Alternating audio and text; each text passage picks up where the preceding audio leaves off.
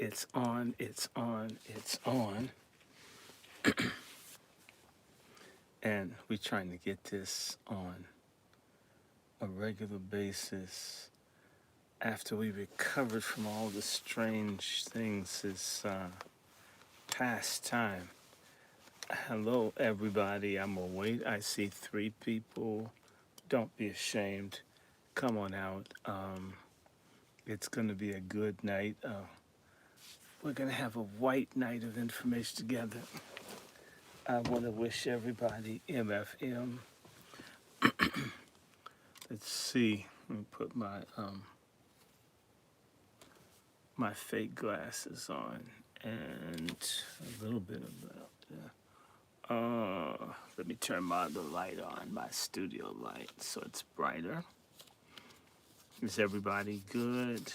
Let me see. And we might hate, you know what? I could absolutely, while people coming in, please share this. I'm going to be reading from some classic old black books first, and some of them are actually vintage. I even put some aside.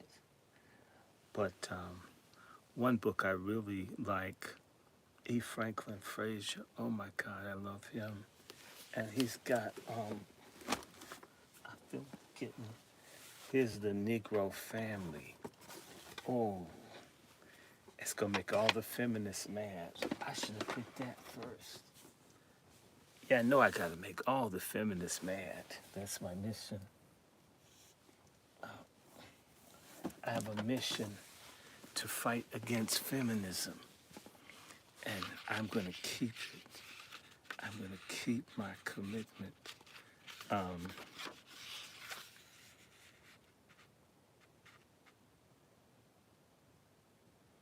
mm,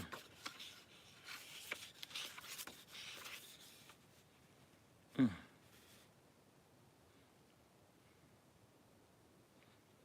mm,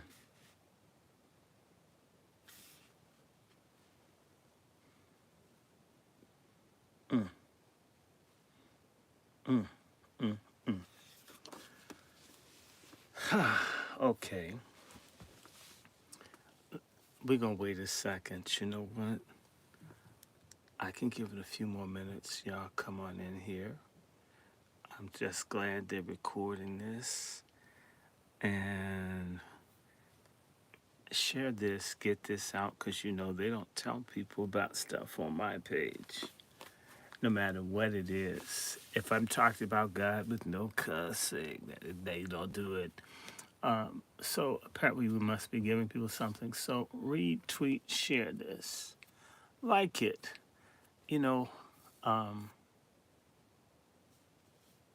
okay, P. Norton 75, peace to you. We're gonna have some fun tonight. And last night was good too.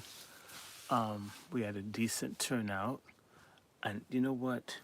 If you guys would indulge me so I don't have to get interrupted later, I should give it a second. Let me grab 1 or 2 things.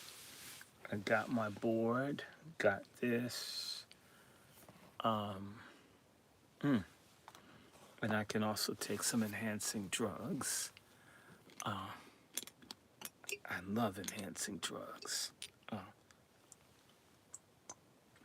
It's just ginseng. Oh, it's so good. I want to be real high when I talk about Black history.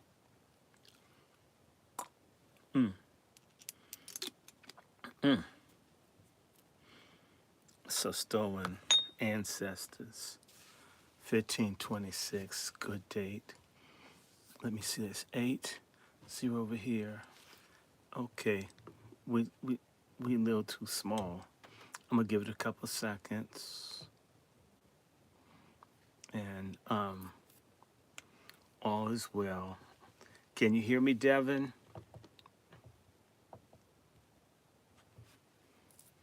Let me pass. Let me ask her to speak.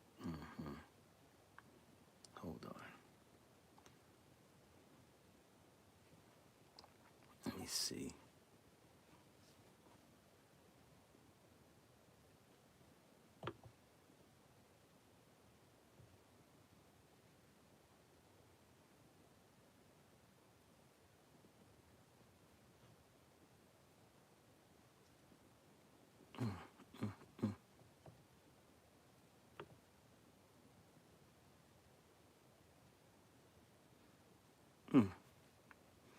Okay, can you hear me, Devin?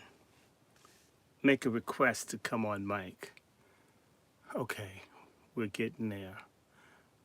Give me 1 second, everybody. I'm gonna stop for a second. But oh my God, I'm gonna have fun tonight.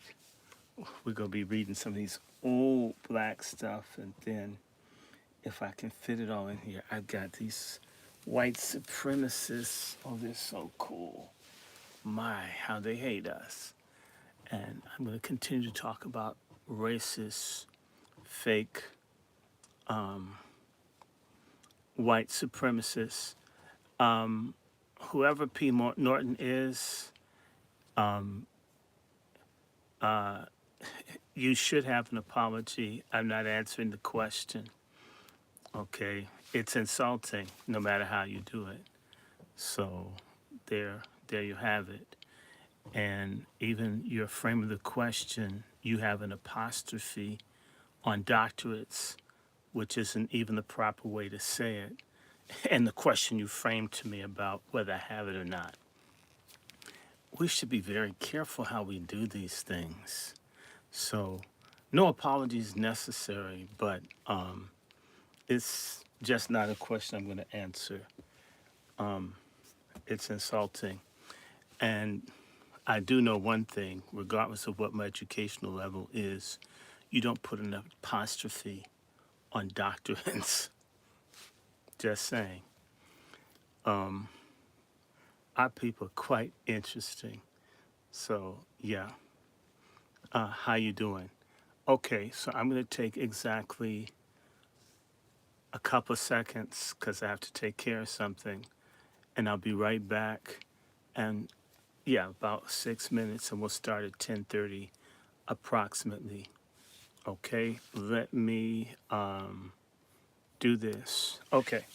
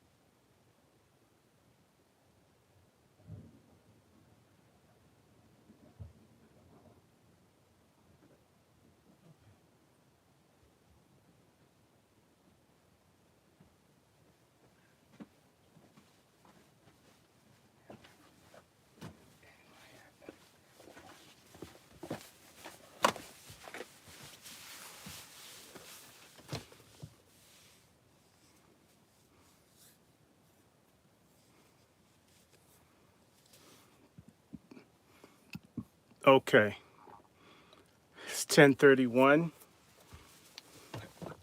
Everybody's ready? I sure am. Now, let's put this to rest. Hey, Mizell. P. Norton, um, I, I don't really trip off of this. If I did or didn't have it, if I'm worthy of respect, I'm worthy of it. Certain people, yeah, someone else in the chat cleared up for him. There's certain things that what I don't have to answer, not interested in answering, and it doesn't. It's all I could say is the way that people will respond to that. Okay, everyone, how are you, Sister Brooke?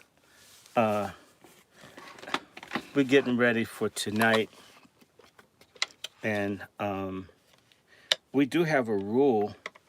I don't like rude or ignorant questions. It may not even seem rude to the people asking, but it may be rude to me. I'm the speaker, and as much as this is free, because unlike Sister Brooke, a lot of people watch. They get a lot from what we do, and I haven't put it to subscriber basis yet, but I could.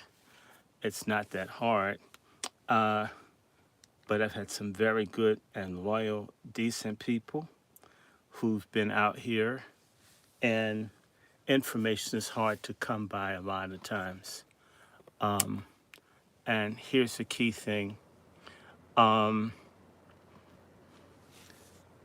Anybody that knows me knows I'm a person that speaks truth, even if it's painful. And if a person doesn't know that, that's their issue. I don't explain myself to anyone. I learned explaining is like bowing. I'm not bowing. What if I put it up there about me is true, and I don't like being compared to other people. Other people lie. I'm not a liar, and I'm not about to start being one now. Okay, everybody. Tonight, last night we were in the Kerner Commission study, and some things came up, and I just said, the Kerner Commission study people hear about, but there are lots of these books, classic books from back in the day that are very, very, very, very worthwhile. And I'm thinking, how could I say this? I think I want to share some of it so you can hear it, and you'll learn something from the perspective of older generations, because a lot of the stuff isn't shared, isn't shared, isn't shared. And one of some of our unsung heroes are people like Kelly Miller, E. Franklin Frazier, James Weldon Johnson, at least some of the time. And of course, there are others. But I thought to share some of that tonight, some of their stuff. And everybody's good. So I was thinking, because I have this wonderful book by not E. Franklin Frazier, but Kelly Miller, and it's at the heart of some of the problems that you see today. It's current, and of course, I'm reading from chapter 13 in a book that was published, and I mention it on periodically. It's one of these wonderful books. I have an original. It was initially, race adjustment was done differently. I think I'm going to take, there are two portions I'm going to read from. I'm going to read from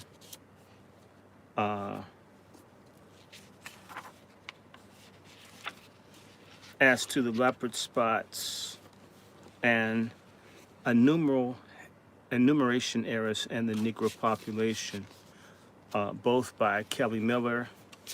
Enumeral errors and Negro population is from the book Everlasting Stain that was published exactly 100 years ago by the first Black American PhD in mathematics, Dr. Kelly Miller, phenomenal man.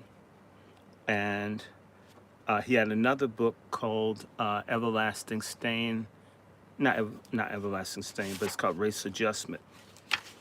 And I think it's quite fitting to read, in as much as the film Sinners is out. Sinners is almost in part a reaction to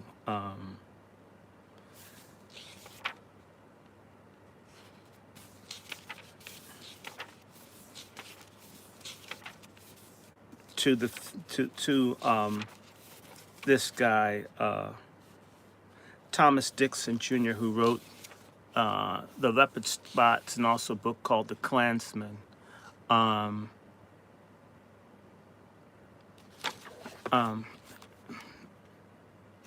Get off my channel, man. Take your ass somewhere. I just blocked the dude. I don't do that. Now, I'm going to encourage people to do things like research. I don't have to answer anyone's fucking questions of any kind. Okay. And there's a book called Fugitive Pedagogy. I may read it one day. It's a very expensive book. But a lot of your brilliant people who are Black with and without degrees, but often with them, aren't welcome in the academy to teach.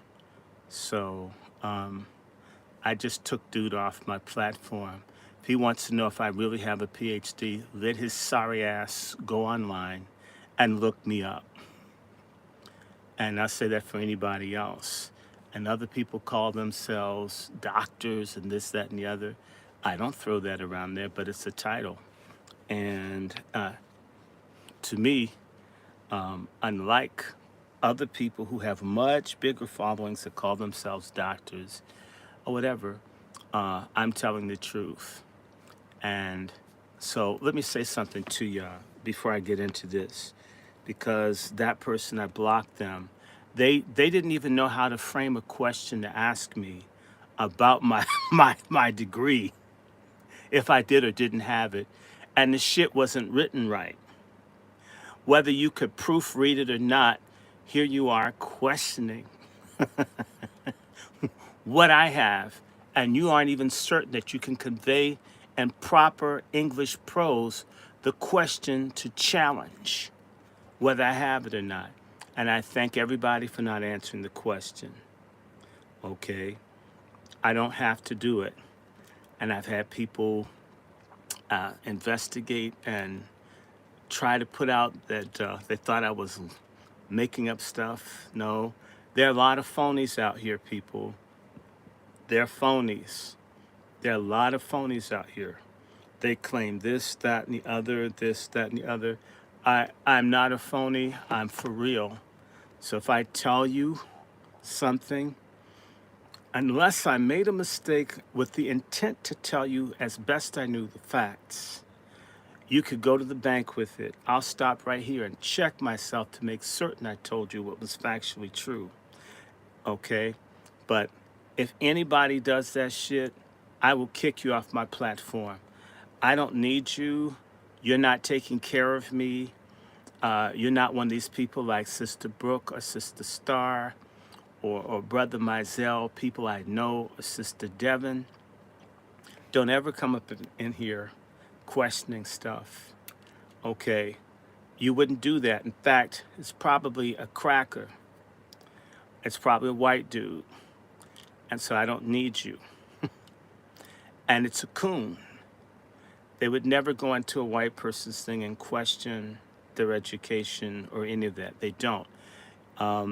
Never ever, people, tolerate disrespect, even in cyberspace. This is like coming in my face. Are you really with? If I put doctor up there, damn it, I'm one. And more or less got cheated out of a doctorate I should have too. But I'm not going to get into that. And no, I don't answer questions like that. It's none of their fucking business. Anyway, just had to get that off my chest. But stupid ass person, stupid ass questions. Okay? And people lie and falsify and steal your. It's not happening here. I've been doing this stuff for like now since 2010 for 15 years. And nobody comes and has caught me in any kind of lie or falsehood or misrepresentation of things. And talk about stuff years before they happen, okay? And I've criticized governments, persons, presidents, heads of state. If anything, folks may want to like harass me, but I've never been called a phony or a liar. And that's not one thing I want to be. So let the church roll on. And moderators, I don't appreciate such questions. If you see it, time their ass out for the entire show. My email, I share it, I do all kinds of stuff. If someone really had some shit to ask me, they could ask me directly in my personal email. Try to do this shit with a crowd of people, that's like heckling. And I know how to heckle. I don't do it, but I'm good at it. You don't like what I'm doing, get the hell off, and I don't need your honor. God gives me honor, right? God is all I need, right? Okay. In the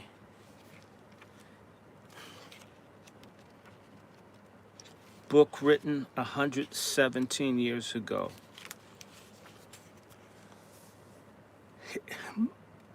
published by Kelly Miller, in reaction to Thomas Dixon, who wrote The Leopard Spots and The Klansman, out of which came the film Birth of a Nation, which resulted in thousands of black American people being beaten, killed, robbed, burnt out of their homes, because it led to the rise of the Ku Klux Klan, American Nazism, and other things.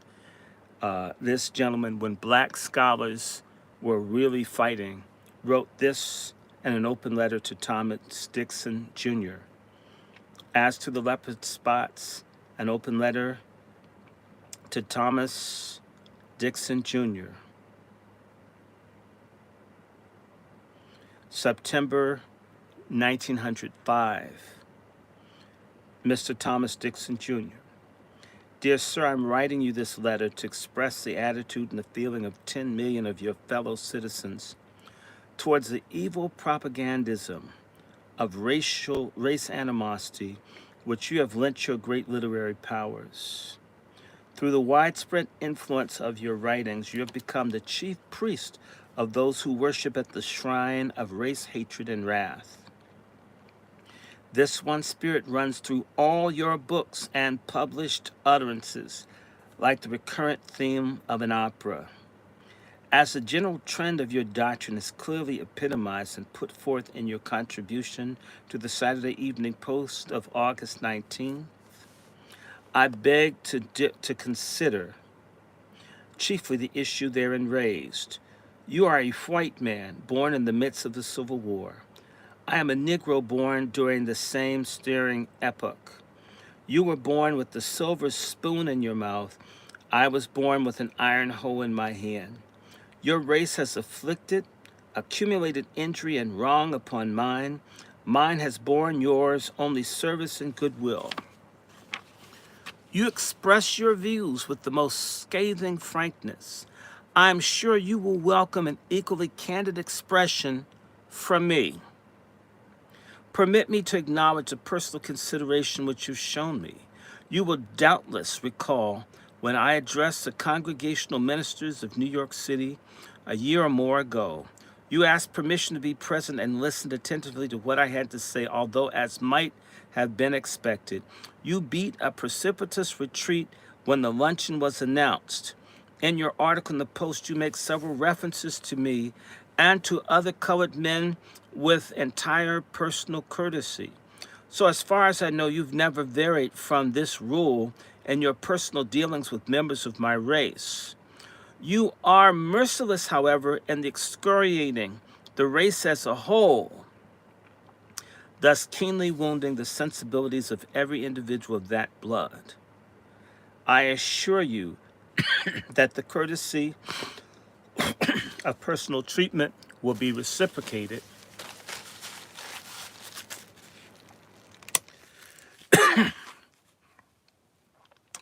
in this letter. However, sharply, I may be compelled to take issue with the views you set forth, to deplore your attitude.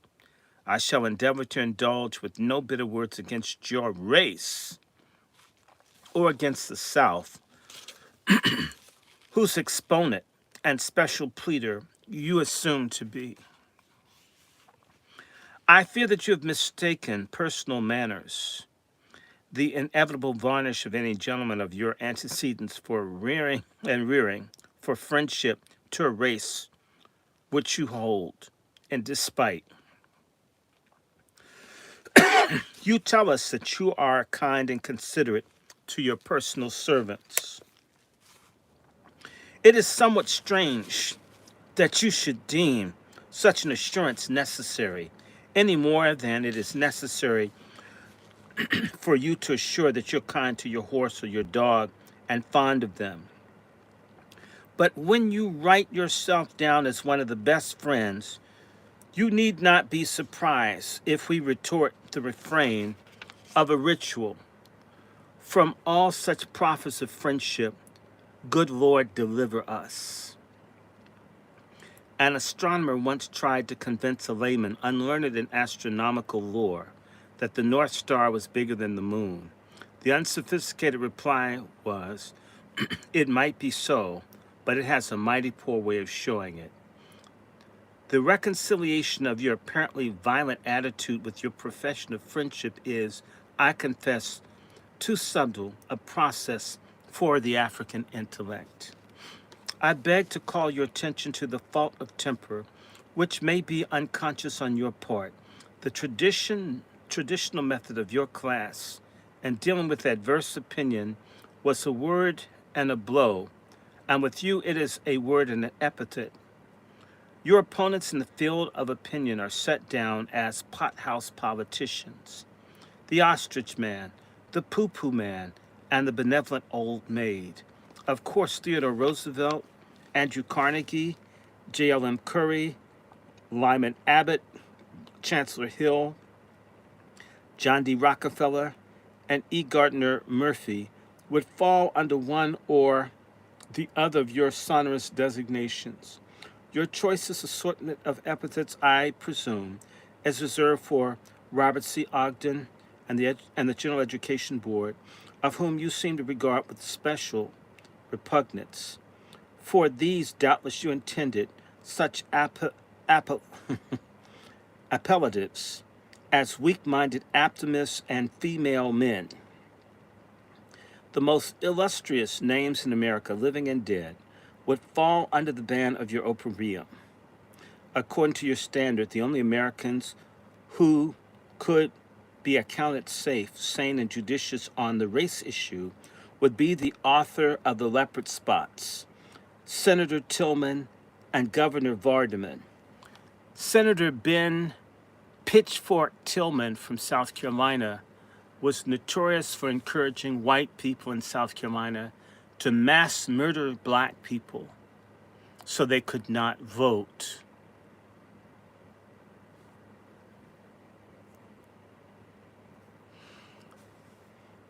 Senator Governor Vardaman, I believe of Georgia, also was actively involved in promoting violence against black Americans. Moderators, you can tell people what I'm reading from. When you come late, I'm not going to repeat the title. That's why this is recorded. Your fundamental thesis is that no amount of education of any kind, industrious, classical, or religious, can make a Negro a white man or bridge the chasm of centuries which separates him from the white man in the evolution of human history. This doctrine is as old as human oppression. Calhoun made it the archstone in the defense of Negro slavery and lost. This is but a recrudescence of a doctrine which was exploited and exploded during the anti-slavery struggle. Do you recall the school of pro-slavery scientists who demonstrated beyond doubt that the Negro skull was too thick to comprehend the substance of Aryan knowledge? Have you not read in the now discredited scientific books of that period that what triumphant acclaim it was shown the shape and size of the Negro skull, facial angle, cephalic configuration, rendered him forever impervious to the white man's civilization? But all enlightened minds are now as ashamed of that doctrine as they are of the one-time dogma that the Negro had no soul. We became aware of the mind through its manifestations within 40 years of only partial opportunity.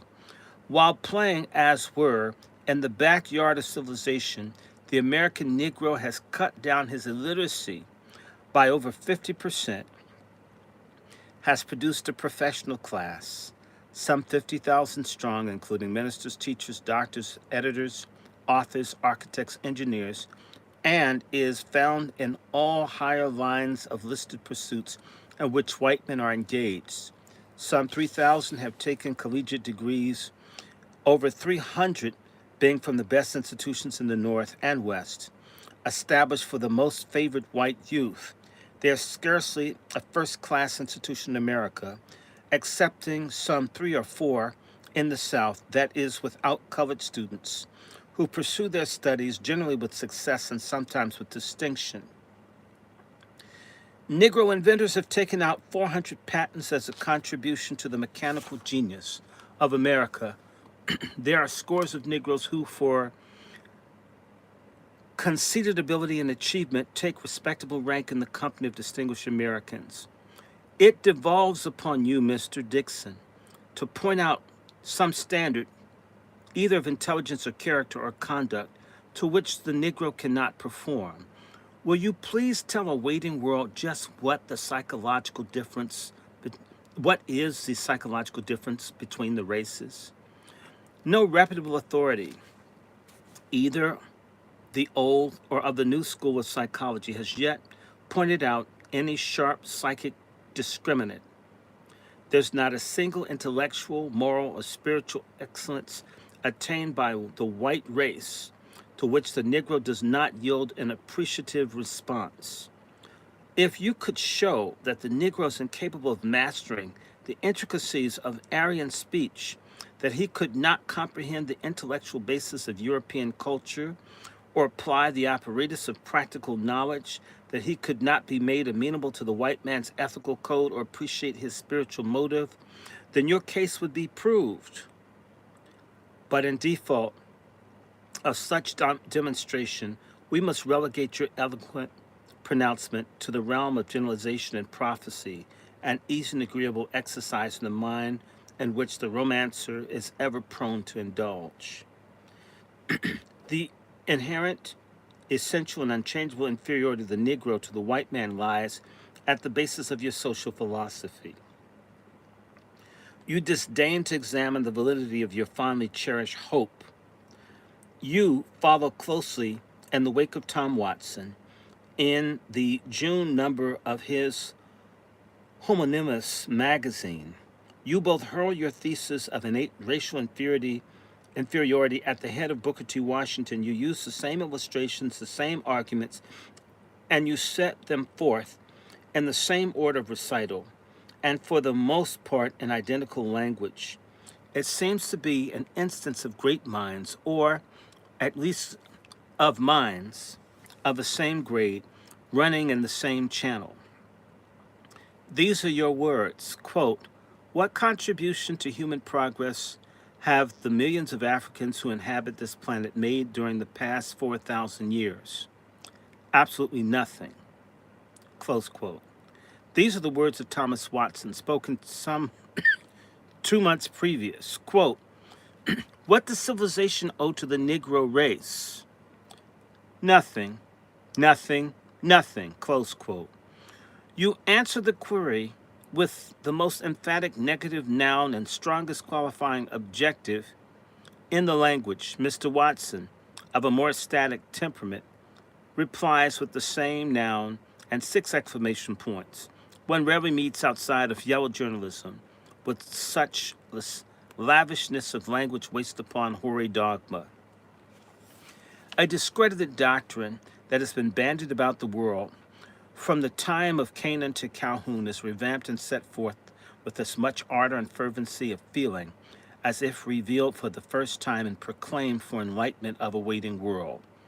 But neither boastful asseveration on your part nor indignant denial on mine will affect the facts of the case. That Negroes in the average are not equal in developed capacity to the white race is a proposition which it would be simple to affirm as it is silly to deny. The Negro represents a belated race which has not yet taken a commanding part in the progressive movement of the world. And the great cosmic scheme of things, some races which reach the limelight of civilization ahead of others. But that temporary forwardness does not argue inherent superiority, as it is evident as any fact of history. An unfriendly environment may hinder and impede one, while fortunate circumstances may quicken and spur the other. Relative superiority is only a transient phase of human development. You tell us that, quote, the Jew had achieved a civilization, had its poets, prophets, priests, and kings, when our Germanic ancestors were still in the woods, cracking coconuts and hickory nuts with the monkeys, close quote. Fancy some learned Jew at that day citing your query about the contribution of the Germanic races to the culture of the human spirit during the thousands of years of their existence. Thus, does the progress of history not prove that races may lie dormant and fallow for ages and then break suddenly into prestige and power? 50 years ago, you doubtless would have ranked Japan among the benighted nations and hurled at their heathen head some derogatory query as to their contribution to civilization. But since the happenings at Mukden and Port Arthur, this is the Russo-Japanese War, where the Japanese kicked the shit out of the Russians, and he leaves out the sinking of the entire Russian fleet at Tsushima Straits in the Pacific Ocean off the coast of China. Yeah, the Japanese just destroyed the entire Russian Navy at one time. The Russians lost all their ships. The Japanese lost none. So he's basically pointing out how superior white folks could get a foot in their ass from non-white people that they dismissed. That's why he's bringing up Mukden is in modern-day Manchuria, which is in China, and Port Arthur was a fortress that the Japanese took from the Russians, which is also in northeastern China, which is called Manchuria. And Portsmouth. Portsmouth was where in New Hampshire, where President Roosevelt negotiated a peace between the Russians and the Japanese, where the Japanese, as a non-white nation, got to some degree favorable terms. That was a shock to white folks.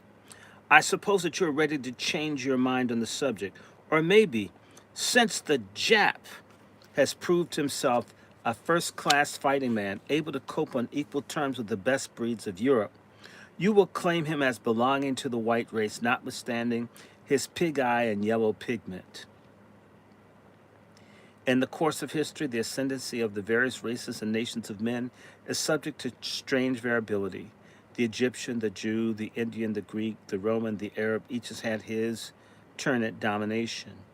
When the earlier nations were in their zenith of art, thought, and song, the Franks and Britons and Germans, Franks for France people, Britons and Germans were roaming through dense forests, groveling in subterranean caves, practicing barbarous rites, and chanting horrid incantations to graven gods. In the proud days of Aristotle, the ancestors of Newton, Shakespeare, and Bacon could not count beyond 10 fingers. As compared with the developed civilization of the period, they were a backward race, though as subsequent development has shown, by no means an inferior one. They were hasty philosophers in that day who branded these people with the everlasting stamp of inferiority. The brand of philosophy portrayed in the leopard spots and in Tom Watson's magazine has flourished in all ages of the world. The individuals of the backward race are not, as such, necessarily inferior to those of a more advanced people. The vast majority of any race is composed of ordinary and inferior folks. To use President Roosevelt's expression, they cannot pull their own weight. It is only the few choice individuals reinforced by a high standard of social efficacy that they are capable of adding to the civilization of the world. There is no hard and fast line dividing the two races on the scale of capacity.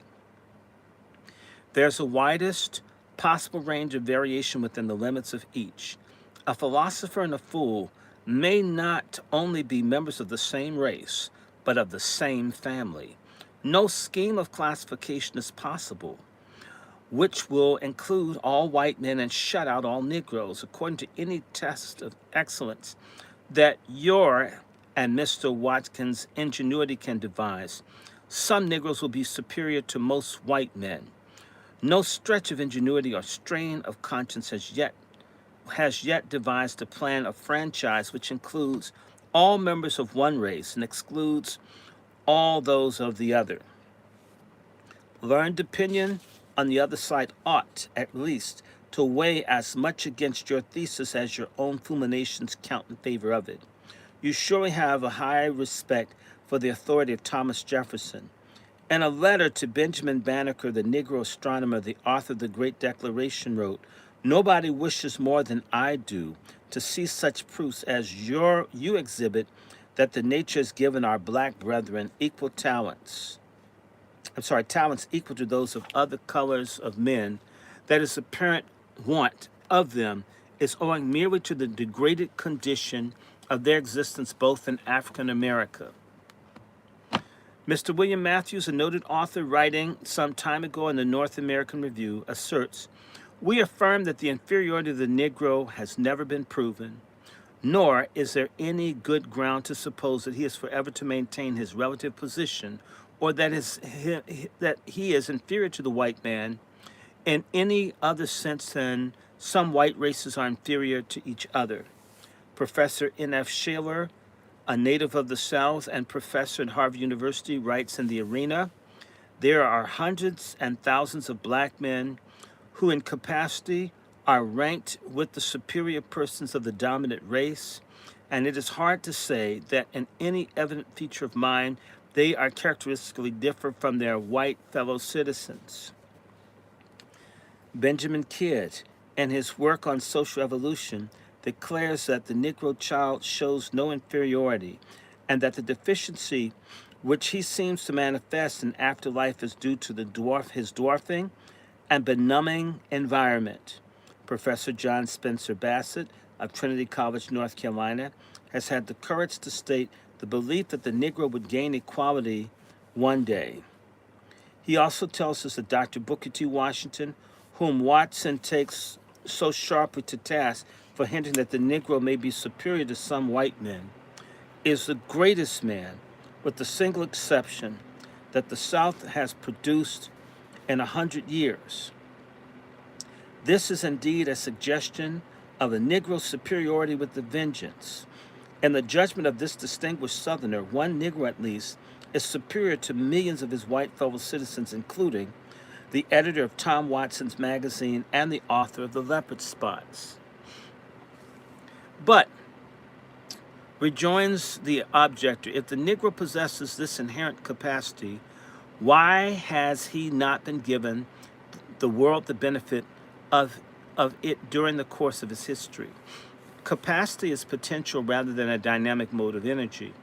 Whatever native capacity of mind the mind may possess, It must be stimulated and reinforced by social accomplishment before it can show great achievement.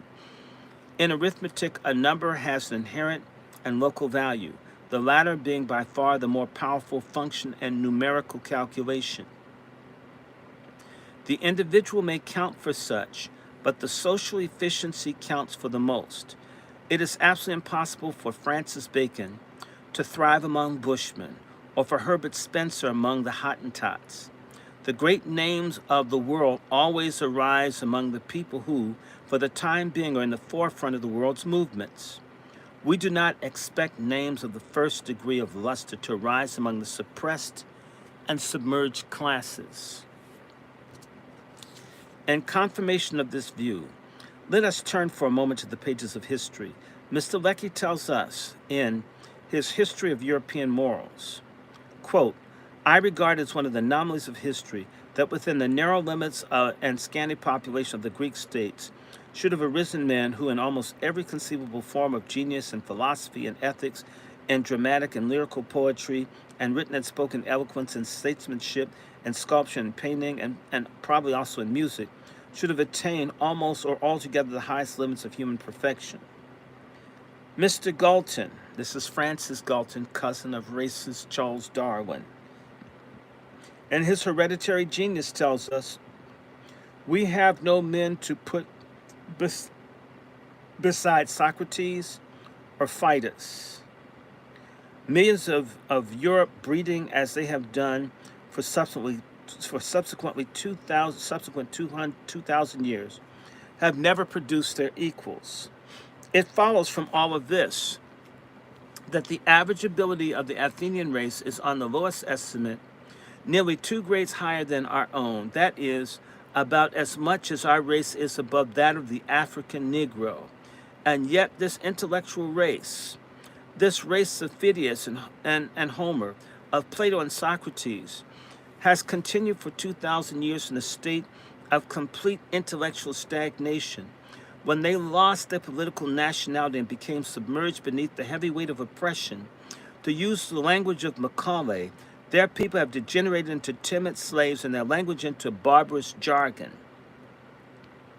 Can there be any stronger proof of the fact that the great achievements depend upon environment and social stimulus rather than innate capacity?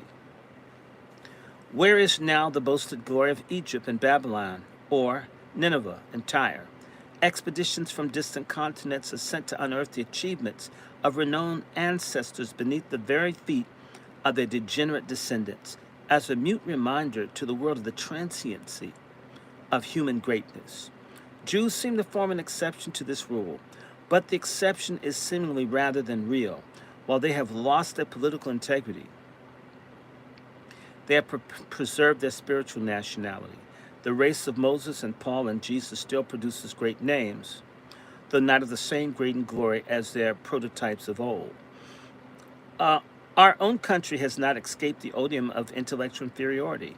The generation has scarcely passed away in whose ears used to ring the standing sneer, who reads an American book? It was in the day of Thomas Jefferson that learned Europeans declared, America, or should I say, white America, has not produced one good poet. We had Phyllis Wheatley, straight out of slavery, to the top. America has not produced one good poet, one able mathematician, we produced Benjamin Banneker, and one genius in a single art or science, again, Benjamin Banneker. In response to this charge, Jefferson enters an eloquent special plea. He says, quote, when we have existed as a people as long as the Greeks did before they produced a Homer, the Romans Virgil, the French a Racine, the English Shakespeare and Milton, should this reproach still be true, I will inquire from what unfriendly cause it has proceeded, close quote.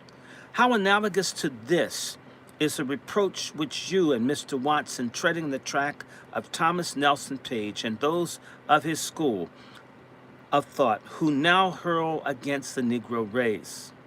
The response of Jefferson defending American colonies from reproach of innate inferiority will apply with augmented emphasis to ward off similar charges against the despised and rejected Negro.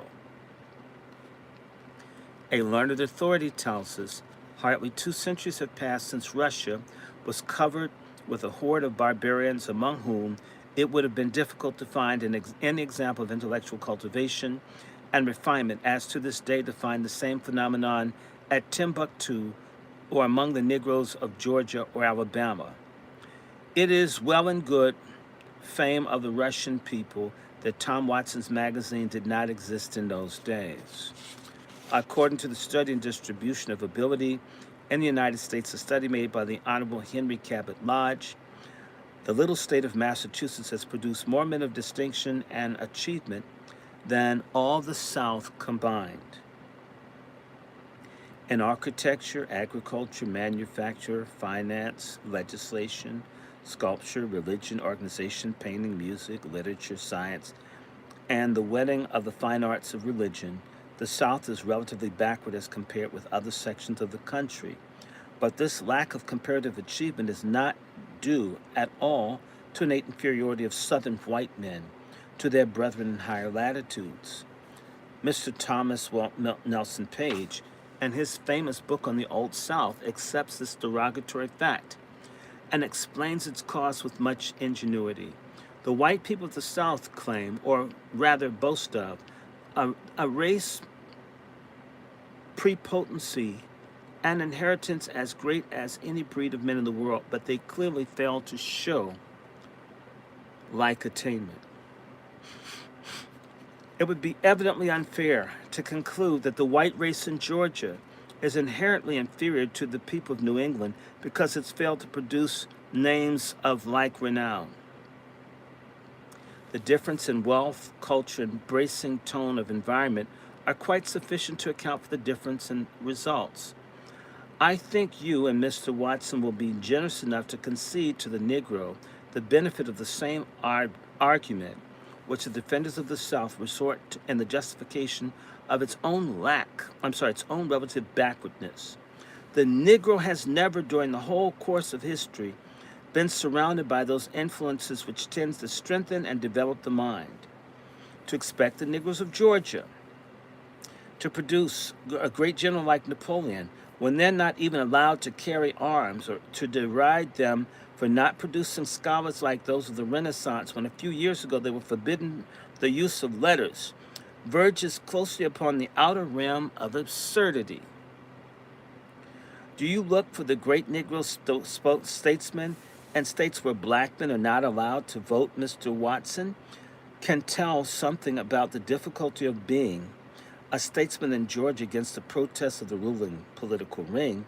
He tried it above all for Southern white men to berate the Negro for failing to gain the highest rounds of distinction reaches the climax of cruel inconsistency. One is reminded of the barbarous Teutons in Titus Andronicus, who, after cutting out the tongue and hacking off the hands of lovely Lavinia, ghoulishly chided her for not calling for sweet water with which to wash her delicate hands. Here's another specimen of the grade of reasoning to which the readers of Tom Watson's magazine are treated. Quote, "Let me repeat to you, doctor, the unvarnished truth, for it may do you good. The advance made by your race in America is a reflection of the white man's civilization. Just that and nothing more. The Negro lives in the light of the white man's civilization and reflects a part of that light," close quote. Here again, we come across the threadbare arguments of the advocates of suppression and subordination of the Negro. The aptitude of many people for progress is tested by the readiness with which they absorb and assimilate the environment of which they form part. I wonder if Mr. Watson would contend that the Red Indian shows capacity for civilization because he neither borrows nor imitates. Civilization is not a spontaneous generation with any race or nation known to history, but the torches handed down from race to race, from age to age, and gains in brilliancy as it goes. The progress made by the Negro has been natural and inevitable. Does Mr. Watson expect the American Negro to invent an alphabet before he learns to read? The Negro has advanced exactly in the same fashion that the white race has advanced, by taking advantage of all that has gone before. Other men have labored, and we have entered into their labors. The Japanese did not invent the battleship, modern artillery, or the modern manual of arms, but they use them pretty effectively. The young race, like the individual, must first appropriate and apply what has already gone before. The white man has no exclusive proprietorship of civilization. The white man's civilization is as much a misnomer as the white man's multiplication table. It is an equal inheritance of anyone who can appropriate and apply it. This is the only practical test of a people's capacity. I have no doubt that Mr. Watson would say that 1,000,000 white people in Georgia are very capable folk. And yet, how many of these people have aided anything to the processes of civilization? They've simply entered into it and carried on the processes already established. When Mr. Watson concedes the Negro's ability to do as much as he negatives the whole argument of inferiority, you and Mr. Watson, by common, unaccountable parallelism, make the same quotation from Buckle's History of Civilization, and in some mysterious manner endeavor to turn the words to the detriment of the Negro. This reads, "Discoveries of great men never leave us. They are immortal, and they contain those eternal truths which survive the shock of empires, outlive the struggle of rival creeds, and witnesses the decay of successive religions. The discoveries of genius alone remain. It is to them we owe all that we now have, for they are all ages and all times, never young and never old. They bear seeds of their own life. They flow in perennial, undying streams. They are essentially cumulative and giving birth to additions which they subsequently receive. They thus influence the most distant posterity, and after lapse of centuries produce more effect than where they were able to do even at the moment of their promulgation. Genius has no age, no country, no race. It belongs to mankind. Who cares whether Sir Isaac Newton or Watts or Fulton was red or white or brown? Shakespeare means no more to you than he does to me, except insofar as you may have the greater capacity of appreciation and enjoyment. Bacon and Darwin appealed to the world. Do you think when the candle of genius has been lighted by fire from above that it can be hid under a bushel of racial exclusiveness? Nay, rather it is set on a candlestick and gives light unto all who grope in darkness. The Negro enters into the inheritance of all ages on equal terms with the rest, and who can say that he will not contribute his quota of genius to enrich the blood of the world? The line of argument of every writer who undertakes to belittle the Negro is a well-beaten path. Liberia and Haiti are bound to come in for their share of ridicule and contemptuous handling. Mr. Watkins calls these experiments fresher to the mind. Lest we forget, we are told about the incapacity of the black race for self-government, the relapse into barbarism, and much more, all of which we have heard before. And yet when we take into all the circumstances into account in Haiti, presents the world one of the most remarkable achievements in the annals of human history. The panegyric of William Phillips on Toussaint Louverture is more than an outburst of rhetorical fancy. It is a just measure of his achievement in terms of his humble environment and limited instrumentalities at his command. Where else in the course of history has a slave, with the aid of slaves, expelled a powerfully entrenched master class and set up a government patterned after civilized models which, without external assistance or reinforced from the parent civilization, has endured for 100 years in face of a frowning world? Go Haiti. When we consider the difficulties that confront a weak government without military or naval means to cope with more powerful rivals, where commercial adventures are ever and anon stirring up internal strife, thus provoking an intervention of stronger governments, the marvel is that the Republic of Haiti still endures, the only self-governing state in the Antilles. To expect as effective and proficient a government to prevail in Haiti as at Washington would be expecting more of the black men in Haiti than we find in the white men of South America. And yet I suspect that the million Negroes of Haiti are well governed as the corresponding number of blacks in Georgia, where only yesterday 8 men were taken from the custody of the law and lynched without a judge or jury. It is often charged that these people have not maintained the pace set by the old master class, and that the plantations are in ruin, and the whole island wears aspects of dilapidation. Wherever lower people overrun civilization of a higher, there is an inevitable lapse towards the level of the lower.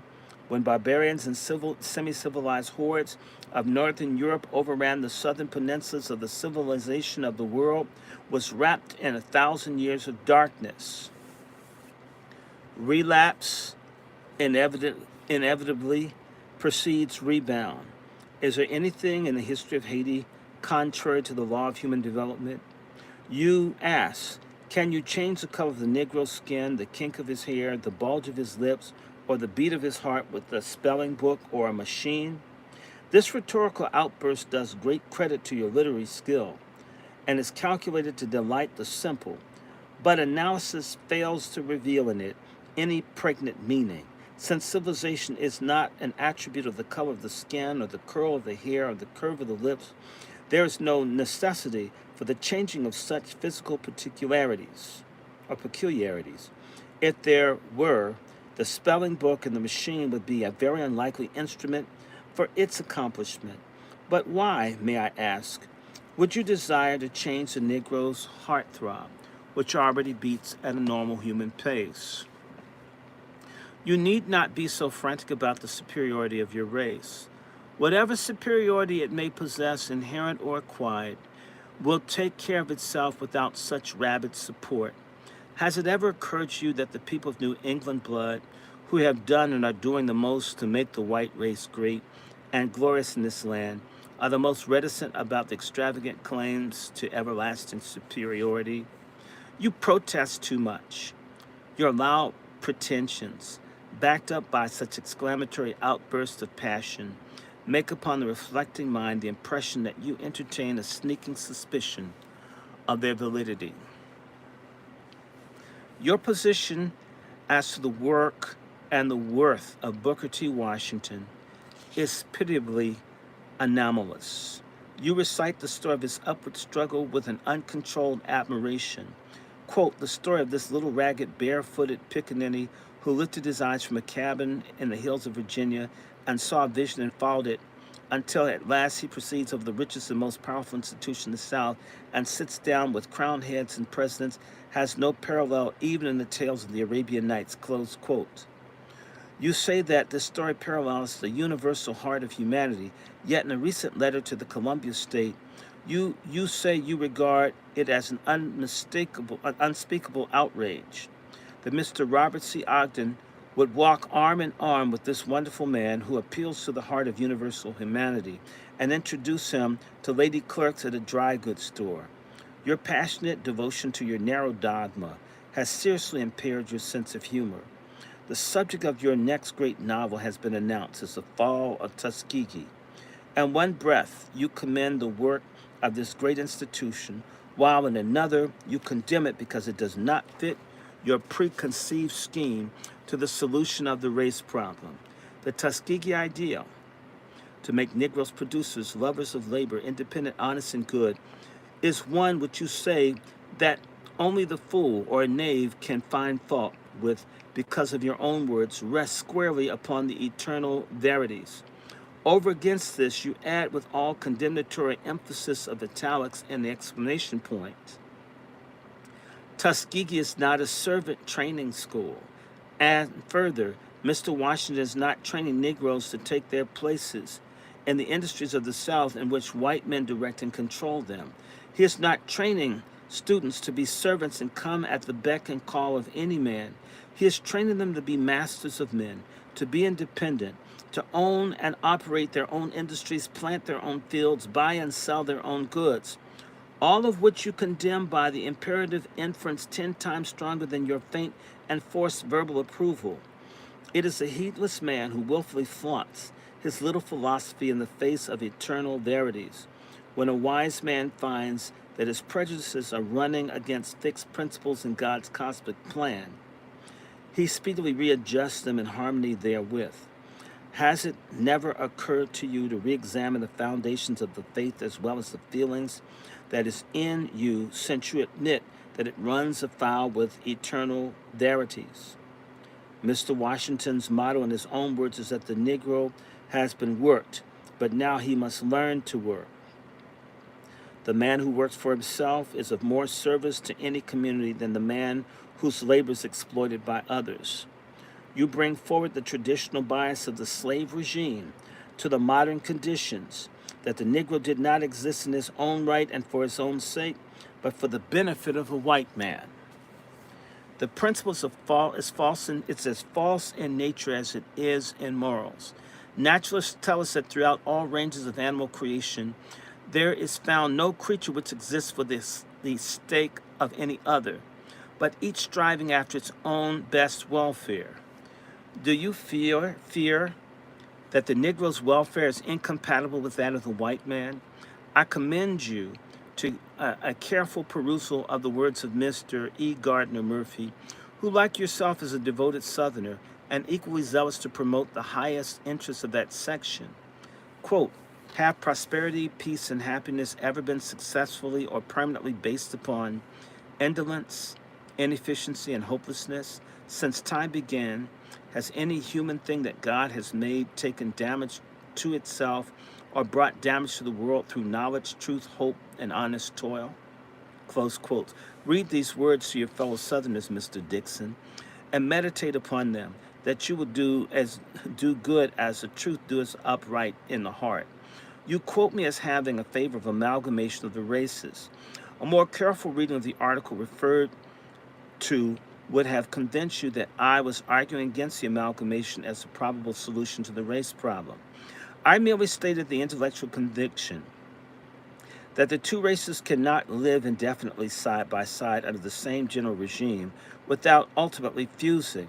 This is merely an expression of belief and not an utterance of a preference nor a formulation of a policy.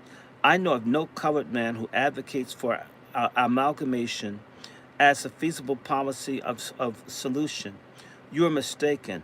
The Negro does not hope and dream of amalgamation. This would be stultification with a vengeance. If such a policy were allowed to dominate the imagination of the colored race, its women would give themselves over to the unrestrained passions of white men and quest for tawny offspring, which would give rise to an indescribable moral debauchery. At the same time, you would hardly expect the Negro in derogation of his common human qualities to proclaim that he is so diverse from God's other human creatures as to make blending of other races contrary to the law of nature. The Negro refuses to become excited or share your frenzy on this subject. The amalgamation of the races is an ultimate possibility, though not an immediate probability. But what have you and I to do with the ultimate question anyway? Our concern is with duty, not destiny. There are statisticians who can tell you to the tick of a clock when the last ton of coal in the bowels of the earth will be consumed, but you will not lower the temperature of your sitting room 1 degree next winter in view of that ultimate contingency. The exhaustion of solar heat is within the purview of astronomical calculation, and yet we eat and drink and make merry in the supreme indifference of that far-off calamitous event. Do you not suppose that future generations will have wisdom adequate to the problems of their day? We certainly have no surplus wisdom to advance them. Sufficient unto the day is the ignorance thereof. Your frantic dread of amalgamation reminds me of those religionists who would frighten a heedless world with the belief that the end is at hand.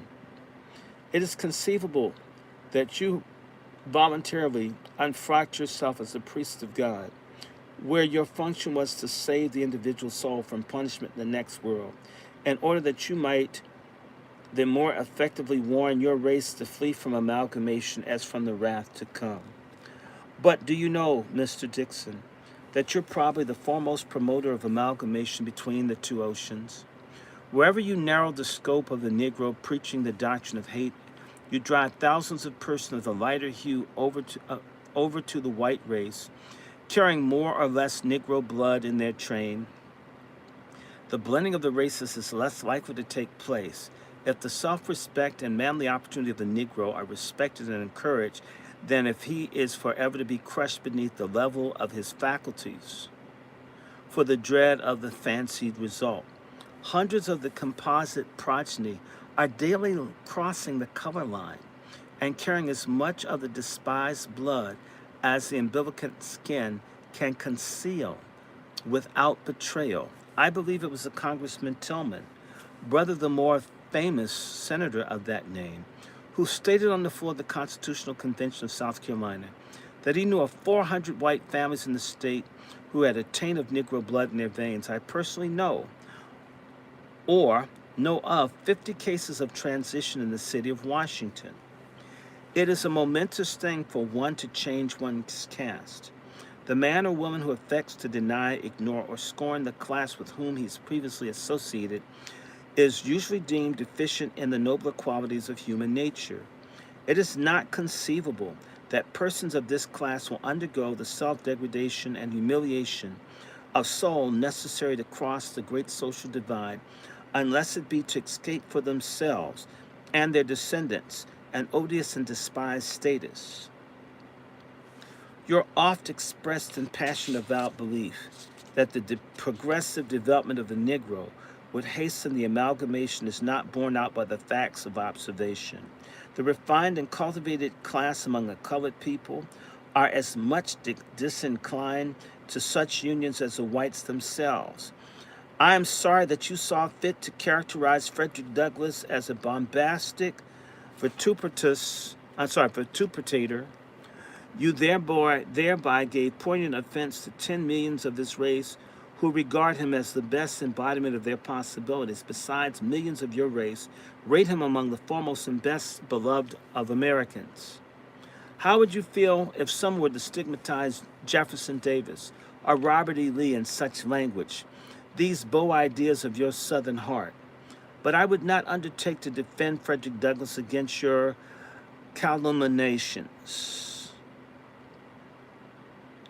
I'm frank to confess that I do not feel that he needs it. The point I have in mind to make about Mr. Douglass is that he has a hold upon the affection of his race, not on account of his second marriage, but in spite of it.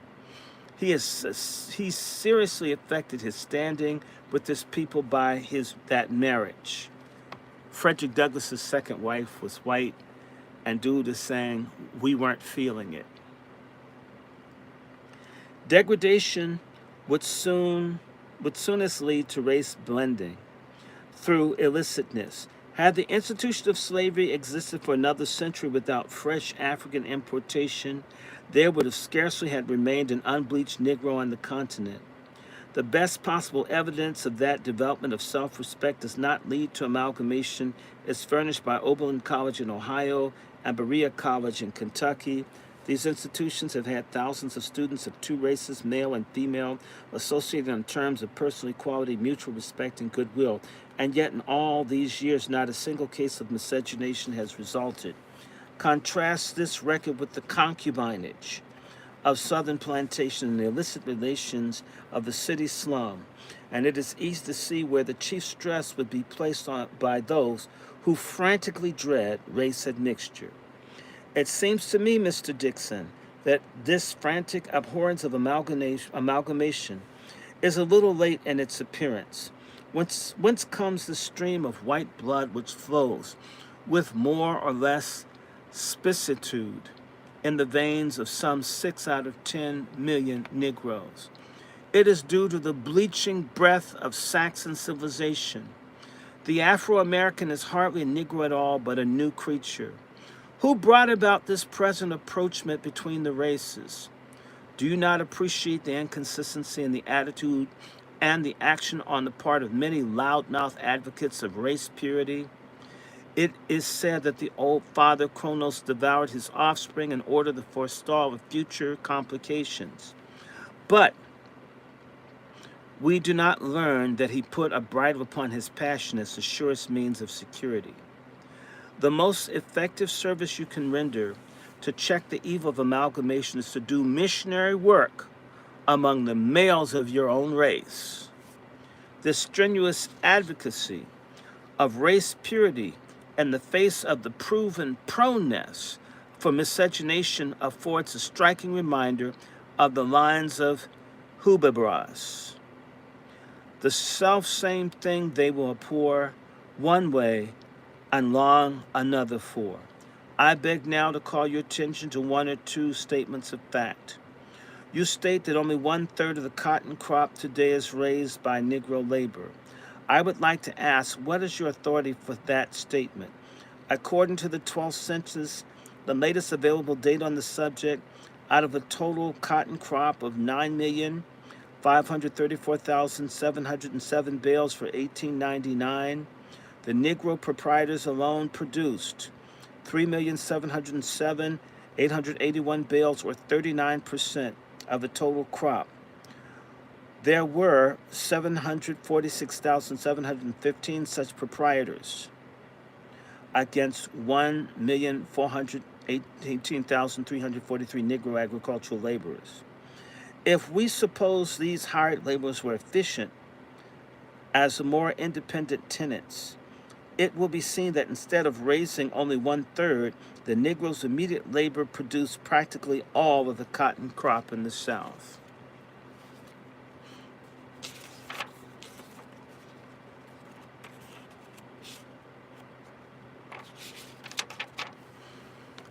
Again, you say we've spent $800 million on Negro education since the war.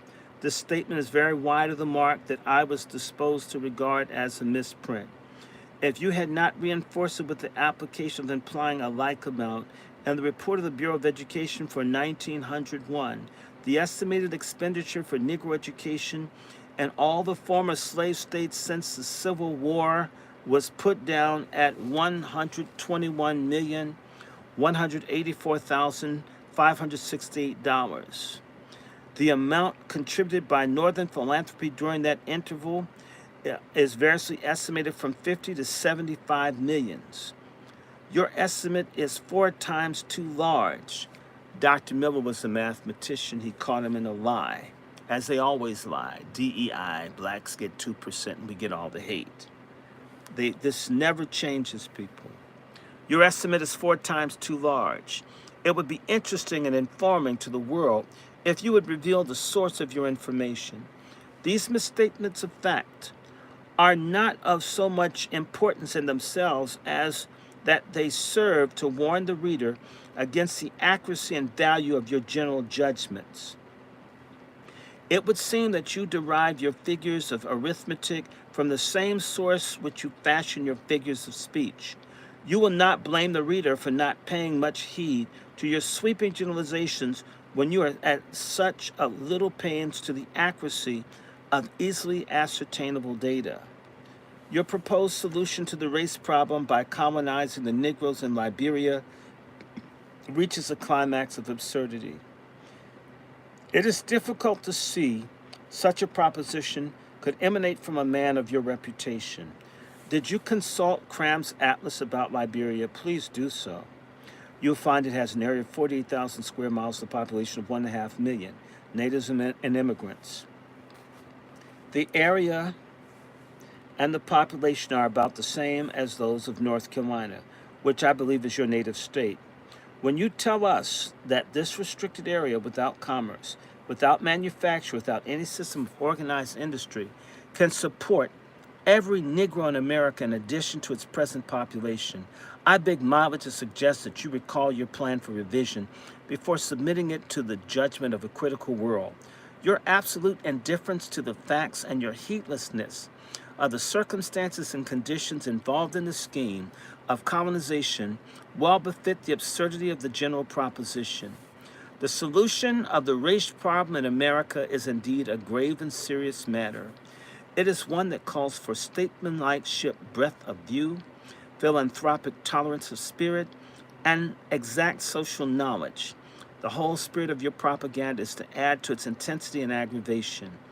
You stir up the slumbering fires of race wrath into uncontrollable flame. I've read somewhere that Max Nordau, reading the leopard spots, wrote to you suggesting the awful responsibility you had assumed in stirring up enmity between the race and race. Your teachings subvert the foundations of law and establish order. You are the high priest of lawlessness, the prophet of anarchy. Rudyard Kipling places the sentiments in the mouth of a reckless stealer of the seals in the northern sea.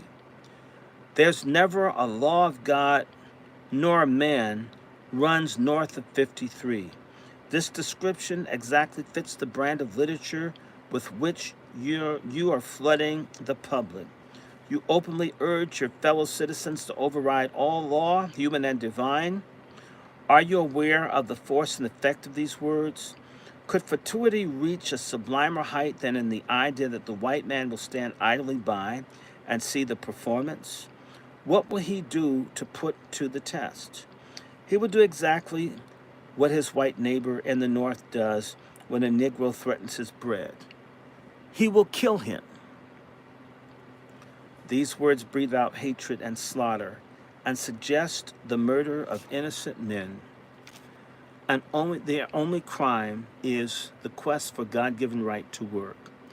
He's talking about black folks moving north trying to find jobs, and that these people are advocating for mass violence, mass murder of black people. Times haven't changed much. Whose only crime is the quest for God-given right to work. You poison the mind and pollute the imagination through the subtle influence of literature. Are you aware of the force and effect of evil suggestion when the passions of men are in a state of unstable equilibrium? A heterogeneous population where the elements are on any account easily distinguishable is an easy prey for the promoter of wrath. The fuse is already prepared for the spark. The soul of the mob is stirred by the suggestion of hatred and slaughter, as a famished beast at the smell of blood. Hatred is the ever-handy dynamic of the demagogue. The rabble responds much more readily to an appeal to passion than to reason. To stir wantonly fires the race antipathy as an execrable deed, as flaunting a red flag in the face of a bull at a summer's picnic, or raising the false cry of fire in a crowded house. Human society could not exist 1 hour except on the basis of law, which holds the baser passions of men in restraint. In our complex situation, it is only the rigid observance of the law reinforced by higher moral restraint that can keep these passions in bound. You speak about giving the Negro a square deal. Even among the gamblers, a square deal means to play according to the rules of the game. The rules which all civilized states have set for themselves are found in the 10 Commandments, the Golden Rule, the Sermon on the Mount, and the organic law of the land. You acknowledge no such restraints when the Negro is involved, but wave them all aside with frenzied defiance. You preside over every crossroad lynching of a helpless victim. Wherever the midnight murderer rides with a rope and torch in the quest of the blood of his black brother, you ride by his side. Wherever the cries of a crucified victim goes up to God from the crackling flame, behold, you are there. When women and children, drunk with ghoulish glee, dance around the funeral pyre and mock the death groans of their fellow man and fight for the ghastly souvenirs, you have your part in the inspiration of it all. When guilefully guided workmen, mine and shop and factory, goaded by a real or imaginary sense of wrong, begin to plunder and pillage property and murder of rival men, your suggestion is a justifier of dastardly doings. Lawlessness is gnawing at the very vitals of our institutions. It is the supreme duty of every enlightened mind to lay rather than spur on this spirit. You are hastening the time when there is to be a positive and emphatic show of hands, not of white hands against black hands, God forbid, not of northern hands against southern hands, heaven forfend, but a determined show of those that believe in the law and God and constituted order against those who would undermine and destroy the organic basis of society, involving all in common ruin. No wonder Max Nordau exclaimed, God, man, are you aware of your responsibility? But you do not think, Mr. Dixon, that when you evoke the evil spirit, that you can exercise it at will. The Negro in the end will be the least of his victims. Those who become inoculated with the virus of race hatred are more unfortunate than its victims. Voltaire tells us that it's more difficult and more meritorious to wean men of their prejudice than it is to civilize the barbarian. Race hatred is the most malignant poison that can afflict the mind. It freezes up the front of inspiration and chills the higher faculties of the soul. You are the greater enemy to your own race than you are to mine. Permit me to close this letter with the citation from Goldsmith's Elegy of a Mad Dog. Please note the reference is descriptive and prophetic of the fate of the wreckers of wrath and the victims of it. This man and dog at first were friends, but when a pique began, the dog, to gain some private ends, went mad and bit the man. Around from all the neighbor streets, the wandering neighbors ran, and swore the dog had lost his wits to bite so good a man. The wound, it seemed, both sore and sad to every Christian eye, and while they swore the dog was mad, they swore the man would die. But soon a wonder came to light that showed the rogue they lied. The man had recovered of the bite. It was the dog that died. I have written you fully in order that you may clearly understand how the case lies in the Negro's mind. If any show of feelings or bitterness of spirit crops out in my treatment of the subject, or between the lines, my letter is at least a wholly without vindictive intent, but is an inevitable outcome of the dealings with issues that verge upon the deepest human passion. Thoughts. That was Kelly Miller telling off the guy who wrote the book that resulted in the film Birth of a Nation, that caused thousands of black people to die and lose everything. Rosewood, Black Wall Street, East St. Louis, Omaha. There were violence all over the country in 1919. Violence here in Washington.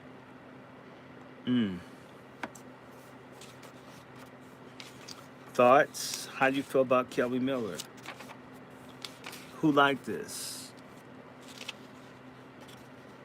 Okay. I'm wondering, and I think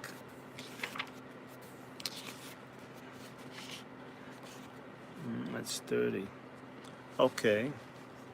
No responses, but that's okay. I'm going to put a pause in Miller, but dude laid his ass out. We're having the same discussions now. I want to read something else. I'm going to get one thing.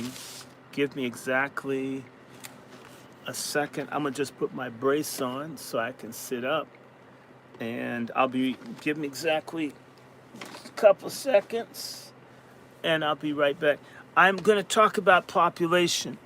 Kelly Miller breaks down in the next portion I'll read how they lie about how many black people there are in this country.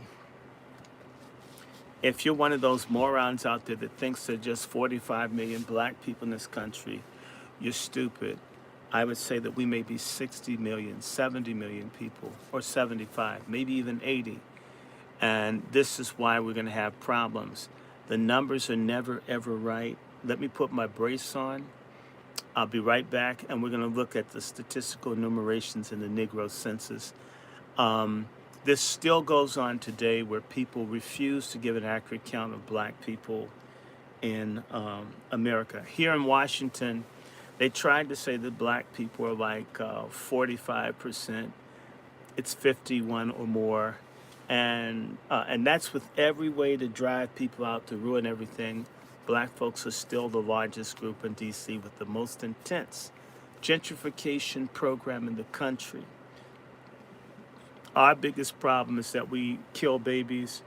They've tricked us, feminism and eugenics, and our Divine Nine, our Boule, our Luciferian witches like Gayle King and Oprah Winfrey.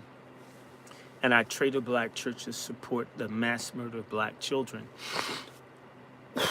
I would suggest that the declining value of life in our community has more to do with us embracing abortion than anything. Abortion is murder, abortion is slow genocide, abortion messes people up, it causes breast cancer and other things. I don't care what anyone says. Abortion is wrong, it's murder. If you did it, you made a sacrifice to Satan, you need to repent.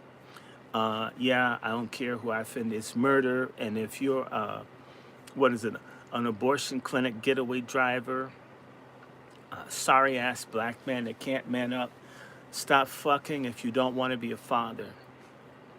That's my answer. I'll be right back. And ladies, stop fucking if you don't want to be moms.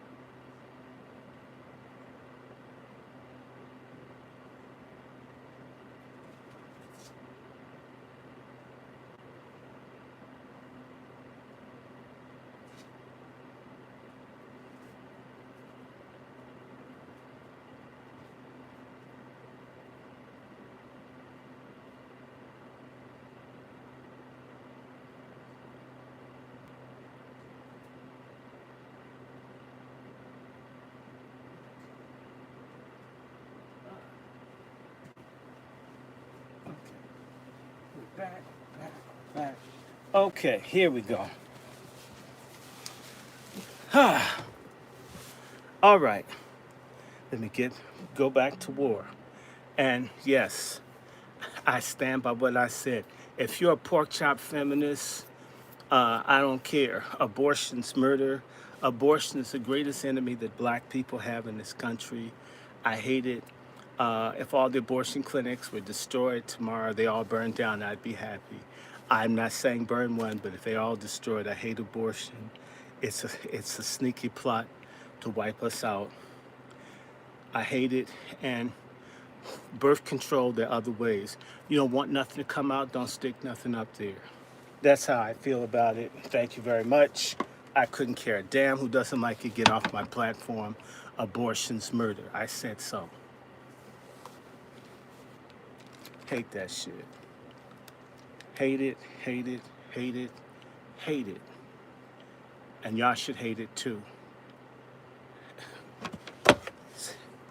Wonder why they got all these illegals up here replacing us? Because we've been killing our kids. We're the greatest enemies to our own survival. I hate abortion. Y'all can get up off here. I don't care. If you're pro-abortion, you're stupid. You're an agent of the devil and white supremacy. All of you. Abortion's murder. It will always be murder. If you murder the baby, if you're an accessory, if you're one of those weak-ass dudes that had your kids killed, you need to ask God for forgiveness. All this sex out here, all these diseases, all this mess out here, it's made us weaker, this behavior in our community. I'm gonna keep it real today. I don't care. I don't give two damns about no feminism. I hate feminism. I hate that shit. I'm lucky, man. The patriarchs, we're gonna shut these holes down. And all the faggots, all the weak ass black men out here who don't want to man up. Your kids are dead. You don't have no legacy. May not have any children, but I never had any of my children killed. Okay? Abortion's murder. So I made some enemies tonight. Wonderful. Change glasses. I like these better. Let me go to this one here. Kelly Miller, he was awesome. I should read this one. This is short, too. You know what? I'll treat you to a real short one by Kelly Miller. This pertains, we just had an election. And this is real short. And they're saying the same things.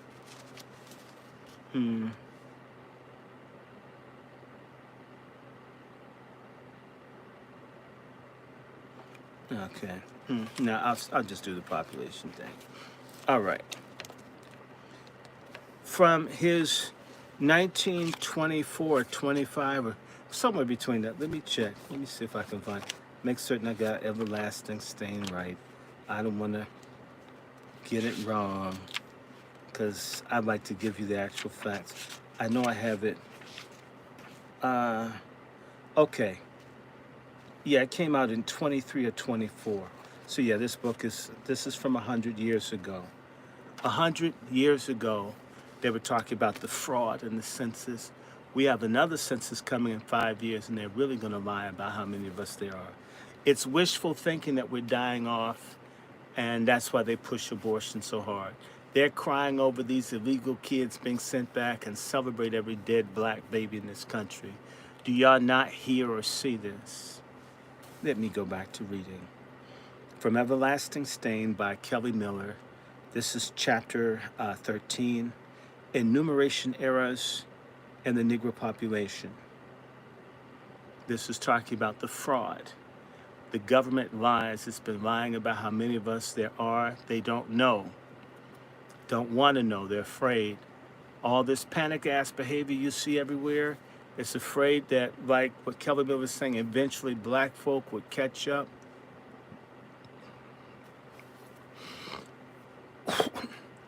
Black folks would catch up and end up being equal to or better than the other people. Understand how fearful that is. If people have been messing over other people, they don't want us to make it. Anyway, again, enumeration errors in the Negro population. The Bureau of the Census was established for the purpose of enumerating the population of the United States, for the collection and coalition of other statistical data bearing on the social welfare of the nation. The government bases its calculations upon the information furnished by this Bureau. The ratio of congressional representation, military conscription, and other federal regulations is based upon the census enumeration within the limits of several states. Publicists and social philosophers base their conclusions upon the same data. It is therefore a matter of the greatest importance that the enumeration should be reliable and trustworthy. The Bureau of the Census ranks as a scientific department of the government. Constant repeated errors of this bureau tend to impeach its scientific reputation and vitiate the conclusions based upon its output. He's basically saying the white folks are liars. Numerous complaints have been made by competent critics, not only repudiating the results, but also impugning the motives. Manipulation on behalf of sectional partisan advantage has been freely charged. Sectional, you know this is going to relate to the South. Senator Roger Q. Mills, in his article in the Forum, bitterly complained that the South was deprived of its due quota of representation by the imperfection of the enumeration of 1890. It means that they're not getting as many people in Congress, the result of undercounting black people who they didn't want to vote, but they still wanted representation just like they had under slavery, was costing them political power. That's in 1890. Indeed, the alleged inaccuracies of the 11th census provoked a flood of condemnatory literature. Various enumerations of the Negro population by the Census Office since 1860 have not been very flattering to the scientific reputation of the Bureau. Since they started counting us, they had it wrong, he's saying. These enumerations have not only been inherently erroneous, but so conflicting and inconsistent as to demand calculated corrections. It may be taken for granted that the enumerations up to 1860 were reasonably accurate or reliable. Now, I'm going to differ with him there. Why? If you pay taxes based on your slaves, we know people cheat on taxes, right? People lie on taxes. These people lie about everything else, lie about how many kids they have, lie about the slaves they rape. Why would you, if you owned 30 slaves and didn't want to pay taxes on them, right? Wouldn't you say 20 and keep the money or give them to somebody else? So just think about it. If people lie on their taxes, if you've worked off the books, if any of you's had a side job and didn't pay taxes, if you understand the most valuable property in America with black people prior to the end of the Civil War, if they said that there were 4 million enslaved people and they were paying taxes on them, do you really think that they would tell the truth about every single solitary one when it's the richest people that never pay their share of taxes in this country? Do you really think it was just 4 million? Do you believe what they say? Were there any injuries from the vaccines? Did we really want 20 million people to come in the country and we could take care of them no matter how they came here? Do you believe what these damn people tell you? Wake the hell up. There are more of us than what they say. This is known. This is why there are guns. This is why there are prisons. This is why there are abortions. This is why they sterilize people. This is why they got all you silly-ass black women on Depo-Provera, and they're killing you. And anybody that tries to tell you, like me, they marginalize or make us out to be crazy. The birth control pill that they give is high dose for you, which gives you cancer and kills you. It's all about, they don't ever want there to be so many of us if it came down to a fight. Because the old school thing, forgive me for coming off script for a second, white folk would gang up, a huge number of white folks would come and attack 1 or 2 black people and just overwhelm them with numbers. We could be in the wrong, but we got more guns and more people, therefore they really can't fight back. That's where they want genocide and massacres and cleansings and erasures. They don't want a real fight. Anglo-Saxons don't fight. They genocide, they massacre, they cleanse, they use proxies. And they attack unarmed people and say they're the great fighters. But in particular, we got to keep those numbers down. I'm going to say one more thing, I'm going to stop. I need to remind everybody. The greatest impediment to the Constitution that everybody screams about, what was stopping them from approving the Constitution back in 1787? Their concern was the black population. They couldn't even get the Constitution. All this, we love the Constitution, the Constitution, the Constitution, the Constitution, our sacred Constitution. They didn't even like the damn Constitution until the Constitution, one of the agreements is that the importation of people from Africa was to end in 1808. Y'all had 20 years more to bring niggas, and that's it. We don't want to lose this country to those people. They keep telling you, as Thomas Dixon and all these, as Kevin Miller was dismissing black people's value, all the while being afraid of the value. Because we're a captive people, a captive nation, we're prisoners of war, we're treated this way. I don't care who doesn't like me saying it. So it may be taken for granted that the enumerations up to 1860 were reasonably accurate and reliable. I disagree with that because I have relatives, I do genealogy where people are different races between the censuses. Sometimes I can't figure out what's going on in my own damn family.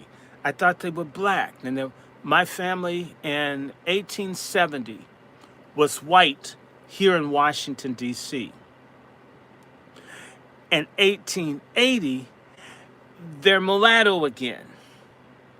Okay, these people, if you believe what they say, you deserve the slavery, the neo-slavery that you got right now. They lie about everything. Negroes up to that time were in a state of slave. Oh, I left something out. You had tens, if not hundreds of thousands of black people who were runaways, tens of thousands of people runaways, hiding, pretending, doing all kinds of stuff in the woods, the swamps. They don't know. And a lot of people were Indian, who later ended up being, they don't have any idea, they don't want to know. So I disagree with him. He's trying to give them the benefit of the doubt. We need to stop doing that. We need to assume that people are liars and everything is based upon deceit and manipulation and fraud in order to be ahead of the game to keep us down. And they'll tell any lie. As Kelly Miller was saying, every time he would catch Tom Watson and Dixon and the leopard spots, the Klansmen, Birth of a Nation, right? That they'll just tell it because we want everything. We're white, we're in control, we got guns, we took everything. It's our country, nigga, go back to Africa. That's how they operate. If you don't go back to Africa, I'll kill you. Everything is about coercion, violence, and force. And can talk all this lofty constitutional shit. It never applies to them when it comes down to how we're treated. It's freaky when it happens. The Negroes up to that time were in a state of slavery, and the master merely had to hand a list of his slaves to the enumerator, just as he would list the cattle or other forms of chattel. There was every facility and every reason for accurate returns. I disagree. The Negro population up to 1860 was inflated by the importation of slaves from Africa, and consequently it was impossible to check the accuracy of the count by ordinary statistical tests. Now we're saying the same shit because as many tens of thousands of people from Africa were smuggled into this country between 1808 and 1863.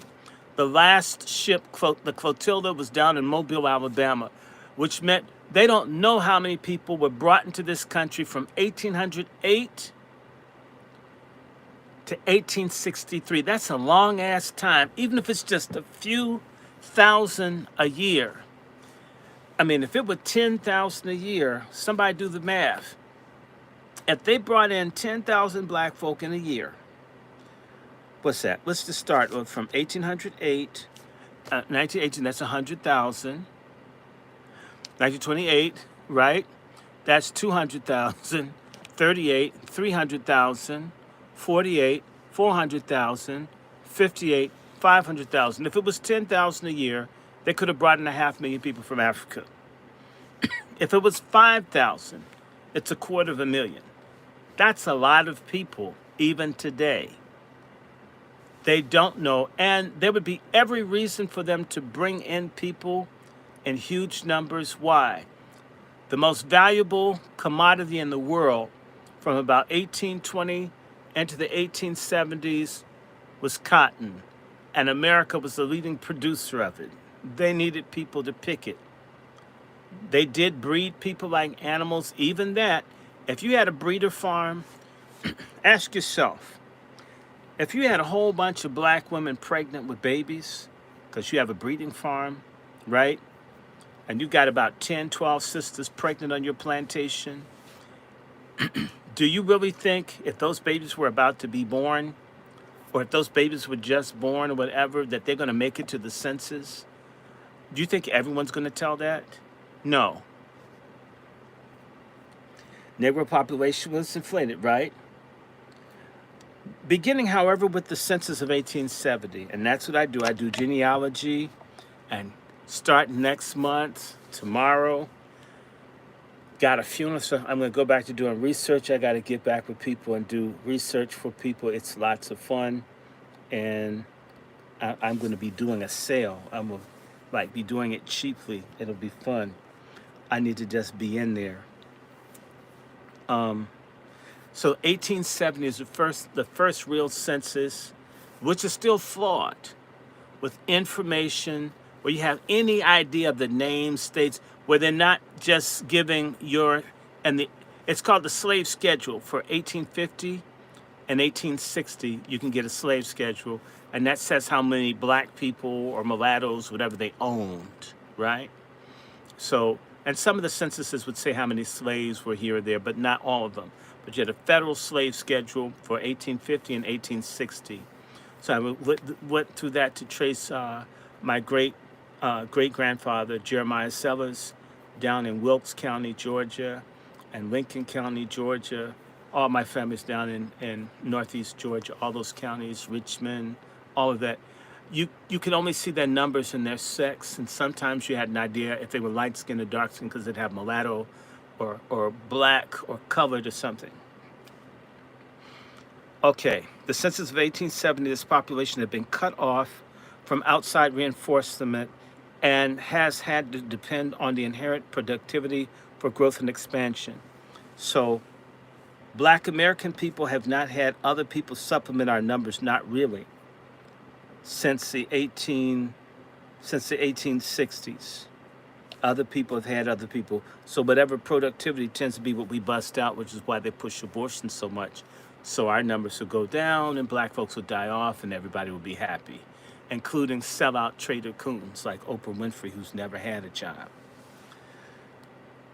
It therefore becomes an easy matter to apply the ordinary statistical checks to test the accuracy of enumeration. In other words, now that they are not smuggling people into the country, and now that these people can talk to the enumerators themselves, if the enumerators actually talk to black people themselves.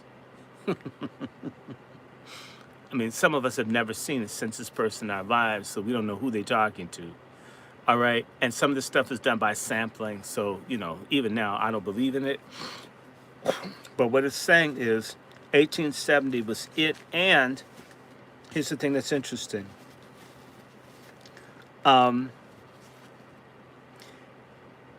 There's a chance that they may get information. But remember, if I hate black people, I don't want to touch or be around black folks, and all your census people are probably going to be white. Why would a black person that hate black people want to come in their house, touch black people, even talk to them? Really? They don't want to do that now. Then? Okay. I'll wait.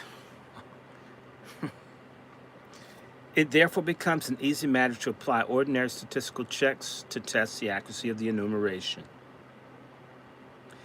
It is considered that the enumerations of 1860, 1880, 1900, and 1910 were accurate within the allowable limit of error.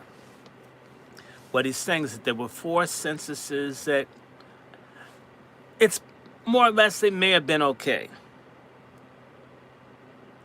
According to these enumeration, the growth was more or less normal and regular and conformed to the requirements of statistical expectation. That means that there are 4 censuses where the numbers seem okay. The math was mathing. But the enumerations of 1870, remember, black people got the right to vote and began voting in 1868.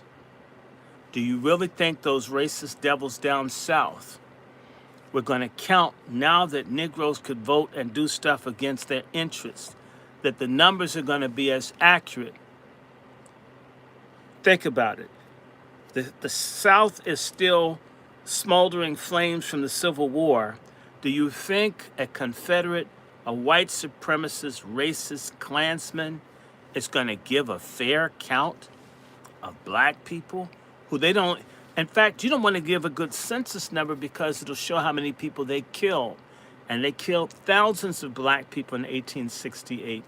In Louisiana and states across the South, an enumeration might expose many genocides. Yes, I said it just like that. So the enumerations of 1870, 1890, what happens midway in 1890 or just about Plessy? And also what happens between 1870 and 1890, slaughterhouse cases as they began to overturn all the rights that black people supposedly had with the 13th, 14th, and 15th Amendments, which culminates in the Plessy trial in 1896. And 1920.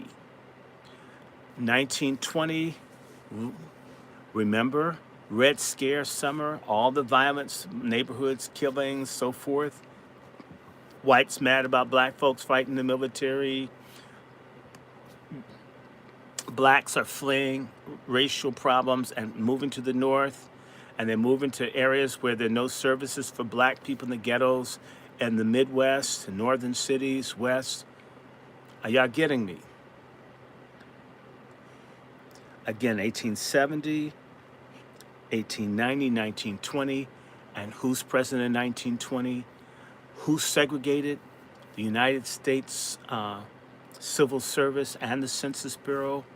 None other than segregationist and admirer of Tom Watson and D.W. Griffith, who premiered The Birth of a Nation at the White House. None other than racist-ass Woodrow Wilson, who hated black people. So the census under Wilson, do you really think it was going to be fair? When Woodrow Wilson and them were into this book by Madison Grant, The Passing of a Great Race, and the rising tide of color, and that they didn't want them to be black people, and eugenics was the big thing, and black people needed to die off. And these people are the ones doing the census, people. And these are all key decades. What does he say? But the enumerations of 1870, 1890, and 1920 are so flagrantly discrepant as to demand special explanation and correction. In other words, he's saying that these were fucked. And why am I saying it? Because we're 105 years from the 1920 census, and the census of today is in part based on a fucked up census from 1920, 1890, and 1870. Think about this. And it's all about there being too many black people. And what are they doing as the build up to 2030? All these illegals that they let in, that they've been allowed to vote, to have housing, to have SNAP, to have Medicaid, Medicare, all of this to change, to offset what? Our black asses. That's what this is about. They're too many. Benjamin Franklin was bitching about this in the 1750s.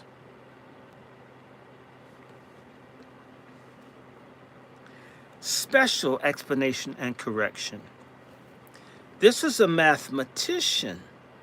This is a PhD in math. He's like, this can't be.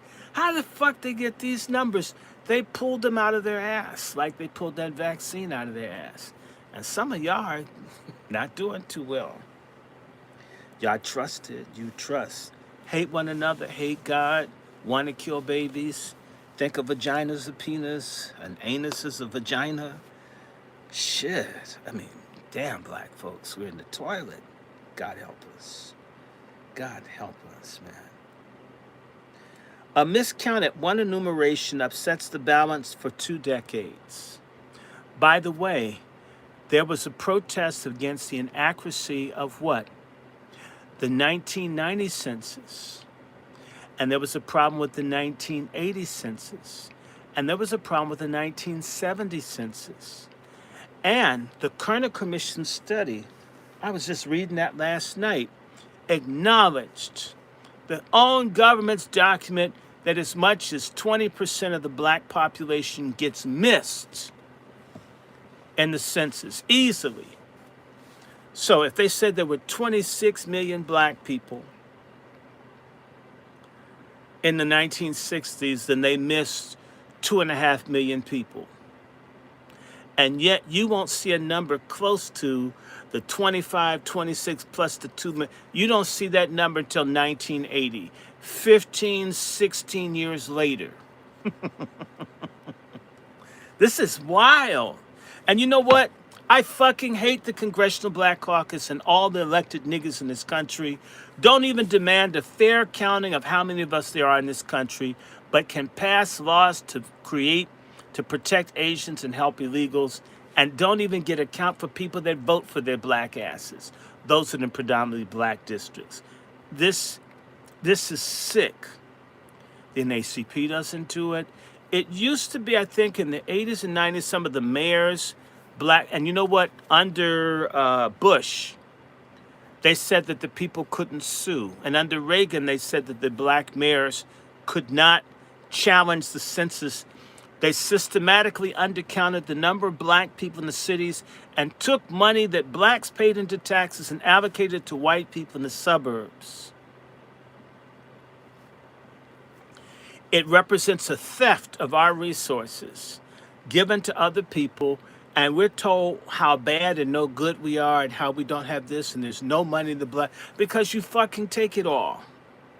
And you lie about stuff. And the only time you care about black numbers is when you have a war to send people off to die somewhere.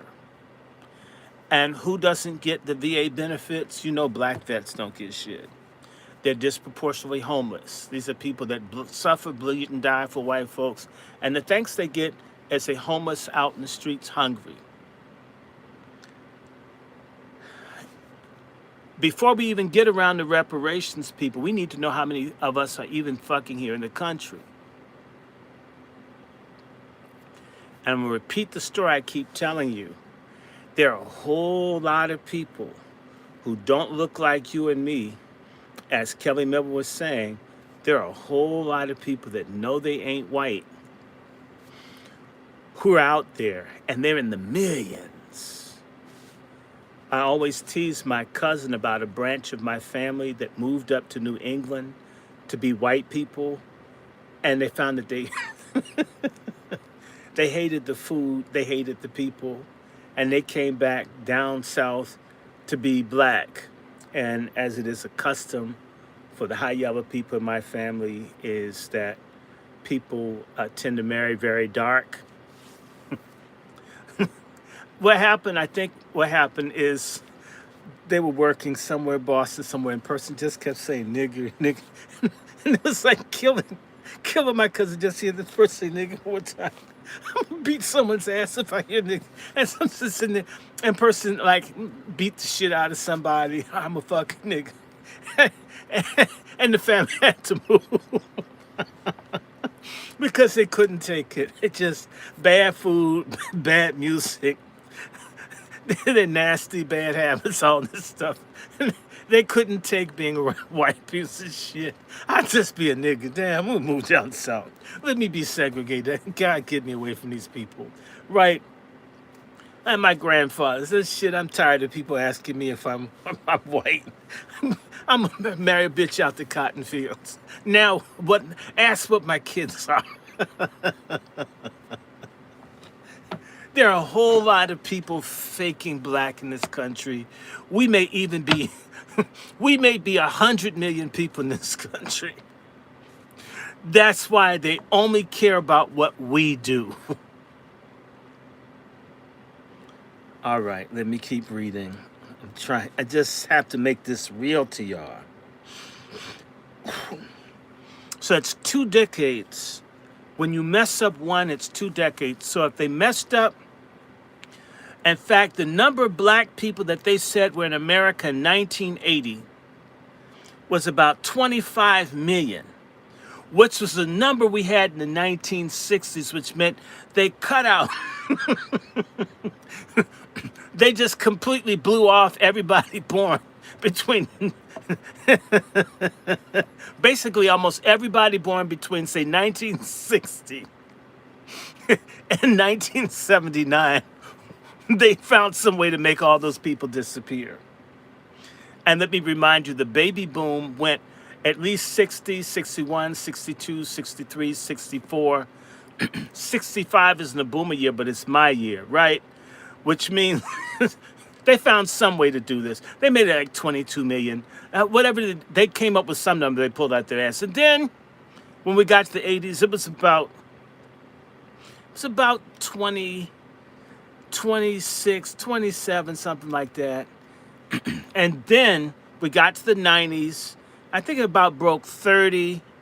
Then it got to about 2000. It was about 35. Then it got to about 2010. It hit about 40 something. And they're just dicking around with the damn numbers. These people are terrified that one day Black planet may not get that, but you may get a black country. Not that we even think that way. But when you're obsessed with the fact that you fucked over dog people, that you might be outnumbered, and like I said, you can be as racist as you want to be. When you get old and you're in one of those assisted living places, and you know white folk don't like to help nobody, not certain type of white don't want to serve nobody. When white folk can't wait for their parents to die half the time to get the money and shit. You know, if I were a bastard nigga, my mother would have died in the hospital. I don't want a house. I don't want a few acres that bad. I love my mom. My mother could get on my nerves and shit, but it's my mom. I love my mother. But it's a house or two. It's in the hundreds of thousands of dollars. That doesn't mean as much to me as family, my mother, the person I came out of. Little motherfuckers in the hospital think I'm going to tell them not to resuscitate my mother. Fuck that. I didn't say it. She could say she doesn't want to be resuscitated. Hell, keep mama's ass here as long as she's breathing. Okay? She'll have to pull her own plug. I'm not going to do it. That's how a lot of us are. Now, some of you fake niggas are into eugenics. Some of y'all are into euthanasia and want to kill your parents. You little piece of shit motherfuckers that want to sell the house and you're not about nothing. There are a lot of scum-ass, no good, ungrateful black bastards out there that don't like their parents, that can't wait for them to die. Now, we bitch about white people, but we copy the worst shit that white people do. We're now even better than they are. They barbecued. A black woman, her daughter, chainsawed and barbecued a black mother out in Prince George's County. Those fake ass niggas in Prince George's County, Maryland. Y'all are fake as shit. And now they're cutting the government jobs. So see, those niggas got more blues than Mississippi.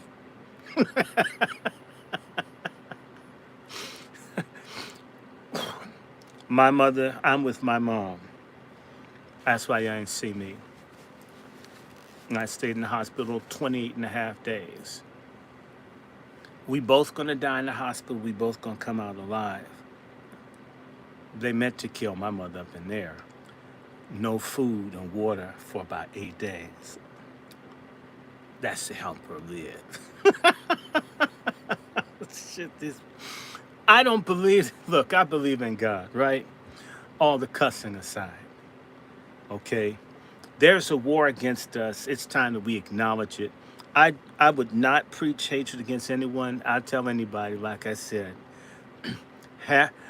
on all sides of the family, we got high-level people, people who are clearly, God, more white than black.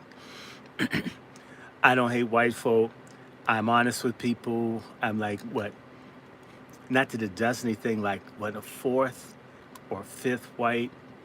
I wasn't there to like cock block anybody. You get what you get in your heritage. So I would hate myself if I just hated people because they're white. I'm not going to get into that. I identify as black. I always have. Okay. And the other people in my family that could pass for white identified as black when it was more advantageous to lie. Most. We did have some that moved out west to hide, to pretend to be white people. Uh, I had a white dude. He lives in Eugene, Oregon, who who may be dead. He may have had a COVID shot. He was my cousin and close in too. I think he found out that he was black. They stopped calling me because he's trying to find his family. Says, ma'am, I got tired of the woman asking me all these questions. I said, you know what? I know how to stop them from asking questions. I'm gonna tell this bitch the truth. I said, ma'am, we're black. Man, oh, well, that's not a problem. I was like, sure it ain't. Haven't heard from them since. This guy learned he was a nigga when he was in his 80s. He didn't want to know. He was just. There are millions of people who think that they're white and you ain't. They don't. They know this shit. They're outnumbered.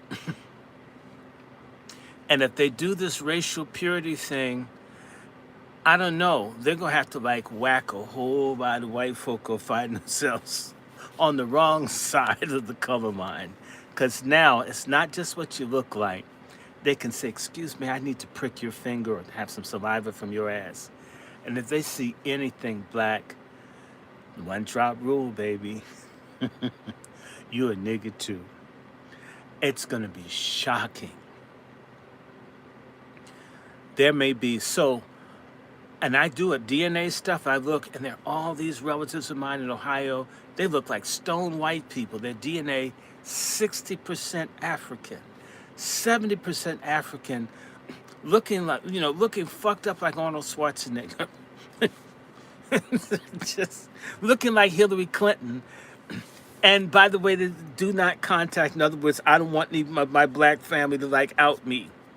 And that's real shit.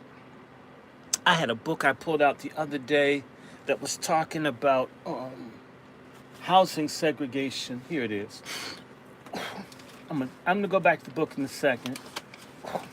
I just want to pull up a name to say to you that this is some real shit, and it's connected. All this racial stuff is connected to us, whether we think so or not. Whether you think so or not, okay? I don't care if you get it. I don't care if you get me. Here's a book. I just got it. And by the way, I still need to get a few more books. So y'all need to drop me some coins. Oh my God. But this book, Unjust Deeds, all I need to do is pull up, it's Hodge v. Hurd. And let me see if I can find the name Gilligan. If I can find Gilligan Henry, 4851. Gilligan Henry was a white dude who didn't know a black person when he was looking at one. Okay, here we go. I'm gonna just take a second on here. All right. I'm gonna read a little bit of this and it's gonna get to my point. In fact, there's more to say, but I'm gonna just read a little of this and I'll come back. Because a lot of people, this has always been a problem. This is from Jeffrey Gonda's Unjust Deeds, Restrictive Covenant Cases and the Making of the Civil Rights Movement. It was a case from Washington, however, that revealed the covenant enforcement process in its greatest detail. That means Washington, D.C., where I live, even the house I'm in now, has a restricted covenant rule. I'm not supposed to live here because I'm black. The Shelley versus Kramer ruling from 1948, the Shelley cases in St. Louis, made it justifiable for me to live here. So 77 years ago, I had no right to be in this house 77 years ago. Check this out. So Washington, D.C. had apartheid more tough than most places in the country. Again, it was the cases from Washington, however, that revealed the covenant enforcement process in its greatest detail. On Bryant Street, the street I grew up on, white homeowners were without an official organization to coordinate their efforts, and most of the legwork in implementing the covenant fell to a local real estate lawyer named Henry Gilligan, a zealous resident named Lena Hodge. Miss Hodge and her husband Frederick had moved to Washington from the Northeast and bought their home at 136 Bryant Street in 1909, shortly after its construction. I lived at 100 Bryant Street. It's on the same block. The newly built white-collar neighborhood had the added appeal of racial and ethnic homogeneity. Within the rules for the house, black people couldn't even spend the night in that bitch. Even if you had maids, they had to leave. Makes her weird white. I mean, like Idaho white. As nearly all the local residents were native-born whites and at least second or third generation Americans, the Hodges admitted that they selected the property in part because of the racial restriction against African Americans were written into the deed. Though the neighborhood would lose its ethnic uniformity in the 1930s to a rapid influx of Italian and Assyrian immigrants, Lena and Frederick Hodge proved to be far more welcoming model minorities to these newcomers and the black home seekers that took an interest in the homes along Bryant Street.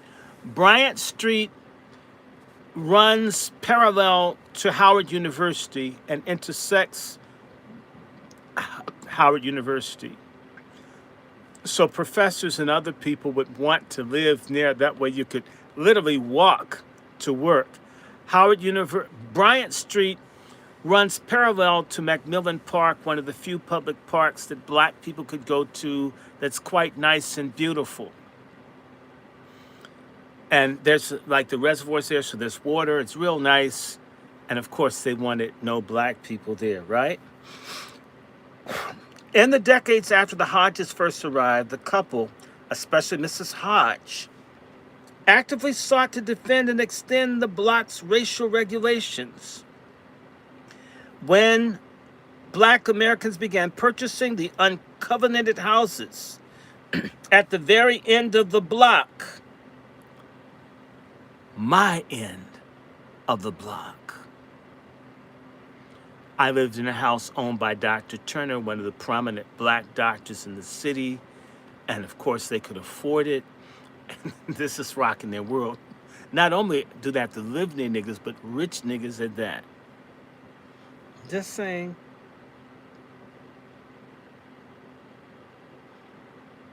Began purchasing uncovenanted homes in the very block. Mrs. Hodge led an ultimately unsuccessful effort to establish a homeowners committee. It should be a white homeowners committee to create and enforce a new covenant for those residences. As she told it, when we first took this up, I was practically the only one concerned in it. After that time, she slowly became the nucleus of an organized effort to ensure that Bryant Street covenant remained intact. While she failed to restrict the additional homes, Mrs. Hodge fared much better in implementing the deed restrictions on the 20 houses that already had them. Over the years, some property owners had attempted to rent out. Remember I said you couldn't rent? Rent out their homes to black tenants on various occasions, and in each instance, Mrs. Hodge discouraged the prospective renters from ever taking occupancy. In other words, niggas, y'all better go. We're calling the cops. I'm tired of this. I'm a white woman. I've spoken. Then in early 1944, not long after the Herds moved in, a black family purchased the home at 152 Bryant. Mrs. Hodge immediately consulted with the local attorney, Henry Gilligan, and organized the meeting of the block's white homeowners. With some concerted pressure from Gilligan, they gave up ownership of the house without any trouble whatsoever. When asked how she became the leader of the neighborhood's exclusionary efforts, Mrs. Hodge remarked, "I don't know, it's just one of those things. I got into it." White feminists. White feminist nation, y'all. "I got into it, I guess, and as soon as the neighbors would hear or know of a colored person moving, they always called me. These are your feminist allies. Liar black women that got you killing your babies, hating black men, hating yourself, pretending that you're dudes." I mean, the goofiest people in this country right now are black women that think they know it all. They always called me. I simply assumed the responsibility, I guess, because they wanted me to. Nah, racist, you wanted to, too. Mrs. Hodge took on the role of the organizer in a rather haphazard circumstances, but embraced the responsibility with gusto. By the mid-1940s, she had fought covenant battles along her block for nearly 2 decades, becoming, as one local attorney called her, the big chief of the neighborhood. Like many local property owners fighting for racial exclusion, however, she actually retained a narrow sense of her obligation. When African Americans began purchasing the Adams Street homes on the block directly behind hers, Adams Street runs parallel to Bryant. You know how DC is set on grids, A, B, C, D, E, F, G. And once it gets to the final letters, then you have 2-syllable letters that are alphabetical. So once you run through all the numbers, you get up to W Street because there's no Y, X, or Z streets in DC. So you get to W Street Northwest, and then you get Adams, and then you get Bryant. Got it? So a street running parallel, the niggas are coming. The niggas are coming. Okay? On the block directly behind her, she felt no need to engage since those people over there could do their own fighting. I was fighting for my own street and home. I felt like I had enough to think about and fight for my own street. Though she would fiercely defend the covenant on her block, the energy and the time of the organization enforcement required her to limit the extent of her concerns in the area. Indeed, her attitude was a common one, for apart from the national professional organizations like the NAREB, whose individual groups defended covenants, I gotta look that up. What is the NARAB? I'll be able to tell you, it's gotta be some crusty racist group, so let's find out what they are so I can tell you.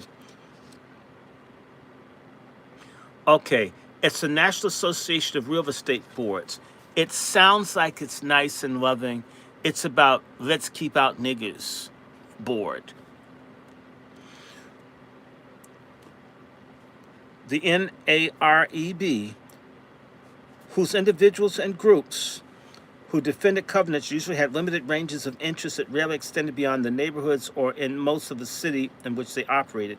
For Ms. Hodge, protecting the restrictions on the stretch of 20 houses remained her only interest. While she reached out to people in the community, citizens organizations, or an executive committee of owners for help in preserving racial exclusion on her block, she refused to lend her support to efforts beyond the cross streets. Here we go. This is what I want to say, and I'm almost done.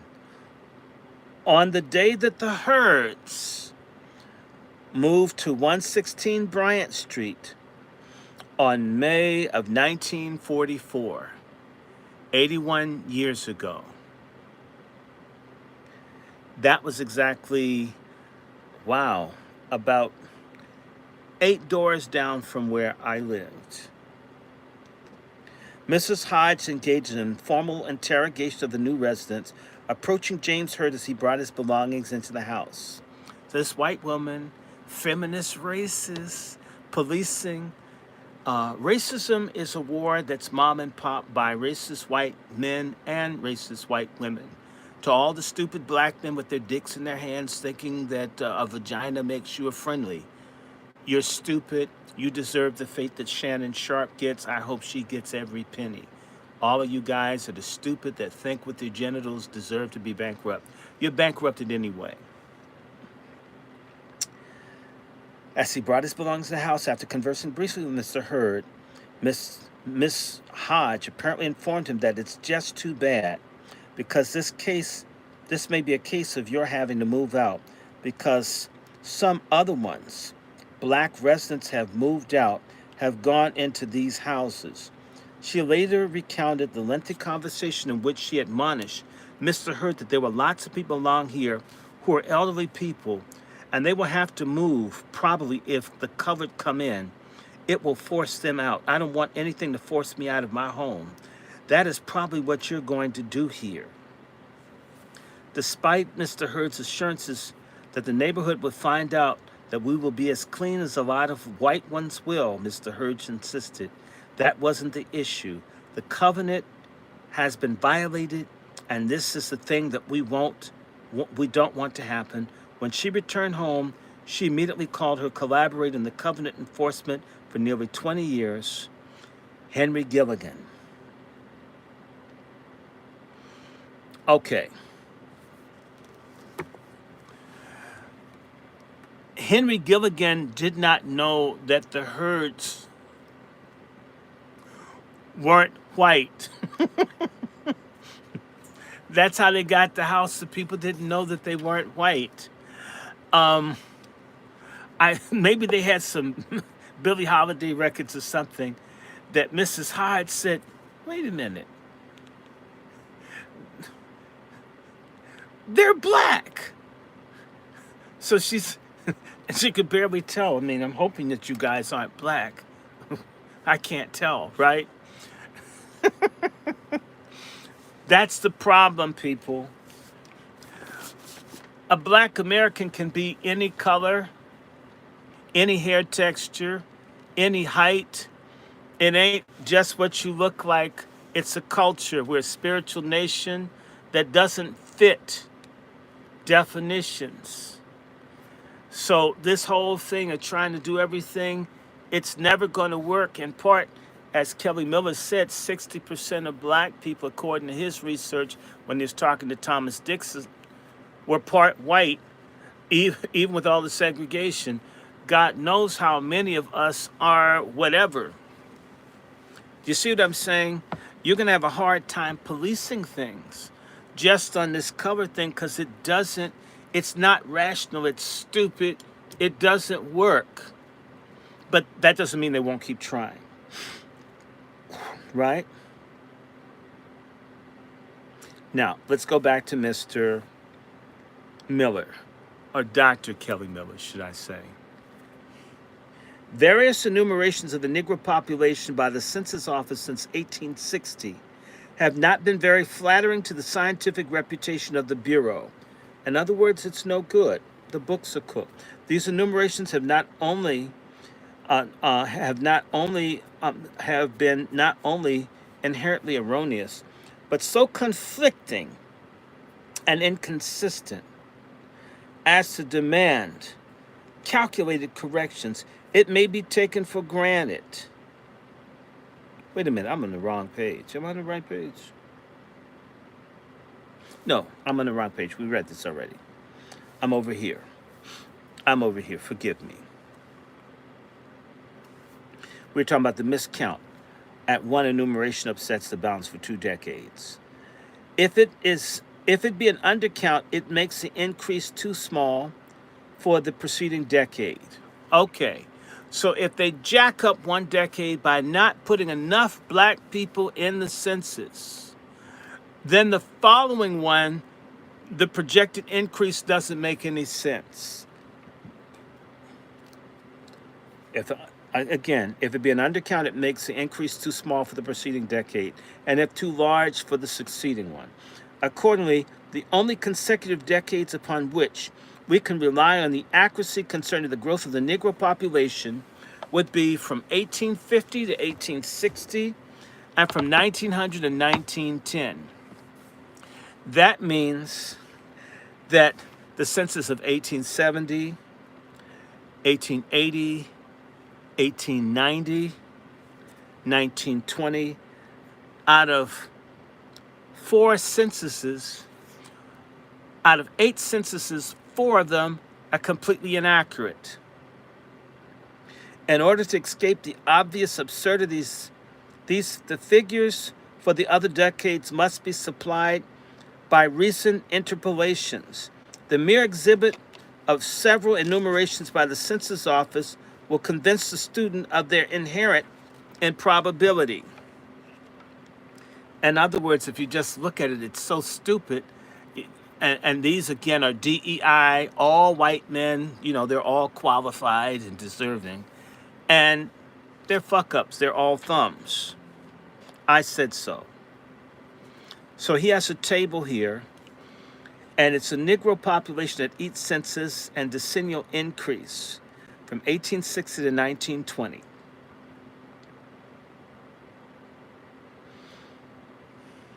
Okay.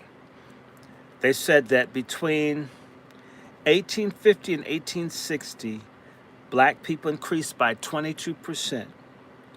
And the number of blacks in 1860 was 4,441,830. And they increased by 800,000 plus. In 1870, the number of black people was only 4,880,009. The percent increase dropped from 22.1% from 1850 to 1860 to just 9%, 9.9, basically 10%. So the black population increase rate fell by 50% in 10 years. And in 1880, the black population was 6,580,000. And the increase, imagine this, black folks increased by 1,700,000. The percent increase in the black population was 35%. How do you do 22% one decade, then 10% one, then you do 35? Just think about how outrageous that is. 1890, the population was 7,488,676. The increase was 907,883. The percent increase was just 14%. So less than half of what it was a decade before. In 1900, the black population was 8,833,994. The increase in population was 1,345,318. The percent increase was just 18%. 1910, there was 9,827,763. The increase was 993,769. The rate of increase dropped by 7% to 11.2%. And in 1920, get this, the black population was 10,463,013. The increase was 635,250, meaning that the black percent of increase was 6.5%, which is just over half of the increase the decade before. Do you see what I'm saying? There's no, it's sort of like the numbers that I get on YouTube when they play with the algorithms. The irregularities of these figures are as whimsical as if produced by the sport of the gods. The normal growth of population influenced by immigration or immigration laws shows a gradual increase and a decennial increment and a gradual decline in the rate of increase. Wherever there is found to be a whole wide divergence from this law, it must be accounted for by special contributory influences. The column giving the decennial increments, instead of showing a gradual behavior, it jumps back and forth with unaccountable capriciousness. A sudden drop from 803,000 to 439,000 is an offset by an alarming rise of 1.7 million for the next decade, when lo and behold, there's a swift decline to 907,000 in the following 10 years. When we look aghast at the upward bound to 1.3 million, thence a dropward down of 993,000, followed by a still further startling decline of 635,000, it makes the head swim to try to keep track of such whimsical variations. The decadal increase percent shows similar irregularities. The rhythmic rise and fall of these figures impresses one as an alternate up and down motion of two boys playing a seesaw. Why should the ordinance of a curve which should move smoothly downward drop suddenly from 22.3 to 9.9, then rise to 34.9, then drop again to 13.9, then rise to 18, and then decline again to 11.2, with the final slump of 6.5? Such variability has perhaps never been experienced by any human population except for black folks with white folks in charge in America. The internal evidence of the error is overwhelming. The Census Bureau has sought to make corrections for the evidently erroneous enumerations of 1870 and 1890, but the equally discrepant figures of 1920 remain so far undisputed. See, 1920 is called the decade of the nadir, the complete collapse in race relations, or should I say, the onslaught of white folks attacking black people moving into the cities, and then being mad that black folks, like 400,000 or 500,000, served in World War I, and there's an effort to punish black people as well. It's the height of the eugenics movement. There were all these philosophies that came after the Civil War that black people would die off, that there would be no black people. This was what they projected. This was the philosophy that was being taught, along with social Darwinism, eugenics, and with evolutionism in and of itself, that black folk wouldn't be here. Understand that these stupid racist ideas shape how people make public policy, how they count, how they dismiss things. The one thing that hasn't happened to white America in its history is when you have people say and do stupid things that are bad about black people, the full consequence, the weight of it, has not broken their back yet, but it ultimately will. I want to just mention to you, in history, have there been people heavily influenced by white American racism and bigotry that have gotten their asses handed to them for being so stupid as to try to make everything fit their hatred instead of having a little bit of logic? The answer is yes. It happened to Nazi Germany. The Germans fighting the Russians because the Russians are Slavs, and the quote, you can find it. There's a book by Lawrence called Prejudice and Power. I think that's the book. I'll look it up if anybody wants it. If I mention something, you can always email me. Y'all can put my email up, moderators. But there's a quote from the Reich foreign minister, the German foreign minister, to the Americans, saying, Russia is our Africa, Slavs are our Negroes. In other words, got it? You kill people in Africa and you dog black people. We just want to do this to Russians, Czechs, Poles. We just want to fuck over inferior white people that are part Asian. And so when the Germans fought the Russians in World War II, their attitude was, the Russians are stupid, the Russians are dirty, they're inferior, they can't ever do anything right. We're white and we said so, and we kill people. And fighting the Russians, all of this racial, we're better, they're dirt beneath our feet, they're nothing, right? For example, when the Russians put out their T-34 tanks, which was superior to everything the Germans had, their thing is, they can't do this, we're white and we say so, and their asses are getting handed to them by these tanks.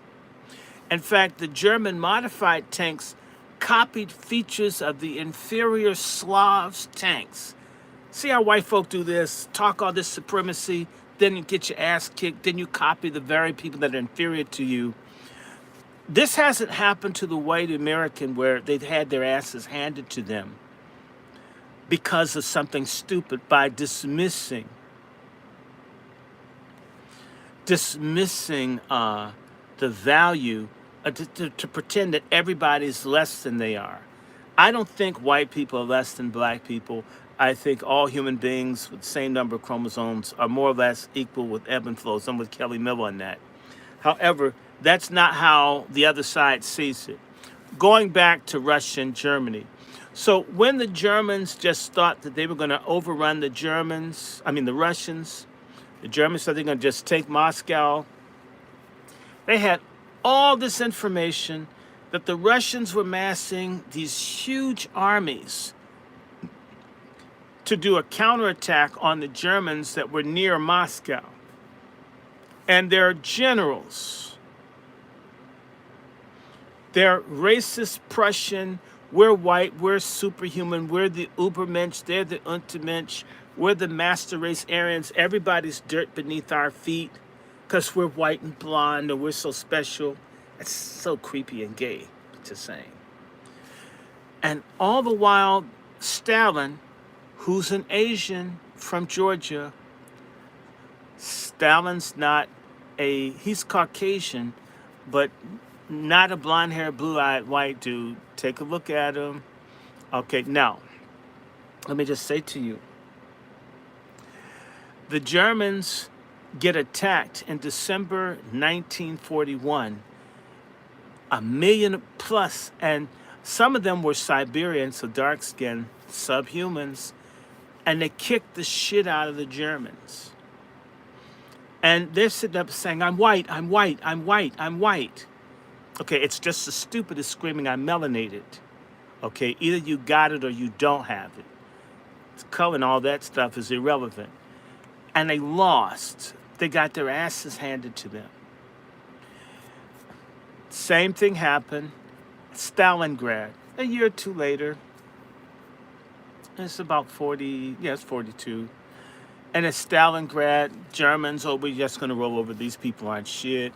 We're white, we're bad, we're the Sixth Army. We can kill them. They're subhuman. They're just Asian Negroes, trash, scum. And I'm so white, and I'm so pale. I just have all the power, and everything is white and white, pouring milk on themselves just to celebrate. It's stupid.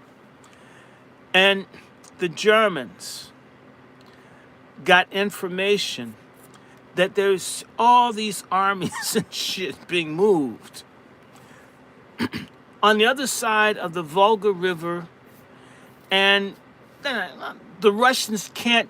We're white. They can't do it. They're nobody. They're less than us. Sort of like Austin Metcalf. And they encircled them. And they destroyed them. They had cannons, tanks, and these people sitting up screaming, I'm white! White! White! That's going to happen in America to white people here. I don't know who's going to do it. I'm not saying black folks should, although they've earned retaliation for what they've done for the last few hundred years. All this, I'm white, I'm better, DEI, and the Tucker Carlson type people, just everybody black is bad. This is a very stupid place to be, to presume that everybody's dumb and only you're smart. And that comes from white folks living in a little stupid, racist-ass bubble that's been pumped up by black and other people's blood, sweat, and tears, mineral, and resources that they've had that they've only given to themselves. That bubble could get busted, and it will be busted. And it will be busted within 5 years. And it will be irreparable, okay? But in Stalingrad, the Germans were beat. They decided to try one more time. It was the Battle of Kursk. And most of the Russian generals were shit. But there was one. Like there was a Booker T. Washington, a Frederick Douglass, there's a Nat Turner, There's a Malcolm X. It's always going to be. God didn't give one group of people all of the knowledge, power, and information. It's not so. I would never say there's nobody white that can dance, nobody white that can sing, nobody white that's great, no white person that's stupid to try to determine who the Creator gives gifts to. But the supremacist, who's a Satanist, he sees himself as God, and his imagination creates everyone else as an inferior. Therefore, no one can kick their ass. So at the Battle of Kursk, this guy named Zhukov was such a tough Russian general. They were having a battle somewhere. He had people jumping out of airplanes without parachutes into the snow. And a lot of people's asses died, but he figured enough people would survive the fall to be able to fight on the ground. The Germans didn't fight people just, I don't care if we die, we're going to get you. The Haitians did it. The Haitians drove the French, the Spanish, the British, everybody crazy. And they still can't do it with the fact that Haitians beat them. You can have your ass handed to you no matter what your color is. The Germans got their asses kicked not by D-Day, but by the Russians, the very people that they called subhuman, Bolshevik trash. These white folks, this is what Kelly Miller was saying in the letter to Thomas Dixon, that there are times in history where the torch passes from greater to lesser and lesser becomes greater. They kind of know their time's up, but they're acting like their party, their stroll never ends. The Chinese have superior chips, and they have some superior systems to what America has. I'm not singing the praises of the CCP, but everybody's got something. By the way, the British and other people, they used to say up until Pearl Harbor, until the Japanese sunk key British ships in the Pacific and took over the British Empire, everything but India and Asia, that the Japanese couldn't fly planes because of the size of their eyes, and the Japanese couldn't make planes until the Japanese bombed the shit out of them with the planes that they made, the Mitsubishi Zero. And the Japanese couldn't really and they took out their ships, the Intrepid and the other stuff. Or as I said in the Russo-Japanese War, the Russians said the Japs can't fight us, we're white, and they lost their whole fleet at Tsushima Straits. The white American has got an ass beating. There's a big ass can of kick white ass that's gonna get sprayed sometime in the near future. I don't know. They've been shaking the can. It's gonna pop, and they're not gonna recover from it. All of this reactionary MAGA shit, just being mad at everybody, but you can't fight and hate everybody. The reason that the Nazis, supposedly the greatest white supremacists that there ever was, lost is you're trying to hate everybody. You can't hate everybody and fight wars. You got to have a couple of friends. That's like trying to have an orgy and a gang fight. You got to choose. You need to fuck as well as fight. The problem with the white American, they want to fight everybody. They don't want to fuck nobody. Nobody can have none. This is all this great white sex is just for us, and you can never. Eventually, people say, "Okay, I don't want it. I don't want you either." The reason I mentioned I have this book called "The American West and the Nazi East." And the reason I'm mentioning it is that the Germans copied their treatment of the Russians off of how America has treated black people and Indians. The Nuremberg laws for the Jews is a copy of Jim Crow laws for blacks.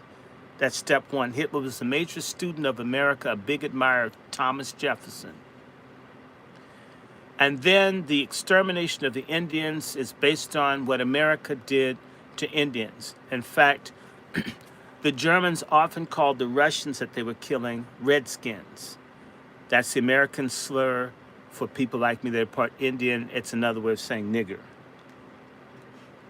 The Germans had their asses handed to them with this stupid mindset that I can just screw everybody. Okay? And America got its ass handed to them in Korea when the Chinese ran their ass down to the, whichever parallel it is. I'm forgetting which, it's 38th parallel, I think, for Korea.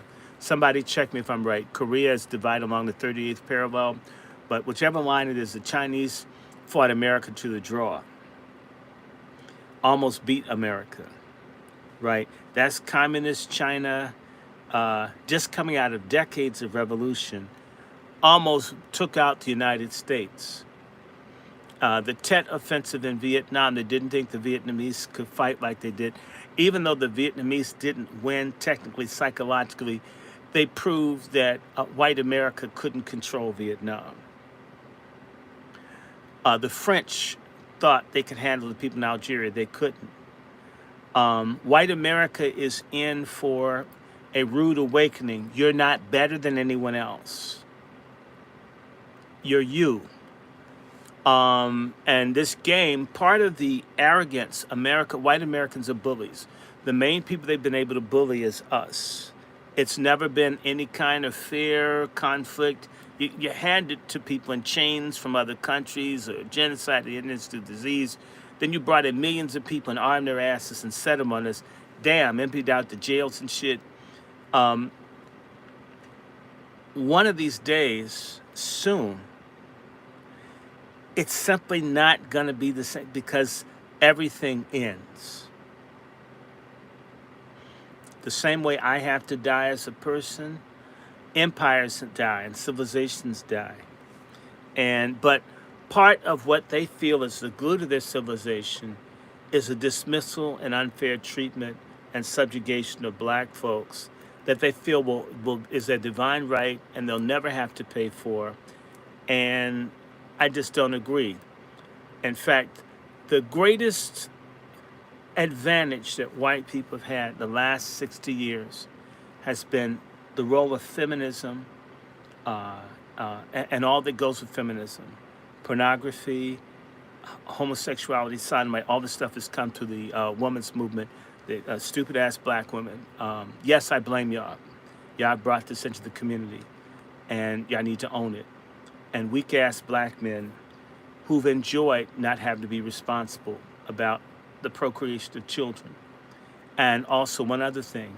So it's abortion and the simulation, the traitor leadership of the Boule and the secret society Negroes have led us to genocide. The day that black people turn on the Boule, I'm talking about the masses, and they turn on all these stupid little secret societies that say they're all powerful and they're not shit.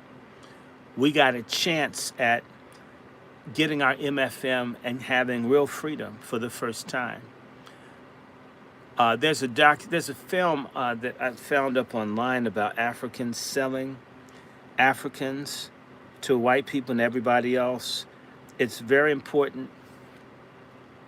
If I'll try to send it to anyone where the Africans talk about just how bad slavery was, how folk were inviting white people over and selling wives and kids for furniture and nice shiny items.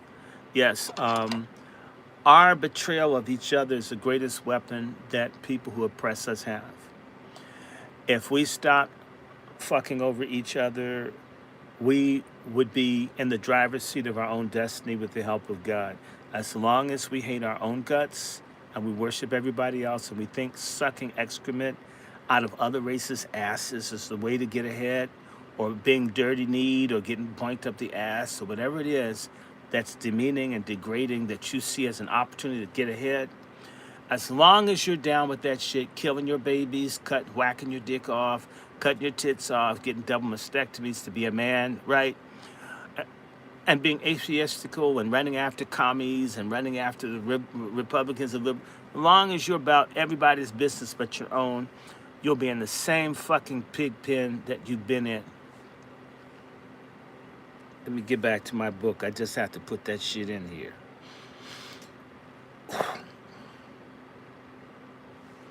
The census of 1870 has been universally discredited. So the very first census to in any way seem like it's going to count black folks, it was messed up. It says the greatest error in the enumeration falls naturally enough on the Negro race. This race had just been set free and had not reestablished itself in definite domiciles. Let us remember that hundreds and tens, if not hundreds of thousands of Negroes for many years were in what were called contraband camps. Many of them were nothing but death camps where black people died from disease and neglect and sometimes cruelty, the worst of which is the Devil's Punch Bowl outside of Vicksburg, where as many as 50,000 or more black people died. To this day, nobody has made a monument or anything to those people. Folks talking about Emmett Till need to take their asses down and put something at the Devil's Punch Bowl. Potential conditions of the South were in flux and the flow of readjustment.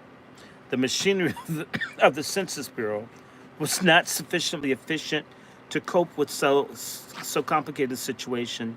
Statisticians recognizing the evident error have tried to correct the mistake by statistical computation. The Census Bureau estimates the error of the Negro population for the decade to be 512,163. In other words, so let's go back.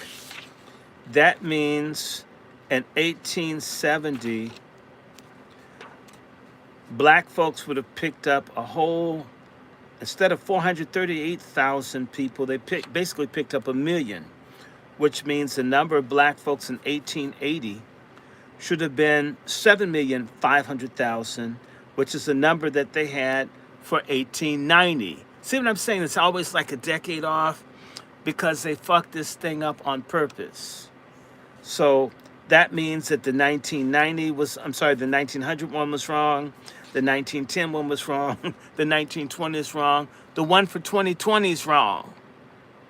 And not only is it wrong, they've removed 14 million people from the black population, putting them as of two races or other, to keeping the number small. They don't like a number of 50 million black folks, although we're more than 50. I think we're more like 60 to 70 million, and that's scary.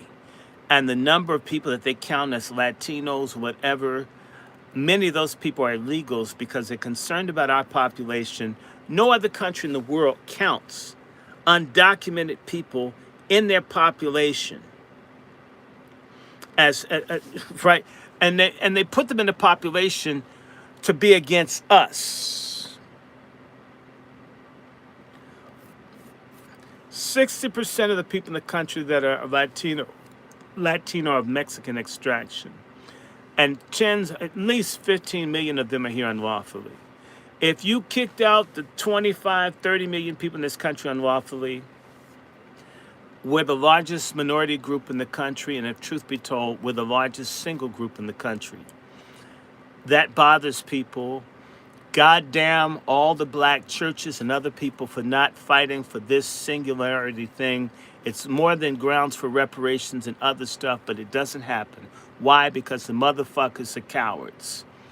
And that's why the little nigga that was asking me, or the cracker, about whether I had a PhD or not, I don't answer it because there are plenty of people with degrees and everything else that won't even tell the goddamn truth when they know it. Whether I had one or not. It's none of your damn business. And if you're really curious, you could look it up. And like I said, there are people that hate me, try to find out he's the phone, where they find, oh no, all my shit's real. Very much real. And could have done more with less opposition. All of us who speak truth know what it's like to have problems with jobs, folks try to kick you out of school, all that shit. And the ones that kiss ass get to stay in the schools and universities, but they won't tell you the real. They're not interested. So 500,000 blacks, and that's their number. If they said it's 500,000, maybe it's a whole million black people they missed in the damn census. Meaning that they make such gross errors. Let's go back. 500,000 out of, basically, I'm going to round it up. 500,000 out of, wow. 5 goes in there. Literally, 1 in 9 black people were missed. At least 1 in 9 black folks were missed in the 1890 census. That's consistent with what the Kerner Commission study said, that it's about at least 10, 15, and upwards, and 20% of black folks don't get counted. So maybe they missed 1 million people, meaning that the number of black people in 1870, if you add 1 million in, is almost the population that they had in 1890. And it just goes on and on. That's why he said it takes two censuses to balance it out. And this is done on purpose. Again, an acknowledged error, right? But the census of 1990 was notoriously faulty. Here again, the undercount. It has obviously fell mainly where? In the South, and largely among the Negro population. Let me go back and tell you something about the 1990 census, where black people were undercounted, I think, by about 5 million people got not counted. 5 million.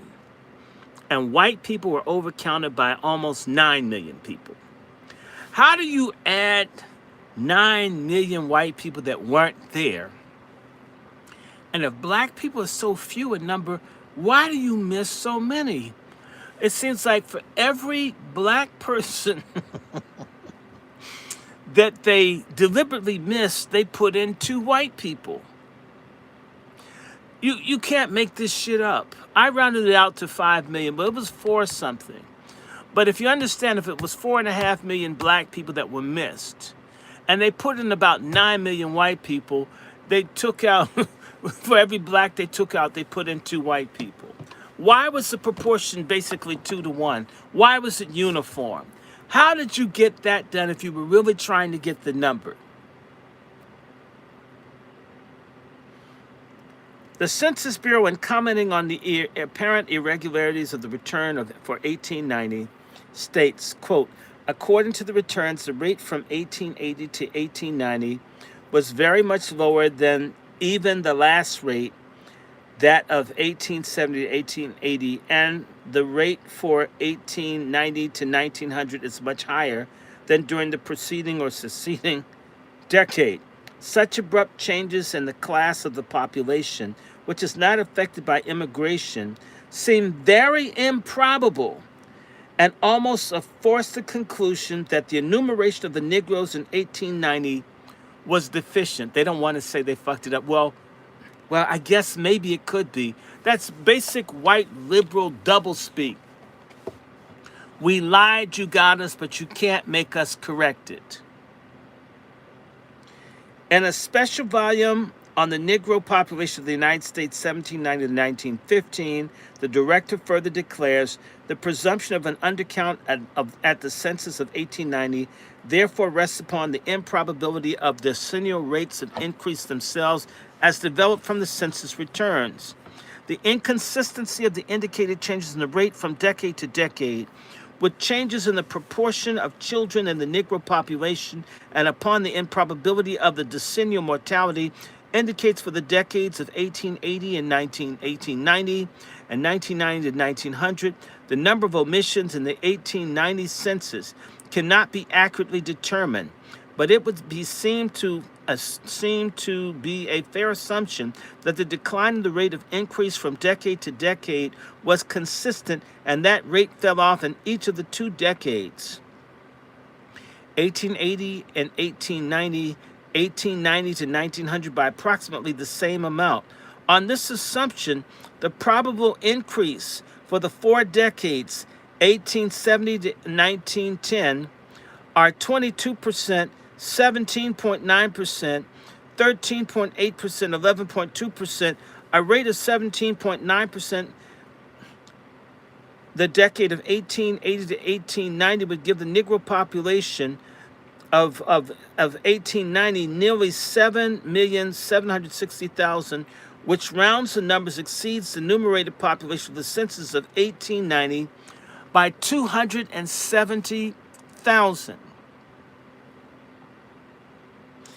This probably the number of omissions of Negroes at the census of 1890 on the assumption that the retardation of the rate of growth in 20 years was constant. In other words, they're not certain that even a number of 270,000 added to the census to correct it is accurate because they're not certain that the slow growth of the population back when Negroes were having 10 and 20 babies, at the height of us having babies to pick cotton and all that, all of a sudden the population drops. Come on, y'all. This is crazy. By making an estimated correction for the acknowledged errors in the counts of 1870 and 1890, decadal growth from 1880 to 1890 would be reduced, and from 1890 to 1900 increase, so as to produce a reasonable conformity with the laws of normal growth.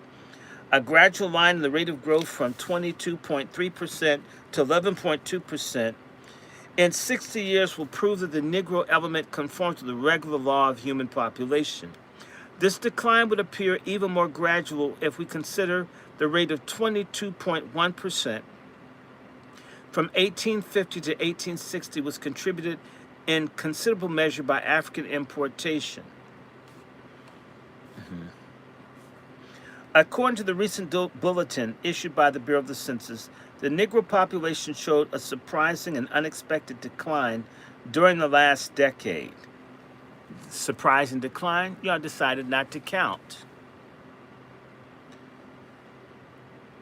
In 1910, there were 9,827,000 Negroes. In 1920, there were 10,463,000 Negroes, giving a decadal increase of 635,000 to 6.5%. If these figures were added to the table corrected to 1910, the disparity would be as glaring as any yet to come from the Census Bureau. The sudden drop in the decadal increase from 993,000 to 635,000, or from 11.2% to 6.5%, is so strikingly out of harmony with more or less regular movements of the table as to call loudly for correction or explanation. The table shows a gradual increase in the decennial increment from 1880 to 1910, a decline of 194,000 in 3 decades. But now we're called upon to expect a sudden decline of 358,000 in a single decade. The decennial rate increased dropped from 11.2% between 1900 and 1910 to 6.5% between 1910 and 1920, whereas we should have expected a gradual decline of not more than 1 or 2 points. On the face of the figures, it seems probable that the Census Bureau has again committed an error in the enumeration of the Negro population. As this Bureau has admittedly committed grave errors in the enumeration of the Negro population and 2 preceding censuses, it is but reasonable that the obvious discrepancy can be most reasonably accounted for by an error in the present count. Aside from internal evidence itself, there is sufficient reason to suppose that the count may have been erroneous. The mobile Negro population greatly upset by the World War. There was a mad rush of Negroes from the South to fill the vacuum of the labor market caused by unsettled conditions. Thousands of Negro homes were broken up and their members scattered without definite residential identity. In the cities especially, it seems probable that the count was greatly underestimated. I repeat, greatly underestimated. The Negro migrants lived for the most part in improvised lodgings and boarding houses. Those proprietors had little knowledge and less interest in the identity of the boarders. The census official visiting such boarding houses with a large number of Negro boarders would, in all probability, receive an accurate underestimate by the ignorant and uncaring proprietors. As an illustration of such inaccuracy, I cite a quotation from the editorial of the Dispatch of Oklahoma City. If the census enumerators all over the United States were as careless in the count as they were shown to be by this publication during the poll of the population last year, the general charge is as right that the black man has made a much larger numerical advance than the official, yet faulty records show. It would be remembered that the dispatch made the charge during the enumeration that there was a laxness and really seeming desire to overlook the black man in the city. The charge was printed in our daily papers. To cap it off, the irate enumerator in the section of the city where the dispatch is located appeared on the evening that the charge was published, demanding of the editor of the basis of the charge. We took him into the 300 block of East 2nd Street and found 33 black men he had not counted, folk who told him so, whose names he did not have on his list. If the presumption of an undercount is justified by the statistical indication for 1870 and 1890, surely a like presumption would obtain for the census of 1920. There are but three methods of accounting for this sudden slump in the growth of the Negro population. First, an undercount of the Census Bureau. Second, a sudden increase in the death rate. Third, a decrease in the birth rate of the Negro population. It is known that the death rate of the Negro is decreasing rather than increasing under improved sanitary conditions and general social environment. The director of the census states the death rate has not changed greatly. Instead of adhering to the fair assumption of a steadily declining rate of increase, as was done for the faulty enumerations of 1870 and 1890, the director of the 14th census accepts the violent leap from 11.2% to 6.5% and endeavors to vindicate the count of 1920 by assuming a sudden decrease in the Negro birth rate. With all those black soldiers coming home after being on the battlefield, you don't think they were busting nuts? After being all in the trenches, you want to have a trench of your own. Sure, I'm right. On this point, the Census Bureau explains the rate of increase of the Negro population, which is not perceptibly increased by immigration or immigration, is by far the lowest on record. This element of the population has been growing at a rapidly diminishing rate during the last 30 years. Okay. Its percent of increase having declined from 18% between 1890 and 1900 and 11 to 11.2% during the following decade and to 6.5% during the 10 years ended January 1st, 1920. Such data are available as the birth and death rates among the Negroes indicate the birth rate has decreased considerably since 1900, while the death rate has not changed greatly. The statement, this element of the population has been growing at a rapidly diminishing rate during the past 30 years, that is, since 1890, presupposes the accuracy of the censuses of 1870, which presumption the Census Office itself discredits in a previous statement. It entirely overlooks the fact that the rate rose suddenly from 13.8% for 1880 to 1890 to 18% for 1890 to 1900. With the indicated corrections of the rate of increase has declined within the expected limits of the fluctuation from 22% for the decade of 1850 to 1860 to 11.2% for the decade of 1900 to 1910, making a drop of 11 points in 6 decades. The sudden downward drop by 4.6 points in a single decade certainly calls for a more satisfactory explanation than a sudden and unaccounted for decrease in birth rate. The only statement which the Census Bureau vouches for to account for this rather startling conclusion is a very hesitant and uncertain one. Such data are available with regard to the birth and death rate among Negroes, indicate the birth rate has decreased considerably since 1910, but the death rate has not changed greatly. In other words, they're lying. On examining the data, which this conclusion is based, we find that they are wholly insufficient to justify the sweeping conclusions imposed upon it. The mortality statistics are based upon the return from the registration area. Only 5 states are now included in the area, namely Maryland, Virginia, North Carolina, South Carolina, Kentucky, from which birth and death rates are collected annually, and even those states were not admitted to the birth registration area in 1900. Thus, the computation of birth and death rates for the colored populations of these states is neither adequate nor convincing, meaning that they didn't count black deaths or births for Maryland, Virginia, North Carolina, South Carolina, and Kentucky. So how could you estimate the population growth or that people were dying? You can't. But they're white. They'll get through it. I mean, God, it's wild. This is how we're managed. You wonder why we're not making progress. The people in charge, the qualified, intelligent, competent white guys. I mean, they're Eric Scissorhands. They don't know what the hell they're doing.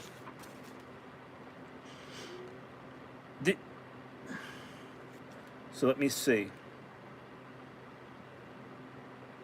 And that means those are only a couple of states in the South. There are other southern states. What about Georgia? What about Texas? What about Tennessee? What about Mississippi? What about Alabama? What about Louisiana? What about Missouri? What about Florida? Huh? What about Arkansas? So there was no number for them, and yet we got to believe the number that they give. We need to stop believing in these people. These states were not at all included within the registration area for 1900. Mortality statistics for non-registration area are notoriously inaccurate and unreliable. Remember, if you have Jim Crow, separate but equal, so they say, but completely unequal, why would they even allocate people to count or keep these numbers? Why would they care? If you hate people, why would you document it? Why would you allocate? Who cares? In fact, the same way they send the shitty teachers to the black schools, you'd send the shitty census workers to the black areas. And you didn't really care. I mean, who wants to count niggas anyway? If you say they're 10, I mean, go home early. Did you count niggas? Sure, they're just 5 over there. And get paid as if he worked a full day. Come on. Government workers, they've had 2 and 3 jobs. That's why they're getting fired. They lied now. What do you think they were doing back then? And you're a big person, skid. If you just want to get paid, not do anything. Come on. The return of Negro births would naturally be most inaccurate. Negro births, usually small rural and small urban communities, are not always attended by regular physicians or certified health officials. That's right, midwives. The midwife still plies her trade. There's a relatively large number of illegitimate births among Negroes. Official returns in such cases would not be apt to be rendered fully for prudential reasons. It is therefore evident that the rapidly declining birth rate revealed by the census is based upon no comparable and adequate data. Even with the apparent rapid increase in the white death rate, awaits fuller explanation before the figures can be relied upon with assurance. It is curious to note that the birth rate among whites in South Carolina fell from 32.3% in 1900 to 27.1% in 1919, the death rate rising slightly from 10.4 to 10.6 during the same interval. Yet the white population of that state increased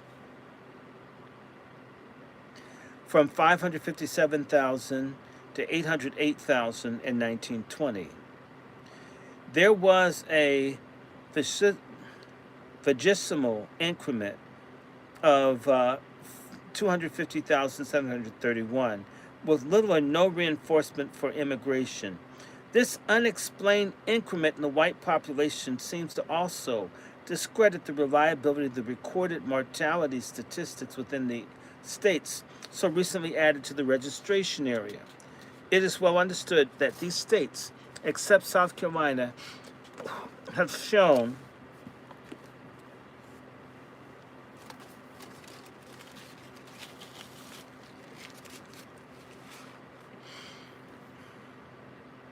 have shown a comparatively slow rate of increase in the Negro population for 30 years preceding the census in question. Okay, so look at this. 30 years, okay, here's a table. It says, okay, the rate of increase for black people in America for the whole all of the United States in 1890 was 13.5%. 1900, 18%. 1910, 11.2%. In Maryland, the rate of increase of blacks was 2.6% for 1890, 9% for 1900, a negative 1.2% in 1910. In Virginia, the increase was 0.6% for 1890, 4% for 1900, 1.6% for 1910. For North Carolina, 5.6% for 1890, 11.3% for 1900, 11.7% for 1910. South Carolina, the rate of increase was 14% for 1890, 13.6% 1900, 6.8% for 1910. Now Kentucky, and Kentucky I could see that because they ran black people out, burned black people out of Kentucky. The rate of increase in Kentucky in 1890 was 1.2% negative. The rate of increase in 1900 was 6.2%. The rate of increase in 1910 was a negative 8.1%.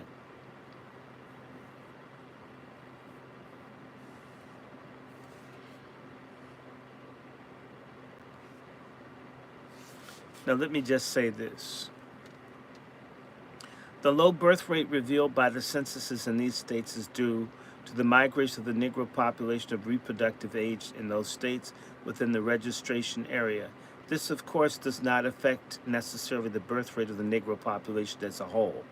A better view of the birth rate population may be secured by considering the growth of the population in the more typical southern states, not so much affected by migration during the period. Okay. Look at this. For Georgia, in 1890, the rate of increase was 18.4%. 1900, 20.5%. 1910, 13.7%. Alabama, 13.1%, 21.9%, 9.8%. Mississippi, 14.2%, 22.2%, 11.2%. Louisiana, 15.6%, 16.4%, 9.7%. It was seen that the four heavy Negro states, with an aggregate population of nearly 4 million, show a rate of increase far greater than those in the registration area. The increase in these states was due wholly to the excess births over deaths. But this does not tell the whole story. While the stream of migration was not so pronounced from these states, as far from the northern tier of the southern states, there has still been a considerable northern movement for the past 3 or 4 decades. From a comprehensive view of the whole situation, it seems perfectly clear that the sudden decline of the Negro population as revealed by the census of 1920 is due to a miscount rather than the declining birth rate. If we should estimate the error in count of 300,000, scarcely greater than that conceded by the Census Bureau itself for its count in 1890, the Negro population during the last 60 years would have followed a more or less consistently the ordinary laws of growth. Let us accept the substantial accuracy of the censuses of 1860, 1880, and 1900 and 1910, and estimate the error for 1870 of 512,000 and for 1890 of 270,000 as conceded by the Census Bureau. And let us still further allow an error account of 300,000 for 1920 as suggested. When you do that, this is how the population reads.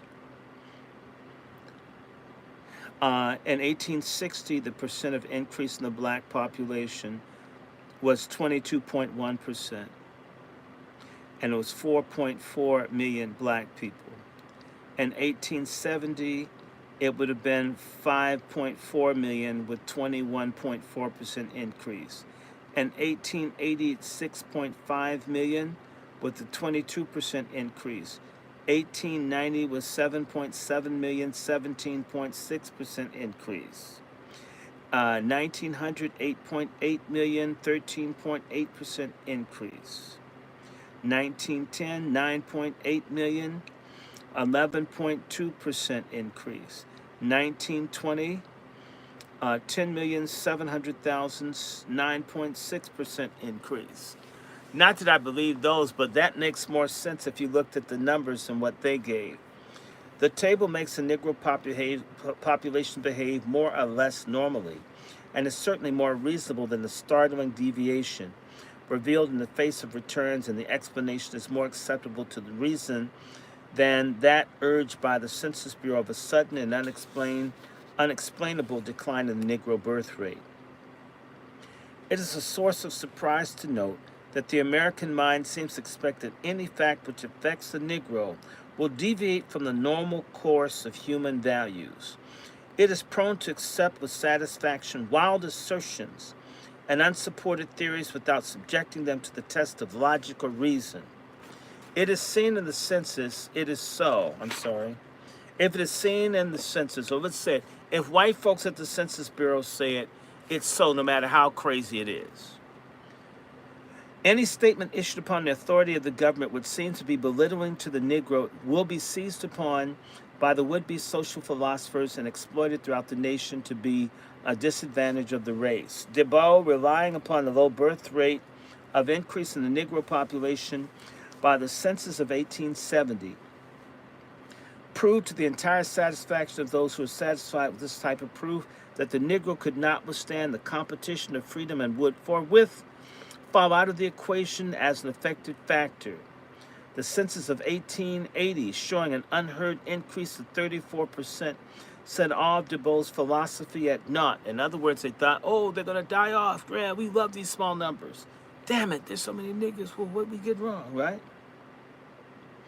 But thence arose another school of philosophers which declared that the unheard increase in the Negro population threatened the numerical ascendancy of the white race. Therefore, the black man should be returned to Africa, whence his ancestors came. The census of 1890 refuted this conclusion by showing an increase of only 13.8%. But, no whit abashed, another type of anti-Negro propagandism arose, declaring that the rapid decline in the race indicated inherent degenerative physical tendencies threatening the health and stamina of the American people. The census of 1900, showing a rise in decadal growth of 8%, produced a calm in the domain of the social speculation. It seems to be the nature of the prophet to ignore the failure of the fulfillment of his prophecies. But the preceding prophecies of evil are still of record. It is particularly unfortunate that such loose and unscientific propaganda can be bolstered up by data from the government documents which the uninquiring mind is disposed to accept with the authority of Holy Writ. The calamity philosophers have already dipped their pens in the ink to damn the Negro race to degeneration and death by reason of the latest census figures. The thought and perhaps the conduct of the nation may be misled on the basis of erroneous data backed up by governmental authority. The broad question arises in the scientific mind. If the data on the Negro population furnished by the census cannot be relied upon, as is clearly shown by the past enumerations, what assurance is there that collateral information such as death rate, birth rate, occupation, illiteracy, etc. is to be given full credit and confidence? The Negro problem is the most complicated issue with which we have to deal. Straight thinking and sound opinion based upon accurate data is absolutely necessary to enable us to reach any conclusion of value. The Census Office has now become a permanent bureau which is hoped will take rank with other scientific departments of the government. Statesmen and publicists should have serious concern about the accuracy of Negro statistics in view of the importance of the political and sociological conclusions based upon and derived from them. The problem of eugenics is receiving much attention from students of sociology at the present time. The future welfare of society depends very largely upon the perpetuating and carrying forward of the best characteristics derivable from physical heredity and social environment. The application of eugenics to the colored race of the United States suggests several new and interesting lines of inquiry. A study of the number of children contributed to by the 55 colored teachers at Howard University, Washington, D.C., shows an interesting sidelight on the question of eugenics as it affects the Negro race. Howard University is an institution for the higher education of the Negro comprising a student body of over 1,500. The Negro members of this faculty maintain on the whole perhaps a status as high as any other group of colored people to be found in the United States. The present study is limited to the teachers of the academic faculties, as they constitute a coherent social entity whose life focuses about the institution. As an outgrowth of sudden change of the condition due to the Civil War, the Negro has developed a small upper class with a wide fissure between it and the great mass life of the race. There are about 50,000 Negroes belonging to the professional class who earn a livelihood by some form of intellectual endeavor, while the great bulk of the race lives mainly by manual exertion. All social stratification rests ultimately upon occupation. The Negro has no considerable middle class, such as found in well-regulated societies, which shades the imperceptibility in both directions. According to the occupational test, the demarcation between the professional and laboring classes of a Negro is as sharp as a knife-cut line. It becomes a matter of sociological interest to know how far this upper class is sustaining through its own reproductivity. In other words, I hope bushy, elitist Negroes are getting down to reproduce themselves. I have therefore undertaken to make a study of race eugenics insofar as this particular group is concerned. In the 55 families from which these teachers were derived, there were 363 children, or an average of 6.5 for each family. On the other hand, these 55 teachers who have passed from the lower to the upper section of Negro life have so far contributed only 37 children,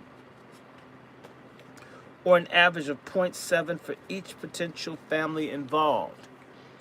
All these bougie feminists, that was then, just the one had no kids. The educated Negroes don't make kids. It's almost 0.7 for each potential family member involved. Of this number, there are 41 males, 14 females, 22 are married, 33 are single, and the number for each family so far formed is 1.6. The largest number of children in any family is 6. 4 of the families are barren, 4 have 1 child each. The average age of the single mothers is over 32 years. This strongly indicates an upward struggle. Defers the age of marriage to a time only limited to progeny might be expected. Considering all probabilities in this case, it seems to me entirely like these 53 potential families, when the whole record is in, will not produce more than the average of 2 children to each family, while the 55% families under the old regime gave rise to 363 children. The new issue will scarcely produce sufficient progeny to perpetuate its own number. There's always a certain sort of social restraint in the case of individual advancing from a lower to a higher level of class. The first descendants of foreigners in this country have a lower birth rate than any other element of our population. The intolerant social environment created by the white race may also produce a strong deterrent influence. Animals in captivity or under restrained environment do not breed as freely as when placed under free and normal surroundings. The educated Negro, especially when submerged in a white environment, is under a sort of social captivity.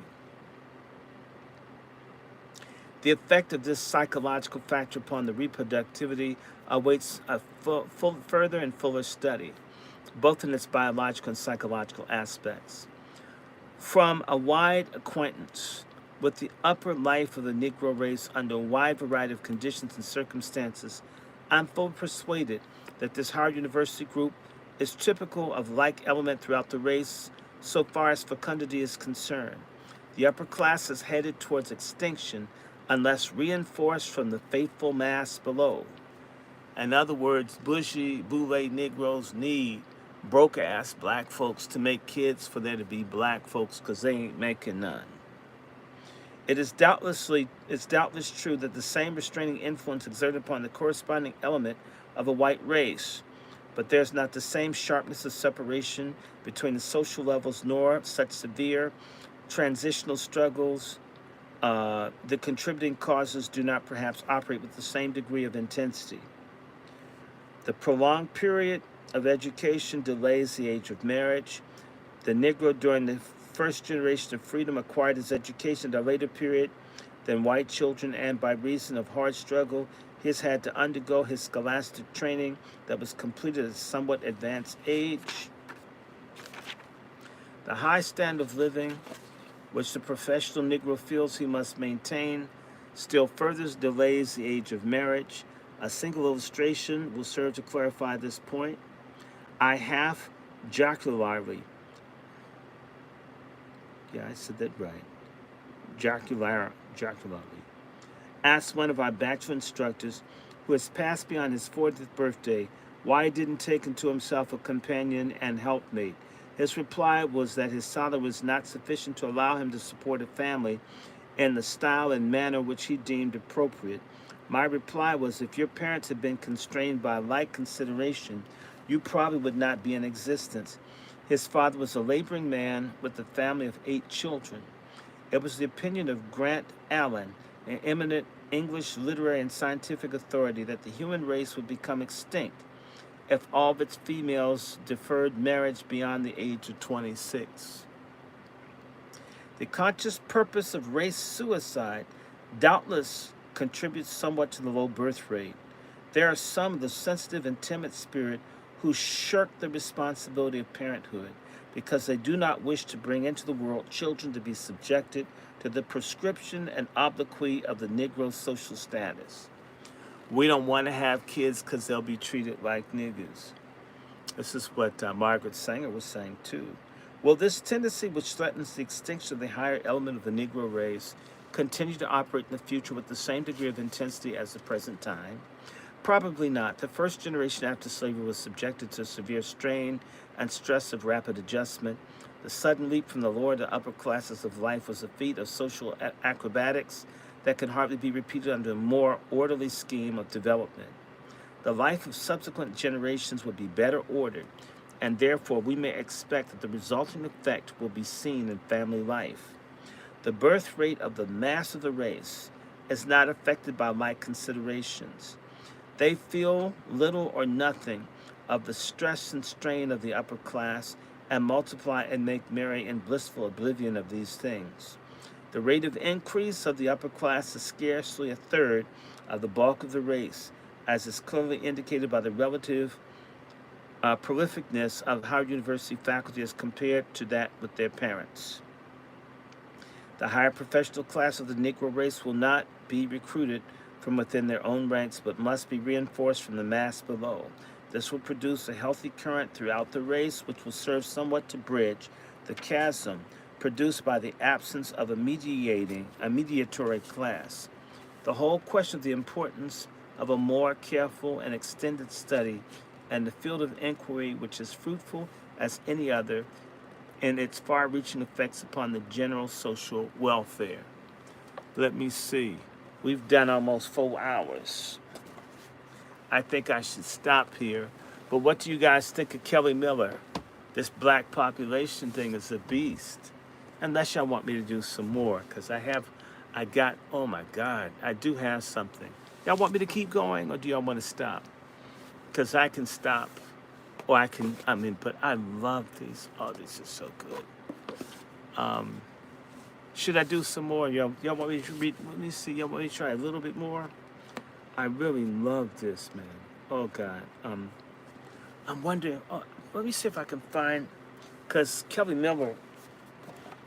I love Kelly Miller. God. I do. Let me see. There is in.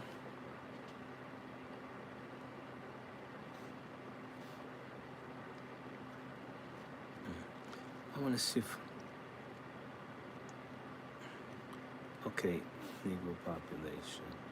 Hold on. Let me see what I want to pull out. There was one thing. Let me see. I know he has a chapter in here, and I have another book. That's what I'm used to using.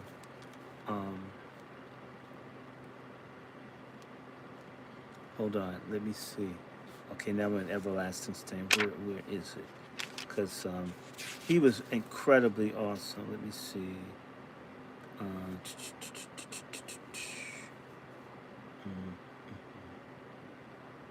Hold on. I'm trying to see where that chapter is. Hold on. Wait a minute. I think I got it. Give me a second. I'm just thinking.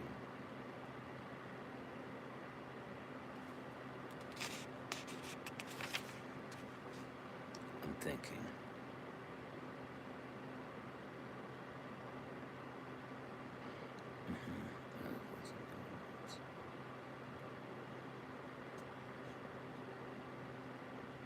I'm almost done. Give me a second. Let me see what he got in this other one. Because otherwise, I have this James Weldon Johnson, which is fun. And it's nothing like, forgive me, I just want to kick some church people in the ass. Where is it?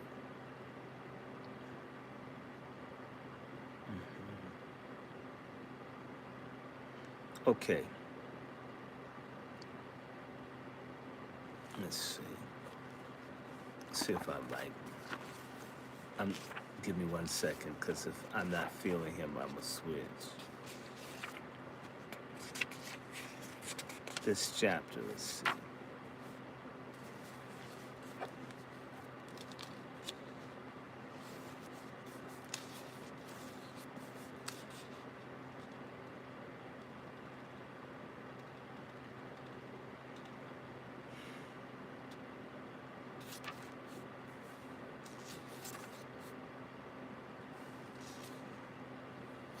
Okay, I love it. Oh, yes.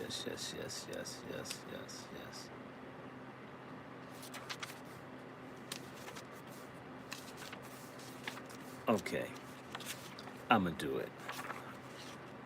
I want to do. I love it. I can do this. I'm gonna do two.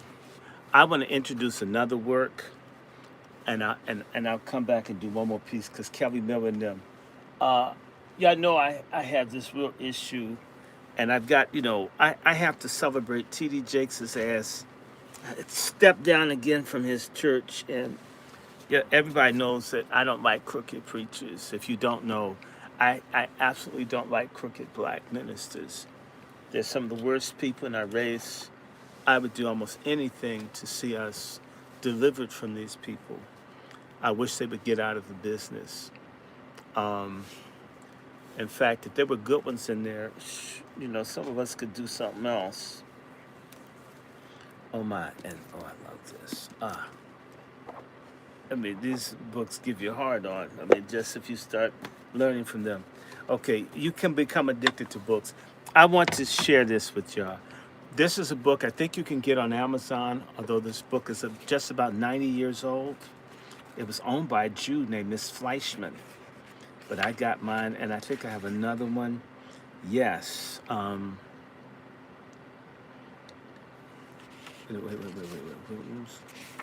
Which edition is this?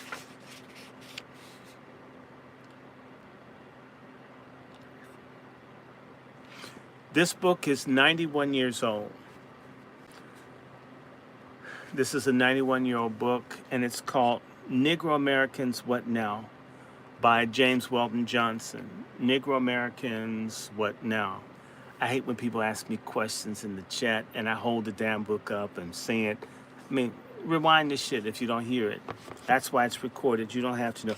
This is a phenomenal book. This was written during the Great Depression, and they're trying to figure out what to do about where we go. And it's a short book, and I'm going to go through some of this because it's really nice. It's nice, and so I'm going to take a break because reading Kelly Miller, all them big ass words. I mean, I can do it, but sometimes it's like, God, your tongue gets tired of it. This is James Weldon Johnson, 90 years ago, saying to black folk, what the hell are we going to do? We're still here, people. I'm going to start off in his chapter, Choices. And, in fact,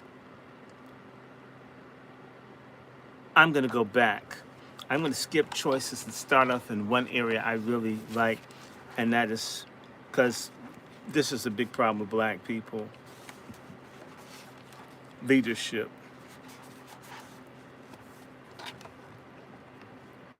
I know good leadership. We still have no good leaders. Okay. Leadership can be made a very provocative topic. Lambasting our leaders is quite, shoot, I know I do. Oh, wow, come on, pages.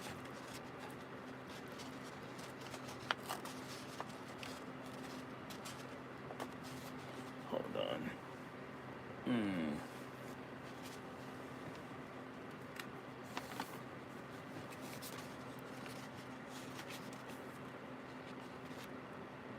I have many copies of this book.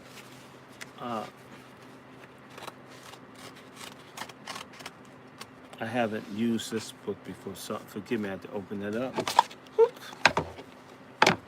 I apologize about that. The page, for some reason, okay. Leadership can be made a very provocative topic. Lambasting our leaders is quite a popular pastime. Without question, since our leaders are human, there's a great deal wrong with them. Just as there is with followers. And every group of people we have the right and the privilege of soundly and openly criticizing the words and actions of those who stand as leaders. It must, however, be admitted that the bulk of the criticism constantly heard comes from nitwits who have a mania for writing communications to newspapers. This brand of criticism is neither sound nor sensible. The only apology for it is that the frequency it is leveled at those that are a considerable number who are not leaders in any recognizable sense of the term. The term leader has been greatly stretched, but real leaders are not and never were numerous. Leaders of the first magnitude are among the rarest of humans. God makes one only every so many centuries. We, as every other group, have had on hand a large supply of self-set-up leaders. Somebody say amen. But real leadership is not a distinction to be assumed. It is an office to be achieved. Of the real leader, the people someday become aware and say, this man serves well, let us follow him. We often utter hopes and prayers for a supreme leader, for a Messiah, one who will surely deliver us out of the hands of the Egyptians. He may come. Until he does, we must make the best use of all the elements of leadership we are able to develop. It seems to me that the present stage of our situation requires diversified leadership. I'm certain that there are two elements which are necessary. We need an element of radicalism and an element of conservatism. Radicalism to keep us from becoming satisfied, and conservatism to give us balance. To the end of the main body will be steady but alive, alert, and progressive. We should guard against being stagnant on the one hand or wild-eyed on the other. The matter-of-fact conservative has, in the days of fallen into disrepute, a disrepute greater probably than is justifiable, and his lowest state blinds us to the certain weaknesses of the glamorous radical. Black Lives Matter, Al Sharpton, that silly bitch Jasmine Crockett. There is an inherent weakness and the temperament of the radical, which is not generally perceived. Through it, as though the temperament of a man of bravery, there runs a streak of cowardice. The man with a reputation for bravery lives in constant fear that at some time he may not appear in the eyes of his fellows to be making a brave enough show. The man with a known name for radicalism may live in a constant fear that at some time he may be deemed by his comrades to have acted conservatively. The man that feels that he must take risks when no risk is warranted may make a heroic soldier, but he will not make a good general. The man that feels that he must be radical whether the situation demands it or not may be a stimulating force, but he will not be a wise leader. Neither professional radicalism nor stand-pat conservatism can alone provide the best leadership. Of course, if we produce the one man in whom these two elements are properly fused, a man not afraid to act radically when swift change is necessary, and not afraid to act conservatively when the necessary stand unmoved, we shall have an ideal leader. Moreover, leadership involves more than individual leaders. There must be a leading element, an element that can transmit and interpret to the greater mass the principles and policies that are formulated. This leading element should be constant draw on Negro youth in order to be kept, quickened, and to safeguard against the vegetating leadership. If youth is not thus brought in and given a share in executing the work to be done, its ambitions, ideals, and energies will be largely dissipated. At many points in our social organism, there is no life because of withered leadership. Congressional Black Caucus. The thing to do is to cut out the dry rot and give the younger generation a chance. The impatience of the young bring about change should not be antagonized, it should be understood. It should not be curbed, it should be directed. The kind of cooperation is not entirely easy to establish, for age is at bottom afraid of youth, and youth at its bottom disdainful of age. Youth prefers to work alone and not have its enthusiasms checked by experience. Age loves to hold on to its prerogatives. But we must seek to devise a cooperative scheme through which the new ideals and fresh forces of youth may be utilized to the highest degree. Such a scheme will afford youth a worthwhile objective on which to focus its surging energies. It will serve to keep the older generations invigorated. Such a scheme will do much to redeem our lost generation. For Negro youth, like the post-war youth of the whole Western world, has its lost generation, a generation for which traditional sanctions no longer exist, a generation that is adrift, dissatisfied, disillusioned, and cynical, or is pleasure mad. Such a scheme will put the youth in touch with life's realities and will provide an unsurpassed training ground for future leaders. The question of leaders naturally brings up the question of followers. There can be no leaders unless they're followers. Followers have obligations and responsibilities as well as leaders. As followers, we need to have intelligence, a sense of loyalty, and a sense of honor. We need to have enough intelligence to weigh and estimate men so that we can recognize real leadership when we see it, whether it is high or in lowly positions, and to detect the spurious from the genuine. Enough intelligence to stimulate and to help real leadership, both by approval when it is merited and by criticism when it's deserved. Enough intelligence not to be swept away by the winds of doctrine issuing from every loudmouth demagogue or smooth-tongued charlatan who comes along. We need a sense of loyalty that will impel us to give unstinted support wherever we find leadership that is capable and trustworthy, and to bear with it its human weaknesses. We need a sense of honor. It will deem it unworthy thing to seek to destroy a leader because of personal animosities or to crucify him merely to make a Roman holiday. Unless we can be followers of this kind, we have no reason or right to look for great leaders.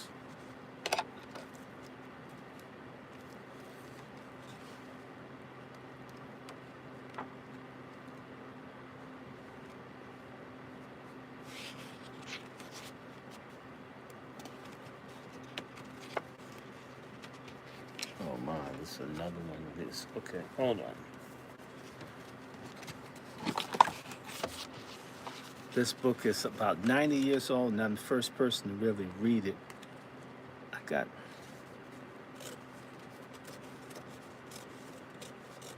Okay.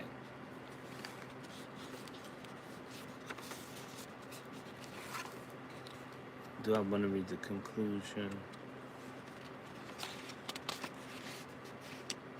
Okay, you got this one too. Wow.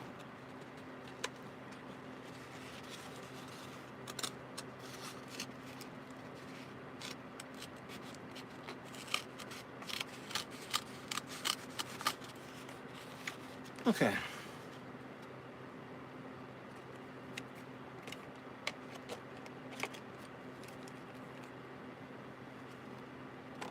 I'm going to go from the beginning. I'm going to skip this conclusion. Let me get into this. How do y'all like this? Y'all liking this?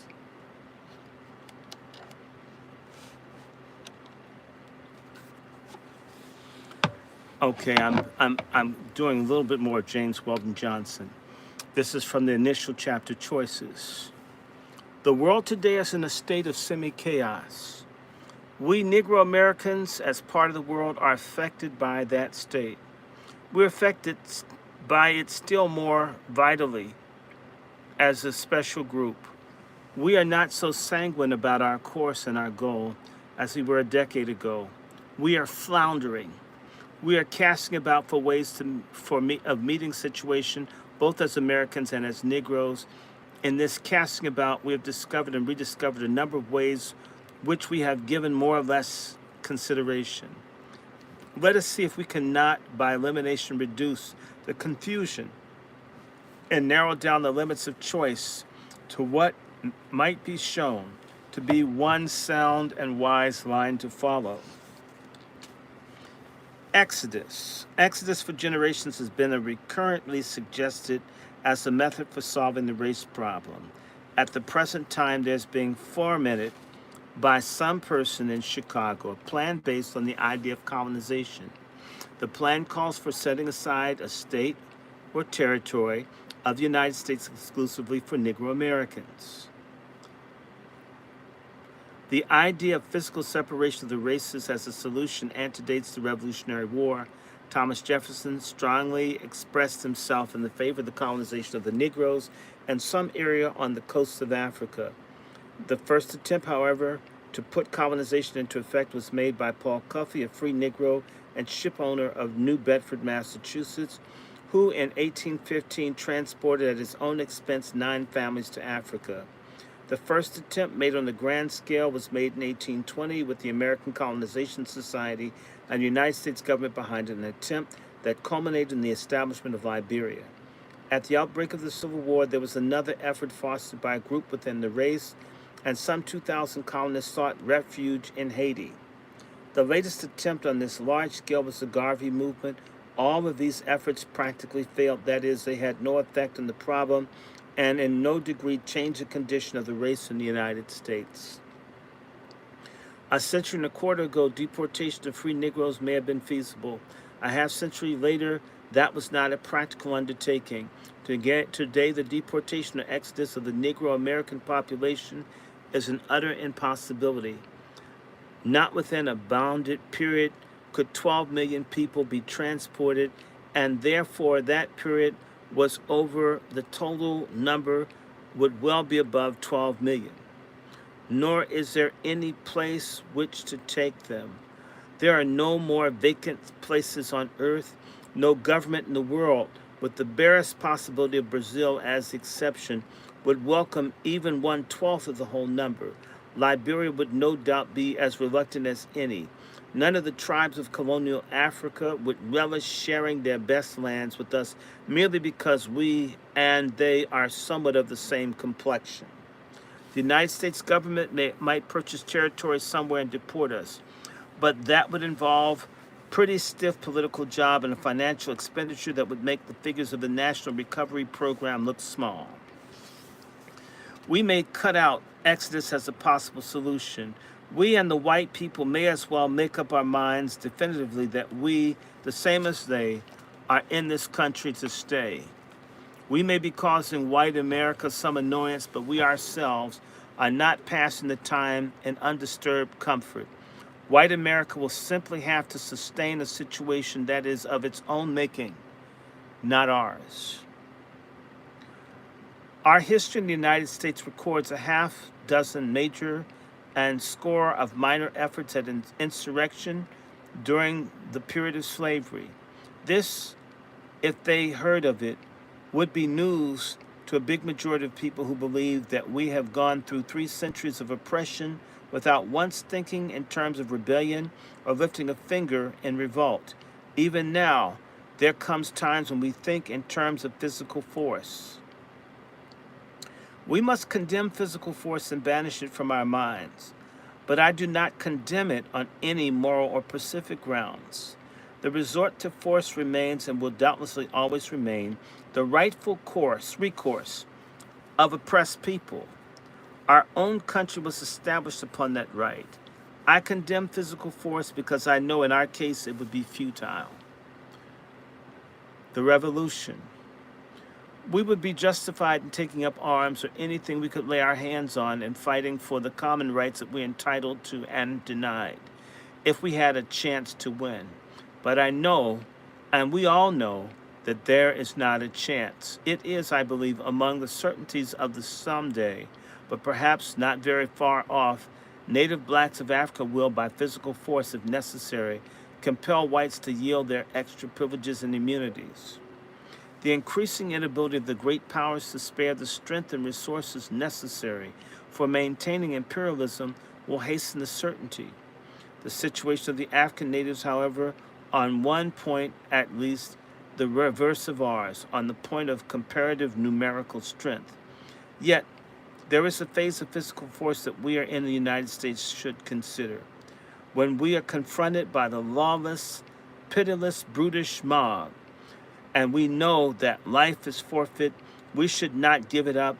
We should, if we can sell it, and at the dearest price we're able to put on it. Communism is coming to be regarded as an infallible solution by an increasing number of us. Those who look to the coming revolution and why they should believe it is coming to the United States, I see no good reason. It is obvious that the United States is going through revolutionary economic and social changes, but the changes do not point to communism, seem to think that it will work in some instantaneous and magical transformation of our condition. It appears to me that this infinite faith in communism indicates an extreme naivete. Those who would hold this faith point to the Soviet Russia as a land where there's absolutely no prejudice against Negroes. This is an unquestioned fact, but I see no grounds on which to attribute it to communism. There is no prejudice against Negroes in Tsarist Russia. Tsarist Russia was a country that could honor a black Hannibal, the country that could make a mulatto Pushkin its national poet, a country which university students in Petersburg could unhitch horses from a carriage of Ira Aldridge, the black American tragedian, after his performance of Othello, and themselves draw him back to his hotel. The simple truth is the Russian people have no prejudice against Negroes. And considering communism with respect to the Negro, the question before us, of course, is not how it works in Russia, but how it would probably work in the United States. If the United States goes communistic, where will the communists come from? They will certainly not be imported from Russia. They will be made from Americans here on hand. We might well pause and consider the variations of communism the United States might undergo. I hold no brief against communism as a theory of government. I hope that the Soviet experiment will be completely successful. I know it's having a strong influence on the principal nations of the world, including our own. I think it is a high sign of progress that the Negro Americans have reached a point of holding independent opinions on political and social questions. What I'm trying to do is to sound a warning against the childlike trust and the miraculous efficacy on our racial situation of any economic or social theory of government, communism or socialism or fascism or Nazism or New Deals. The solving of our situation depends principally upon an evolutionary process along two parallel lines: our own development and the bringing about of change in the national attitude towards us. That outcome will require our persevering effort under whatever form the government might take on. It might be argued, although there is not and has not been any anti-Negro feeling in Russia. It is the country in which anti-Semitism was stronger than any other, and that oppression and repression of Jews has been greatly abated or entirely wiped out by communism. Such arguments go further to prove the probability that communism in the United States would wipe out oppression and repression of Negro Americans and give them the status of equality. I grant the possibility, what though it may not be realized miraculously and suddenly. I grant that if America should turn truly communistic, by which I mean if it should adopt and practice communism without reservations and not adopt it as is adopted democracy and Christianity, so as to allow every degree of inequality and cruelty to be practiced under them, that if the capitalistic system should be abolished and the dictatorship of the proletariat established, with the Negro aligned, as he naturally ought to be with the proletariat, race discriminations would be officially banned and the reason and feelings to back them would finally disappear. But except to a visionary, there are no indications that this present prospective strength of communism will be able to work such a change, either by persuasion or military coup. In the situation as it now exists, it would be positively foolhardy for us as a group to take up the cause of communistic revolution and thereby bring upon ourselves all the antagonisms that are directed against it, in addition to those we already have to bear.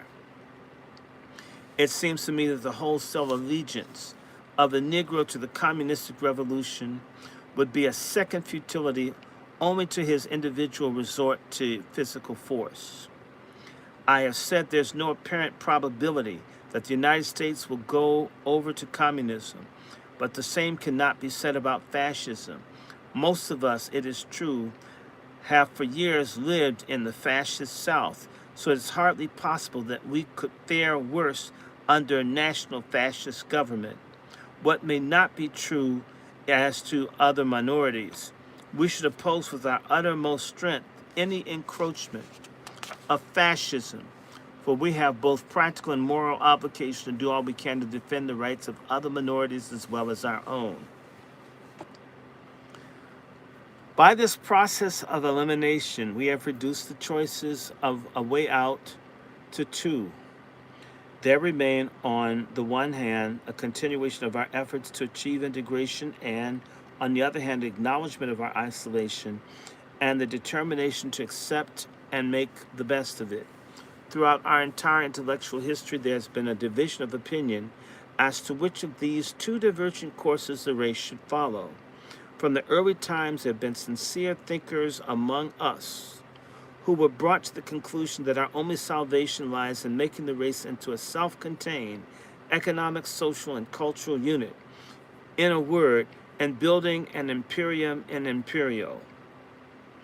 All along, however, the majority opinion has held that the only salvation worth achieving lies in making the race into a component part of the nation with all the common rights and privileges as well as duties of citizenship. This attitude has been the basic general policy of the race so far as it has had a general policy for generations, the policy of striving zealously to gain full admission to citizenship and guarding jealously each single advance made. But this question of direction of goal is not a settled one. There is in all of us a stronger tendency towards isolation than we may be aware of. There comes times when the most persistent integrationist becomes an isolationist, when he curses the white world and consigns it to hell. This tendency towards isolation is strong because it springs from deep-seated natural desire, a desire for respite from the unremitting, grueling struggle for a place in which refuge might be taken. We are again and again confronted by this question. It is ever present, though often dormant. Recently, it was emphatically brought forward by the utterances of so authoritative a voice as that of Dr. Du Bois. The question is not one to be lightly brushed aside. Those who stand for making the race into a self-sufficient unit point out that after years of effort, we are still Jim Crowed, discriminated against, segregated and lynched, that we are still shut out of industry, barred from the main avenues of business, and cut off from free participation in national life. They put out that in some sections of the country, we have not secured equal protection of life and property under the law. They declare that the entrance of the Negro into full citizenship is as distant as it was 70 years ago. And they ask, what is a Negro to do? Give himself over to wishful thinking? Stand shooting at the stars with a pop gun? Is it not rather a duty and a necessity for him to face the facts of the condition, of his condition and environment, to acknowledge them as facts and to make best use of them that he can? These are questions which the thinkers of the race should strive to sift carefully. To this writer, it seems that one of the first results of clear thinking is a realization of the truth that making the race into a self-sustaining unit, the creating of an imperium and imperial, does not offer an easier or more feasible task than does the task of achieving full citizenship. Such an imperium would have to rest upon the basis of a separate group economic independence, and the trend of all present-day forces is against building any foundation of that sort. After thoughtful consideration, I cannot see the slightest possibility of our being able to duplicate the economic and social machinery of the country. I do not believe that any other special group could do it. The isolationists declared that because of imposed segregation, we have, to a large degree, already done it. But the situation they point to is more apparent than real.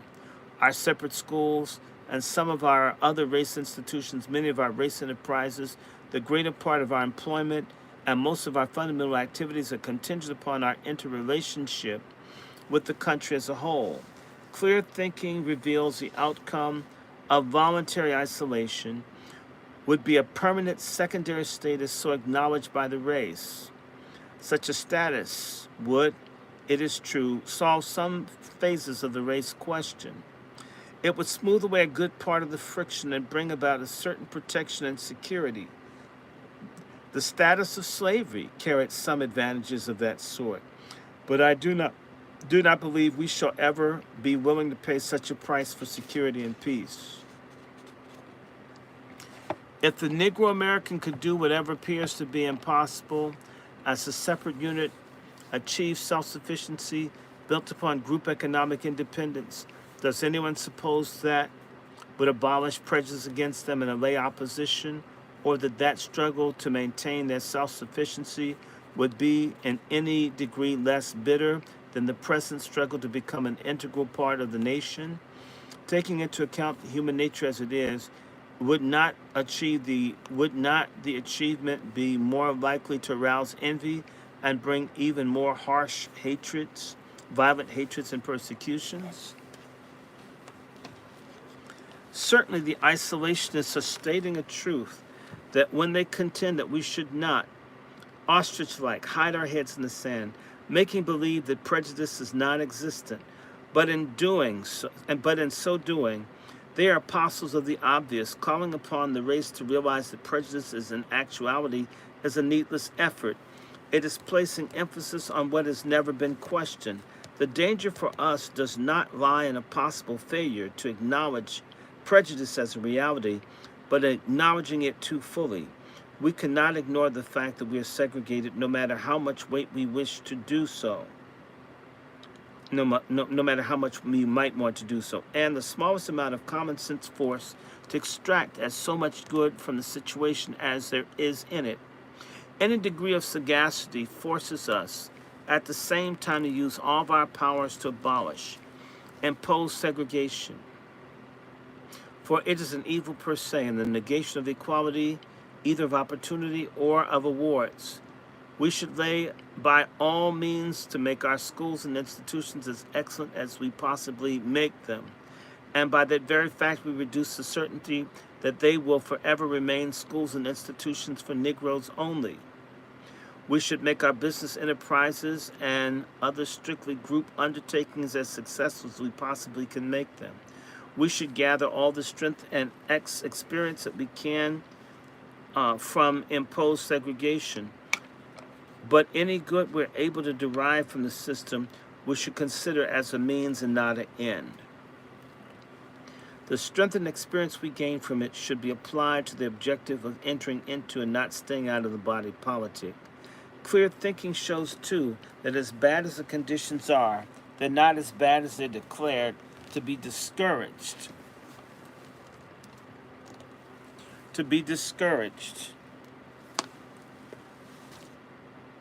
And pessimistic isolationists. To say that in the past 2 generations or more, Negro Americans have not advanced a single step towards a fullest share of the Commonwealth becomes lightly easy ascertainable facts and absurdity.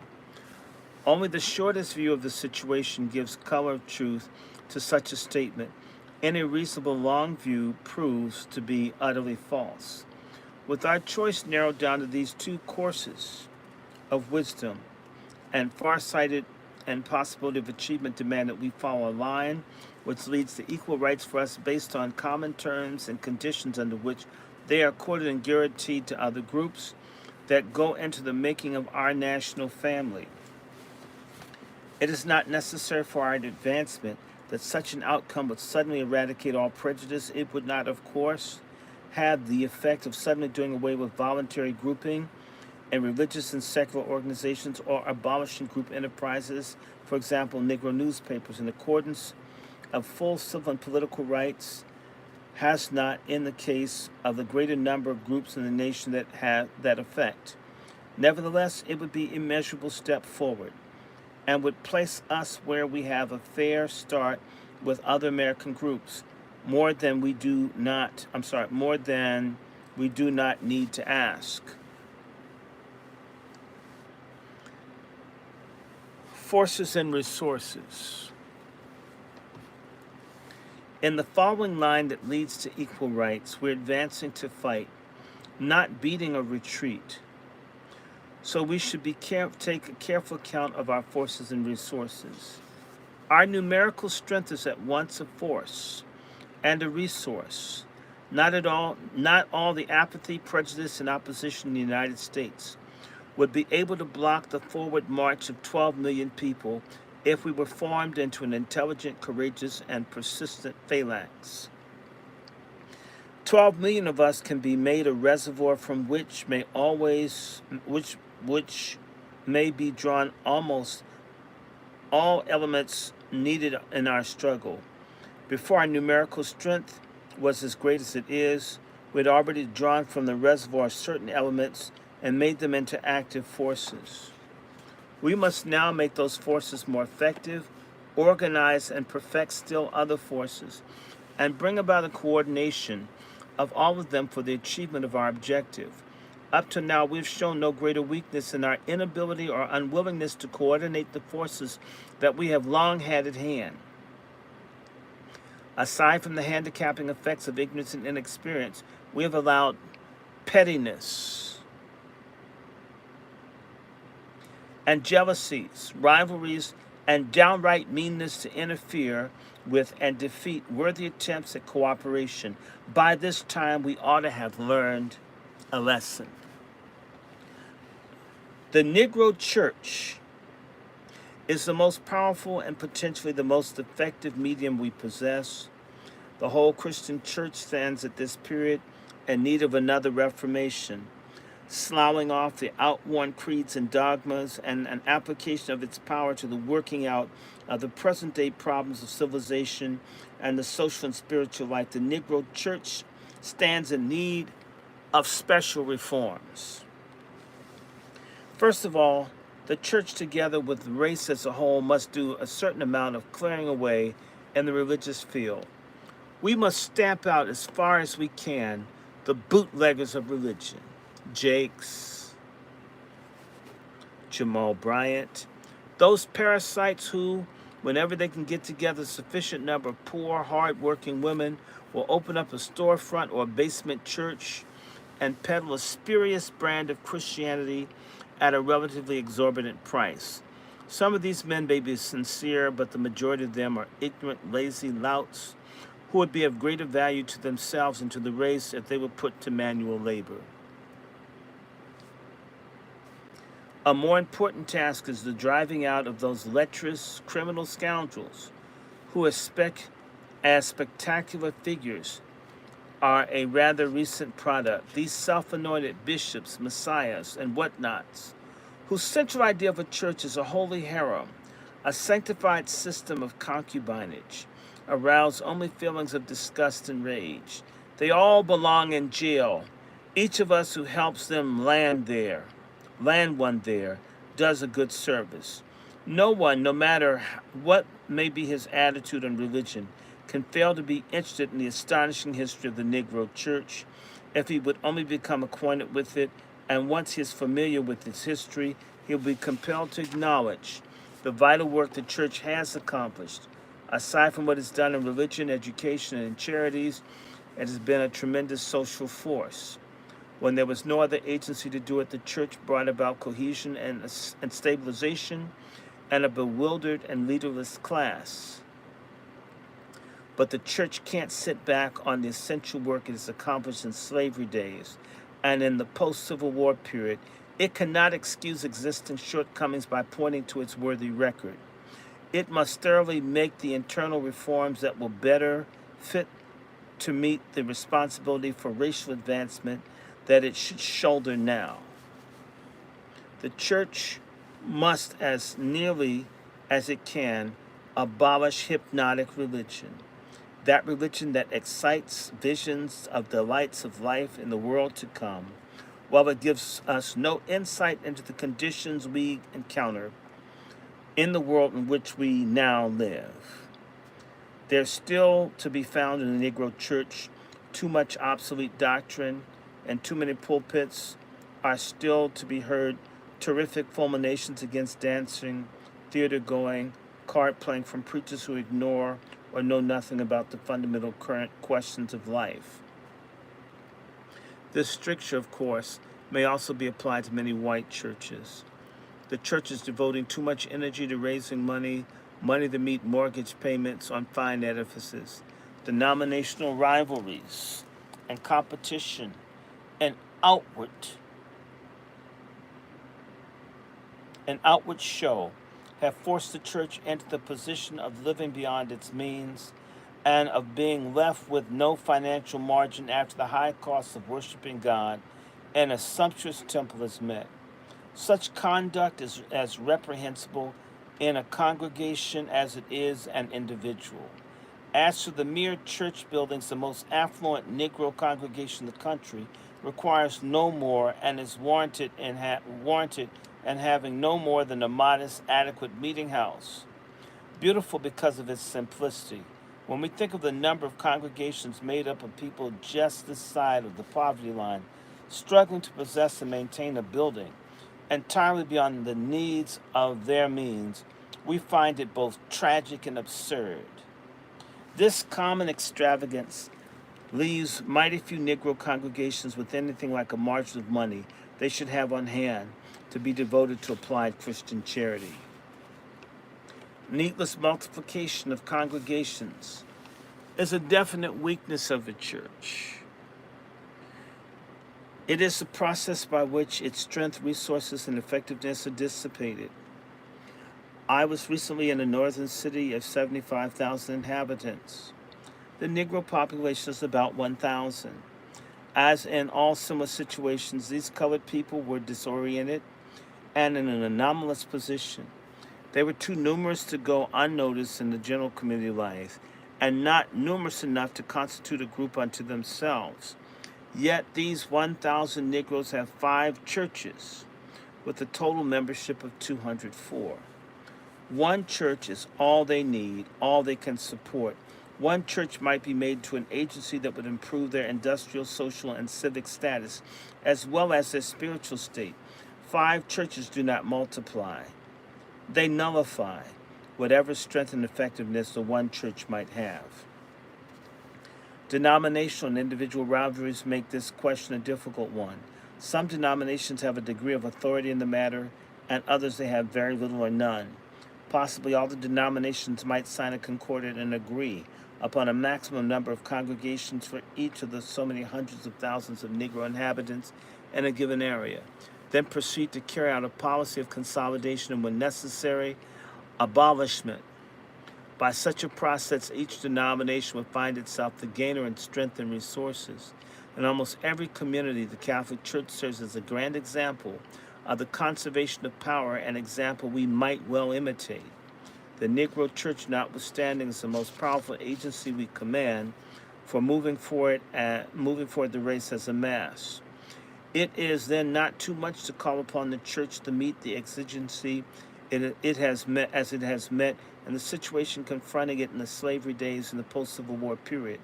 The present task requires an intelligent, high-minded, upright ministry, that kind of ministry the Church must have. The ignorant preacher of the past performed the work that was before him at best he could. All honor him for what he accomplished, but the day of the ignorant preacher is gone. With the making of these internal reforms, the Church would again demand the Negro youth in our colleges and universities a consideration of ministry as a career giving scope for the exercise of the highest and best powers. Thereby, the Church would be made a field attractive for well-educated and progressive youth, as the fields of medicine, law, dentistry, and social work have become in recent years. In the meantime, earnest, forward-looking, spiritual-minded young men and young women in our colleges should not stand aside waiting for these reforms to be completed. They should go into the Church and help bring them about. What it would not mean to have Negro ministry working for the advancement of the race with the same degree of intelligence, zeal, and single-mindedness of purpose which the Catholic clergy works for the advancement of those who profess the Catholic faith. The Negro Press. The Negro Press was 30 years ago a feeble, struggling medium. 30 years ago, many colored people who deemed themselves intelligent openly boasted they never read Negro newspapers. The papers themselves did not offer much. They were, in the main, poorly written, wretchedly printed, and run as personal organs. Today, the Negro Press is powerful and, relatively speaking, rich. The leading periodicals are printed on high-speed web perfecting presses. They carry all modern newspaper features and are intelligently edited. The Negro Press is a racial agency, is today second only to the Negro Church in the number of people reached and influenced. It is needless to say the new power entails new responsibilities. There is no doubt that the Negro journalists with the social sense recognize that fact. It is probable that they are wrestling with the problem of directing the power of the machine that has been created into channels of high purpose, a problem that is not simple or easy. Many of the Negro newspapers have become popular. A popular periodical is an insatiable creature. It must be continually fed on circulation secured at almost any price. So the management of a popular periodical is constantly driven by the necessity of furnishing what it thinks the greatest number of people want. Once on that road, it must keep up on accelerated speed. It cannot turn back, it cannot stop, it cannot even slow down. Give the people they want is a specious slogan. It implies that the people are continually demanding other and still other things that the press must supply, and that what the people want is consequently good. Of the two implications, neither is true. The facts are the popular periodicals exhaust the ingenuity of supplying things which they hope the people will want, and what the people want is often bad or without value. It is the business of the newspaper to give the news, is another specious slogan. Editors should regard themselves as intelligent, responsible members of society. Certainly, one of their responsibilities is to judge whether or not the news they disseminate serves any good purpose, whatever, or whether or not it is worth at least the paper on which it is printed. And any person of average intelligence is forced to say that an undue proportion of the news of American newspapers, from the biggest dailies to the weakest weeklies, are not worth that much. I believe I am right when I say that the Negro press has a particular as well as a general relationship to the clientele, that the Negro editor has relatively deeper responsibility to his public than the white editor has to his, and that service possible for the Negro press to render the Negro American more vital than what the white press has to give to white America. I believe the Negro Americans will understand and accept this statement without discussion. It then follows that the Negro newspapers ought to be more than imitation of white newspapers. Without doubt, they should avoid copying the license of sensational daily newspapers that appeal to morons and morbid-minded. Of course, we have our share of morons, and they constitute a tempting field for greater circulation. But why not try to gratify their wants in some better way? Our newspapers should avoid following the example of those white publications that make a feature of pornography. An examination of the vast number of salacious white periodicals published in the United States would incline one to think that sex has gone to the white man's head, transferred its seats to the imagination. When sex goes to the head, it loses its lusty, wholesome quality and begins to fester and becomes maggoty. Sex is with us, in a large measure, still lusty, wholesome stage. Let's keep it there as long as we possibly can. I do not see how the Negro press can escape the responsibility of facing the question of the net result, of the ultimate effect of its work on the race, especially in the younger generation. It is to be satisfied with the only fortuitous benefits that may come from the commercially successful journalism? Or is it to feel that commercial success gives it the resources and facilities for carrying out a definite and far-reaching plan? Is it thorough? Is it through its news policy to run the risk of making itself an unconscious agent of defeatism? Or does it desire to place a stronger emphasis on the notes of courage and confidence in final victory? I am not an impractical visionary. I myself have been a newspaper man. I know in order for the Negro newspapers to accomplish much good, they must first be good newspapers. I feel, however, they can be good newspapers and at the same time something beyond merely good newspapers. The pre-Civil War Negro newspapers did great work. They dedicated themselves to the anti-slavery cause and had a large share in arousing and shaping public opinion. They quickened and inspired readers and gave them a voice and made itself heard. They played a significant part in creating the forces that led to the destruction of slavery. With this main object accomplished, they passed off the scene. Contemporary Negro newspapers have done a revolutionary thing. They've converted the masses of Negro Americans into readers. Hundreds of thousands of who formerly read nothing today read the Negro periodicals. And no Negro today would boast that he never reads a Negro newspaper because they have taught the masses of Negro Americans to read. They have been able, in an extraordinary degree, to keep the race aware and awake. They have likewise had marked effects upon the consciousness of white America. And a number of crises, their work has been inevitable. When the dire anti-lynching bill was being pushed, the Negro newspapers were a great factor in keeping the whole race stirred up and determined on the issue. And the copies that reached the desk of congressmen and senators gave those representatives of the people a new light on the fellow Negro Americans. This was a clear instance of the power possible for them to wield. The Negro press has a prepared rich field. What the harvest is to be is a question that the owners and editors should seriously consider. Y'all want me to keep going? This is from 90 years ago.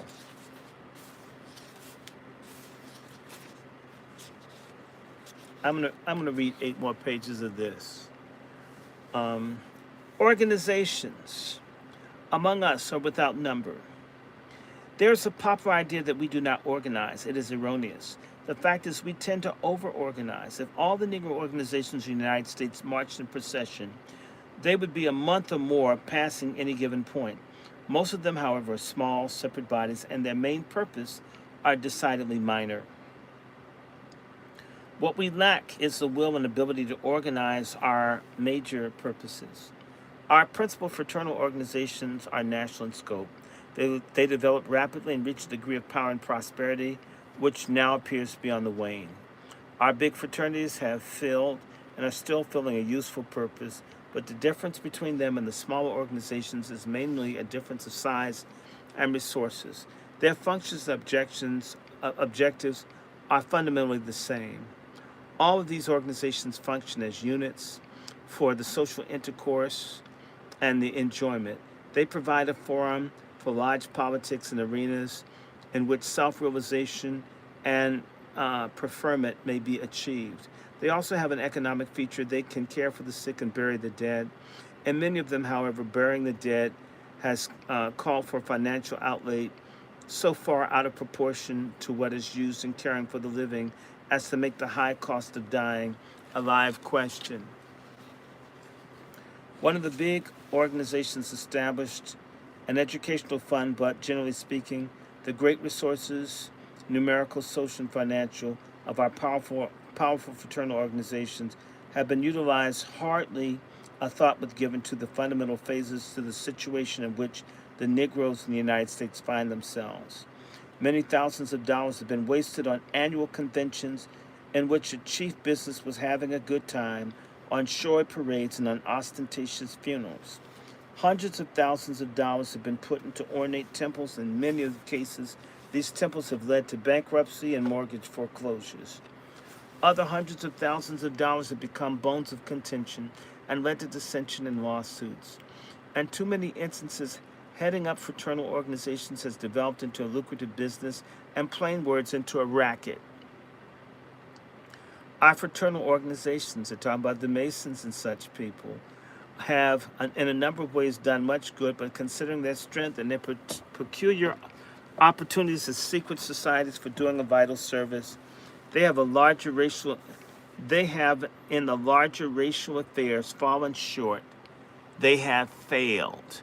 That includes the Boule. The Boule was a failure 90 years ago. They never been shit, will never be shit. Quote me. The two chief organizations that devote their efforts and resources primarily to the question which affects Negroes as citizens are both interracial. The National Association for the Advancement of Colored People and the National Urban League. There is between these two organizations an understanding which makes for a rough division of work into two fields, economic and civil. The Urban League has given its efforts to housing, health, and employment. The National Association has given its efforts to civil, legal, and constitutional rights. There has been, of course, some overlapping. The rights of the Negro in industry naturally involve his rights as a citizen. Taking into account all their shortcomings and all the mistakes and failures they may have made, the overwhelming fact remains that both of these organizations have done excellent and essential work, well, they used to, and neither has been given the support it deserves. Well, they're not really ours. Sorry, dude. There's also the Southern Commission on Interracial Cooperation, which has accomplished a certain delicate and important things that could not have been accomplished thoroughly through any other medium, and the Interracial Commission of the Federal Council of Churches of Christ in America, which has had a strong factor among religious bodies. Now, these principal forces and resources that we have enumerated are far from negligible. Even at their weakest, they are assets. Their actual strength is great. Their potential powers have not been estimated. Their potential powers of these elements I shall discuss at this point. They are powers above and beyond those needed and employed by the normal functioning of these elements. They are the powers before which the obstacles between us and our major goals would be compelled to yield. How may we call these potential powers these powers which will prove effective into being? The simplicity of the process will probably throw doubt on the magnitude of the feat. It may be done through the complete correlation of existing forces. The result will not be merely increased efficiency in all the various units and greater total strength.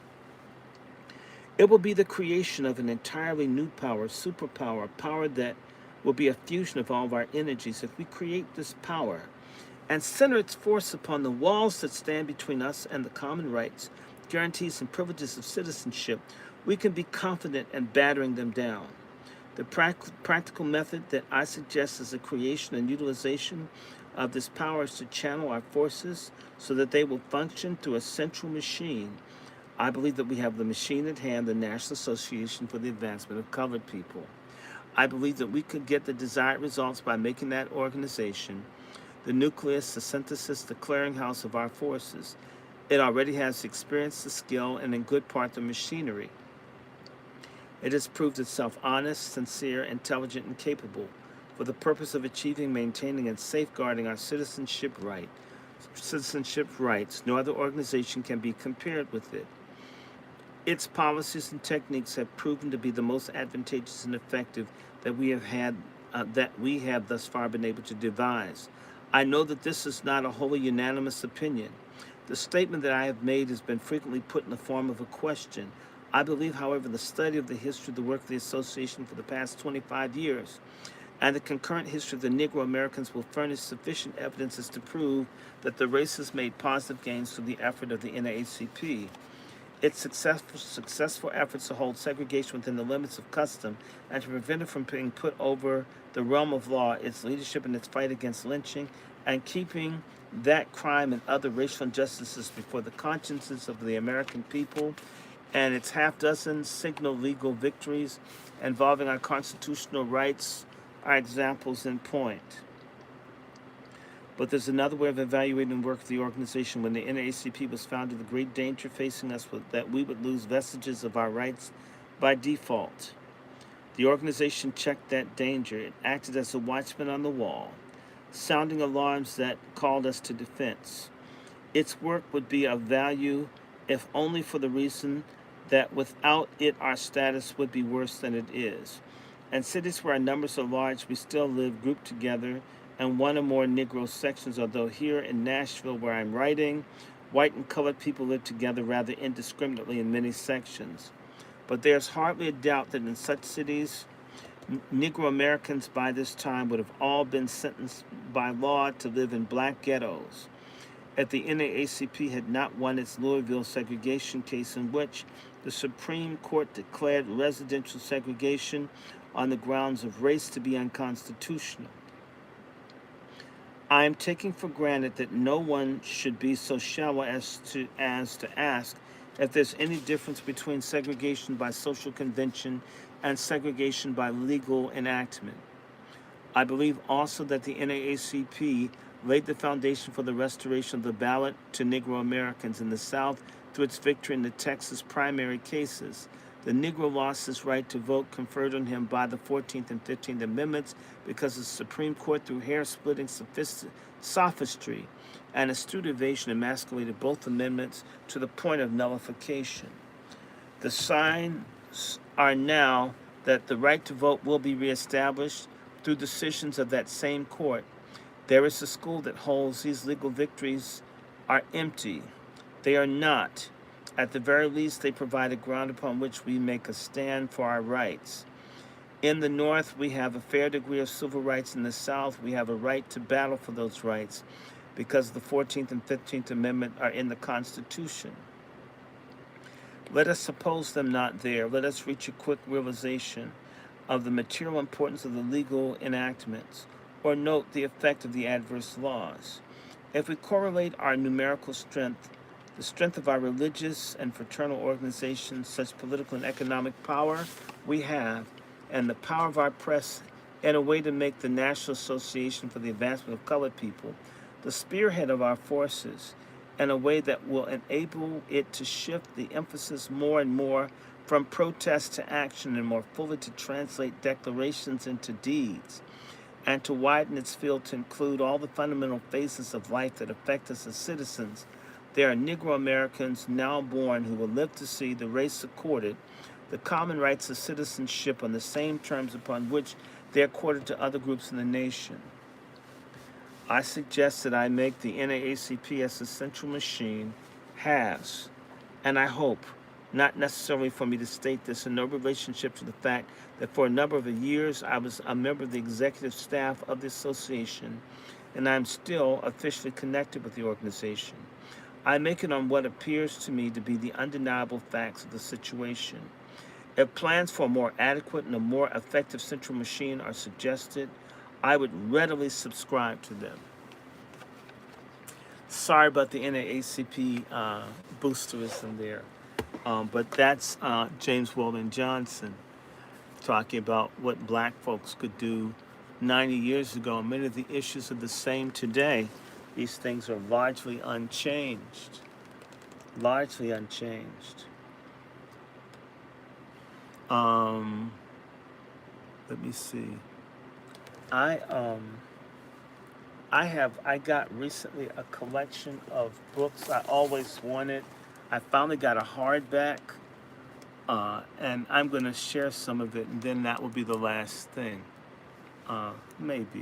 Maybe I'll do a little bit of these too. I haven't done a long one, a real long reading in a long time. But there was a thing, this is a really fascinating book. This book was initially written 85 years ago by E. Franklin Frazier, one of my favorite people. It's called The Negro Youth at the Crossway. Negro Youth at the Crossway. It's there was a chapter I was going through, and I'm going to do another one of these readings. I'll do it later today. I was supposed to do a bunch of readings, but I didn't do it. Let me see.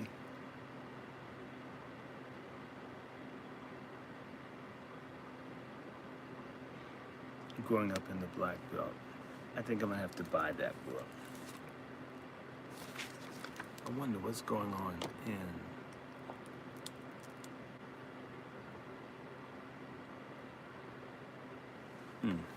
They must have shut me off on Twitter.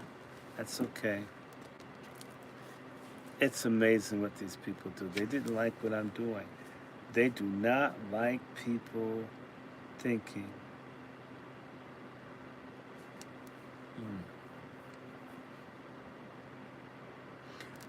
Church is 12. I like that. I'm very interested in young people. And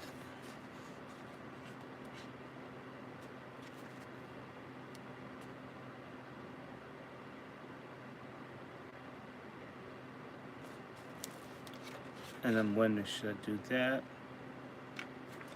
Or that was one, but the classic, this is the other one I really like that was done 75 years ago. I think this was done about 19, maybe it's 80.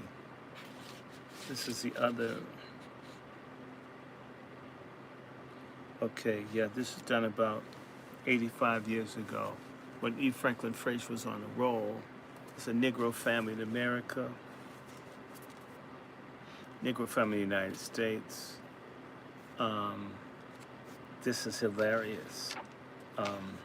There's a particular chapter I want to read. I'm going to dedicate this to the feminists.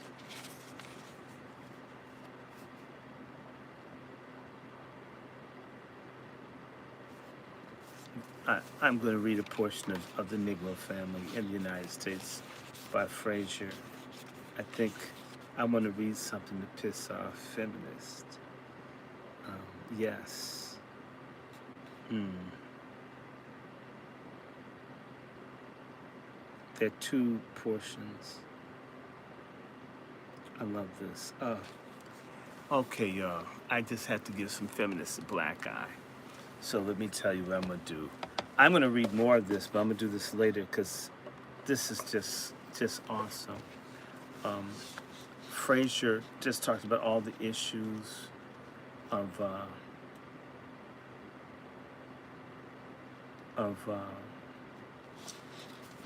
all the issues of the black family and stuff that was done.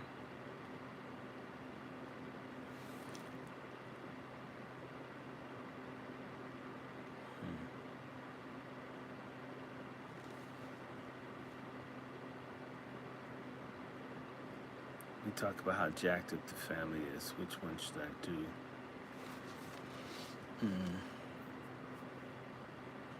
I love that. Which one? 56. Let me see. I'm just trying to think. Let me see. 127.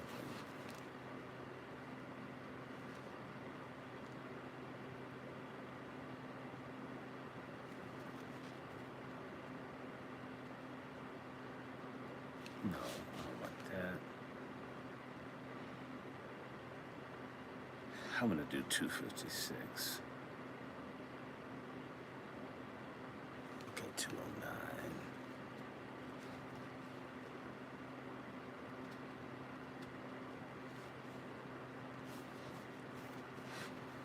Hold on one more second. Give me one more. I'm just trying to figure out what's the best.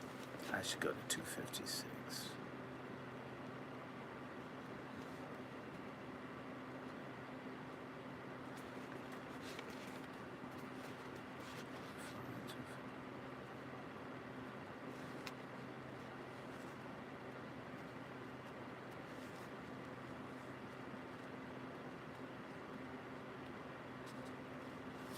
Okay. All right. I'm going to have a little bit of fun. I'm going to also pick with, I got to deal with this. I'm trying to think.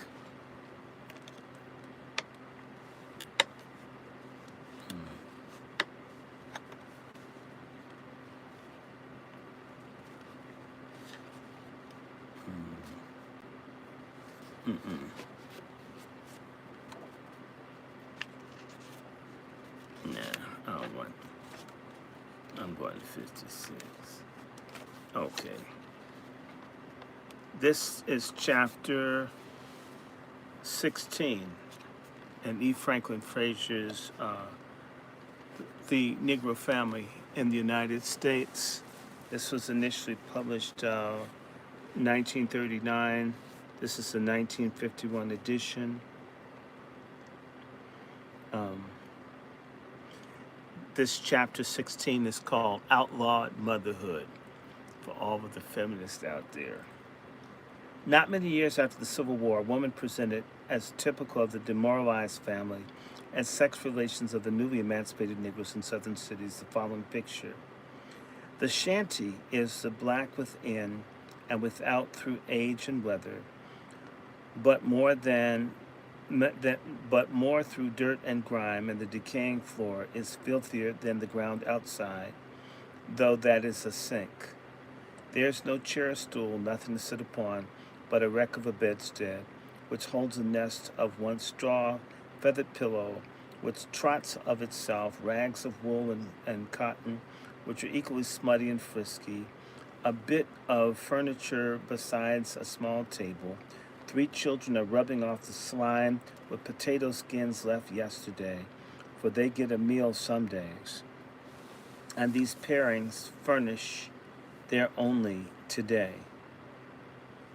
Under the table is a battered wash dish in which they stir their hoe cake when they can get any, and a broken skillet which to bake it, but wood is scarce to them, and only now can they steal a bit.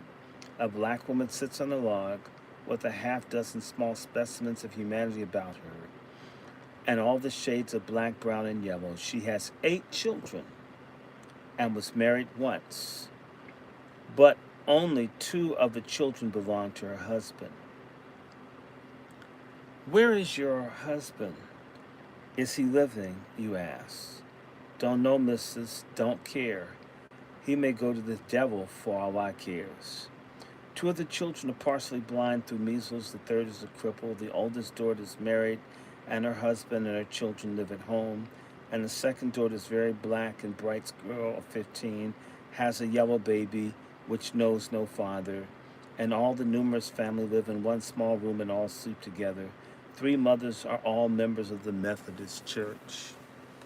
The foregoing picture of Negro illegitimacy in a southern city, we all have the factors involved in the general problem: poverty, ignorance, and the absence of family traditions and community controls.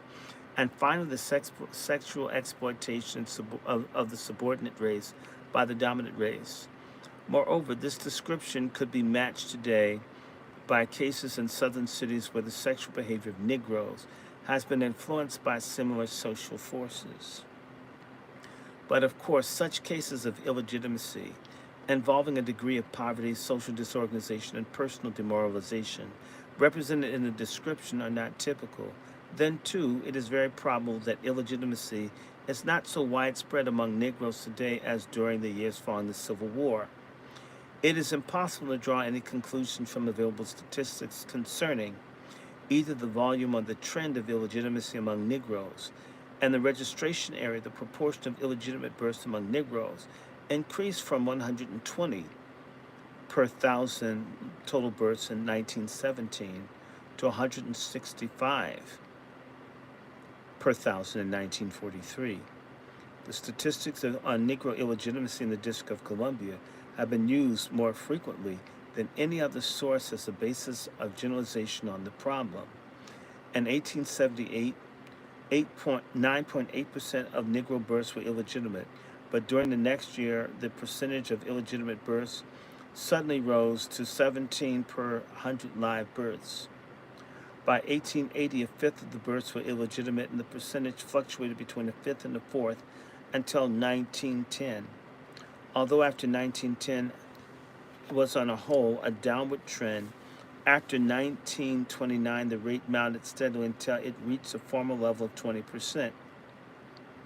Then following World War II, the rate suddenly rose to 25%. The same is true of a few northern and southern cities for which there are statistics on Negro illegitimacy extending as far back as 1900. In Baltimore, the Negro illegitimacy declined slightly from 26% at the opening of the century to 21% in 1929. During the same period in Mobile, Alabama, the rate has fluctuated considerably. At the beginning of the present century, close to 27%, but declined to 11% in 1912.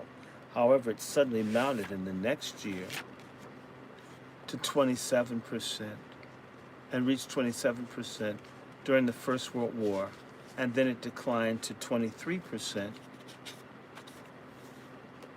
However, in Hartford, Connecticut, where there have been comparatively few Negro births, the illegitimacy rate has declined on the whole during the present century despite an influx of Negroes during and since the war.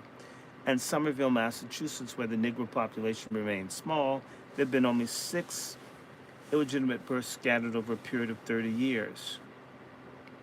Since 1900, the proportion of Negro illegitimate births in Evansville, Indiana, according to health records, has fluctuated considerably.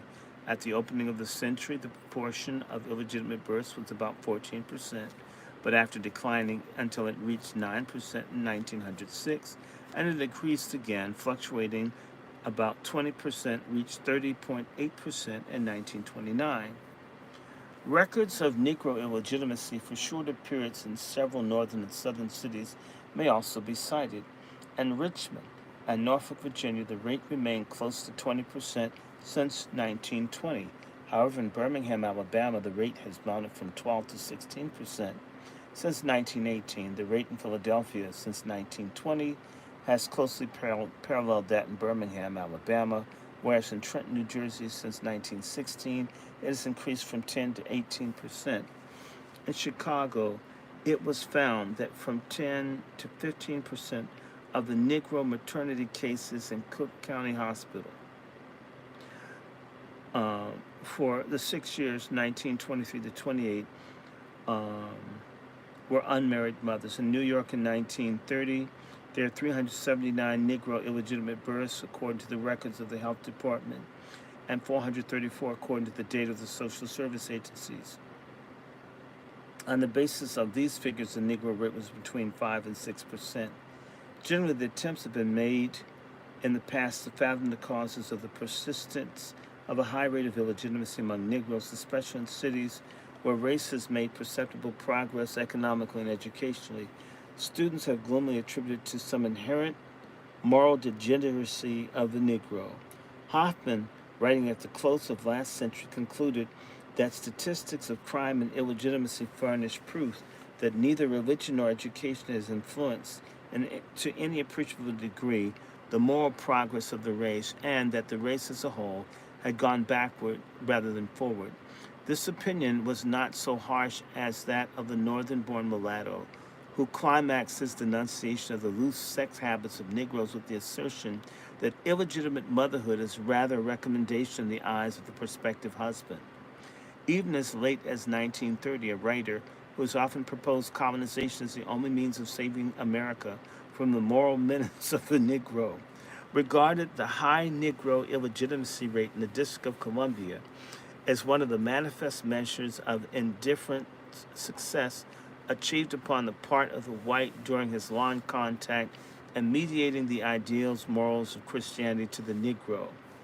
Although illegitimacy is from 5 to 10 times as high among Negroes as among whites, these opinions concerning the moral degeneracy of the Negro obviously reflect the various attitudes of the writers rather than provide explanations of the Negro's behavior.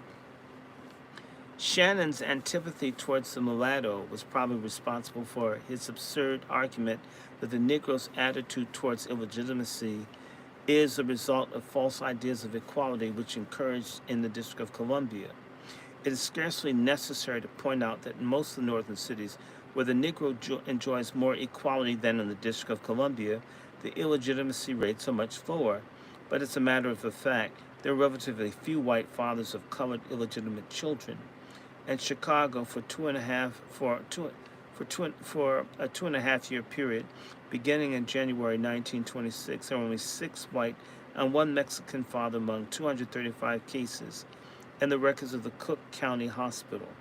Dr. Reed, in her study of the situation in New York City, found that among the 962 cases in which the health department had data for the race or color of the father as well as the mother, there are only 18 instances of race crossing reported. 15 of these instances of Negro women who had white fathers of their children, while 3 were white women that had Negro fathers of their babies. Although statistical data of a conclusive nature are lacking, from what we know of racial mixture in the South, the social and economic subordination of the Negro has been more fruitful of illegitimacy than any enjoyment of equality. The reaction of Thomas, the cultured Negro from New England, simply expressed his revulsion of feeling towards a disorganized Negro of the South, with whom he identified by custom and public opinion. Similarly, many white investigators have been shocked and disgusted when they discovered in some cities that 3/4 of a century after slavery, 1/4 of the Negro births were illegitimate. But what these investigators failed to realize is the constant flow of simple peasant folk from rural districts to the poverty and disorganization of city slums constantly recreates the problem of unmarried motherhood. Most unmarried Negro mothers are newcomers to the city, as revealed in various studies. In New York City in 1930, about 1/5 of the Negro women who had become unmarried mothers were non-residents. This is about 3% less than among white women who seemingly seek the anonymity of the city for more frequently to escape the censor of their home communities. However, a more significant fact relative to the migration to the city appears to regard the birthplace of the unmarried mothers and the length of their residence in the city. Of 447 unmarried mothers for whom information was available, coming before social agencies during the years of 1922 to 23 in New York City, 70% were born in southern states or in the West Indies. 3/4 of the women born in the South had been in New York City less than 5 years. And a similar situation was found in regard to unmarried Negro mothers in Chicago, where about 80% of them were born in the South, and over half of them had been in the city less than 5 years. Moreover, life histories and case records revealed that many of the unmarried mothers had wandered with or without their families about the country before settling in the cities where they gave birth to their illegitimate offspring. A large proportion of the unmarried mothers were comparatively young. Of the group of 300 unmarried mothers studied in Chicago, 50 were under the age of 17 years, and 165 or 55% were under 20. And a group studied in New York, 56% were under 20 years of age.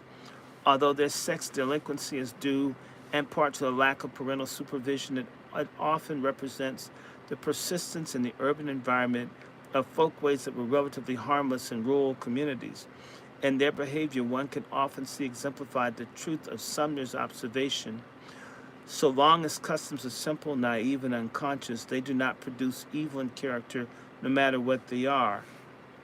In reflection, a reflection is awakened, and mores cannot satisfy it, then doubt arises, individual character will be corrupted, and society will degenerate.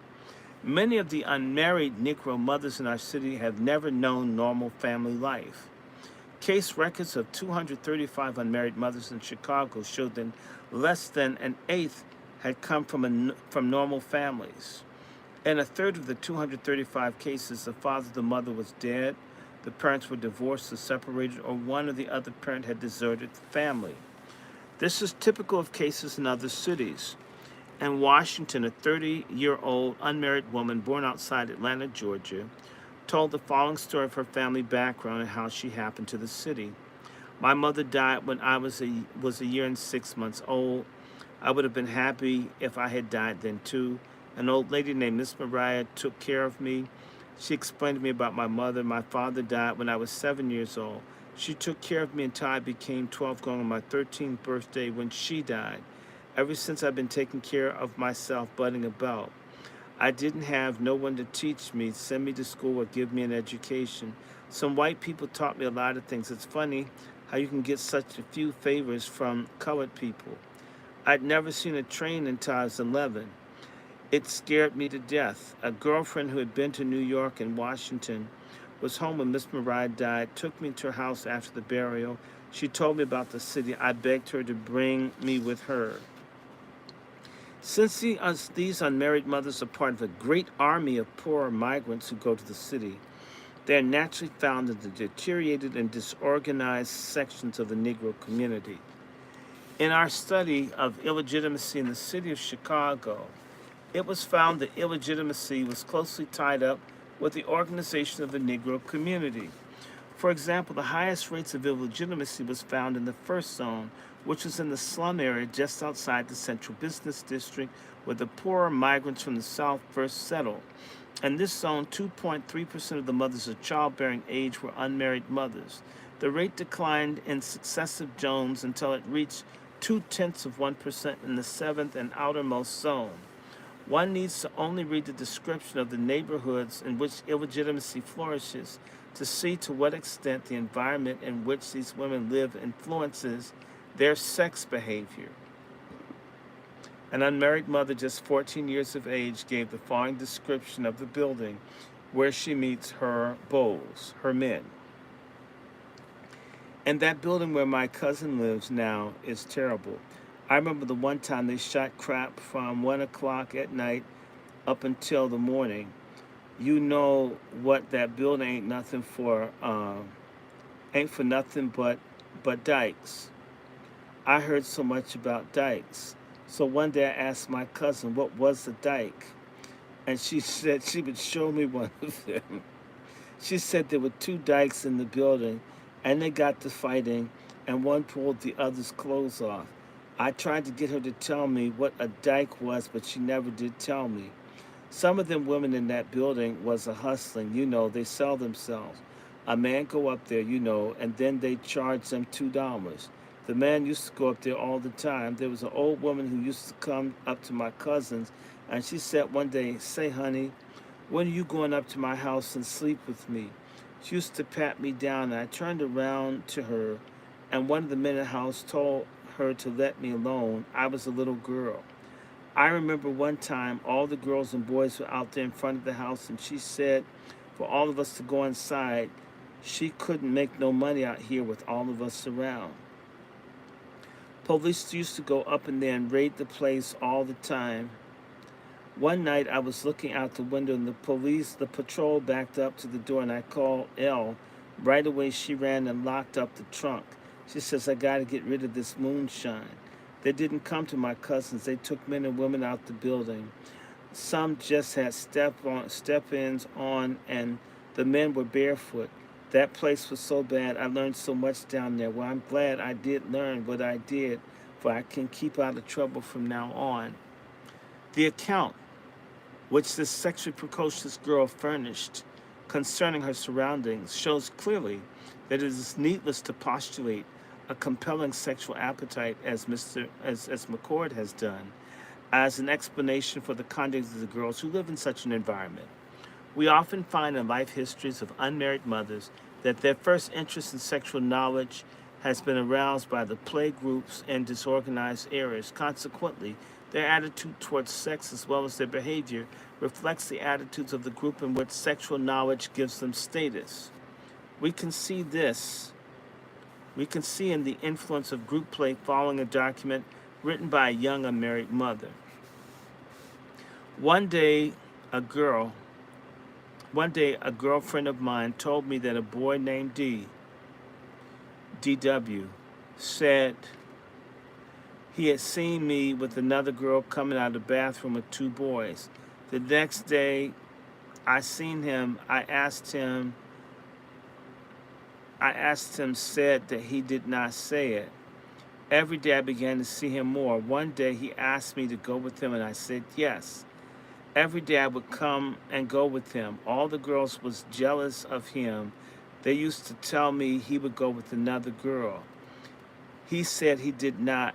I believe him. One hot summer night, I was in Ellis Park on 37th, and I met D. I asked him where he lived. He said 36 Cottage Grove, last floor. After a while, a girl came named LB and her boyfriend. We all sat out in the park for a while. He asked me if I would let him have it. I said no. The girl and boy kept telling me to go ahead, it won't hurt you. I said I was afraid. After a while, I did. After he took me home the next night, I did it again.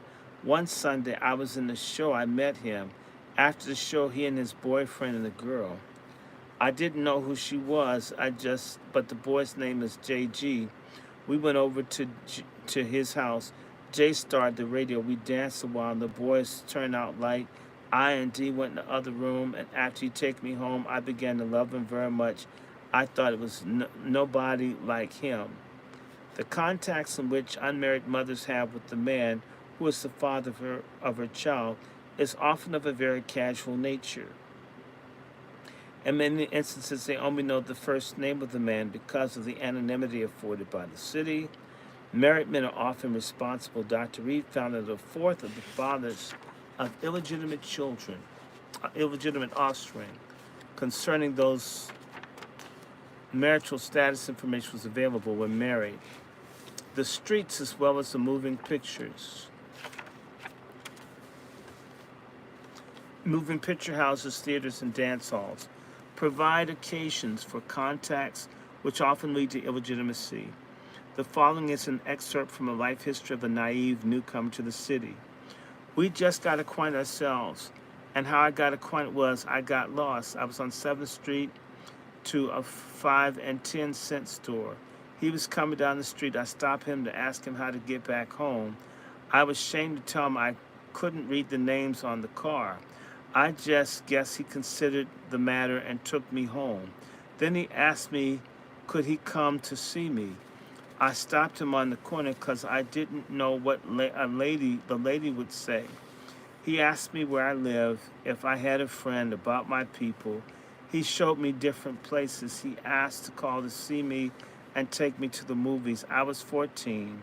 I had never seen a show. First time he come to see me, he took me to the show. I can remember it just as good. It was a love picture about a boy falling in love with the poor girl. After the show, he took me to a cafe. We had sandwiches and tea. I don't drink nothing. I ain't never drunk nothing. Then he taken me back home. The detail concerning the romantic element in the picture suggests the manner in which the city environment gives a new definition of sex. Although the majority of unmarried mothers have never gone beyond the 8th grade, they are often influenced in their attitude towards sex by the printed page. As a rule, the literature with which they are acquainted is restricted to magazines such as True Stories and True Confessions. Significantly enough, one girl recounted her life history, a story from one of these magazines that centered around the romantic career of an unmarried mother. Naturally, the vast majority of these unmarried mothers come from the lower economic strata of the Negro population. Their parents are where they are dependent upon their own labor. They themselves are engaged in domestic service or, as in a city like Chicago, in unskilled labor. Often where young unmarried mothers are living with their parents, very frequently with only a mother, they are without parental oversight because of the employment of the mother. However, many of these working mothers make a sincere effort to control their daughter's behavior.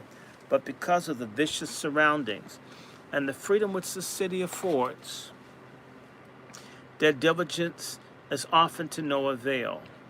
As one widowed mother in Chicago sadly remarked concerning her wayward daughter, I talk and teach, and when I have done all I know how to do, I can do no more. Children in these days are a heartbreak.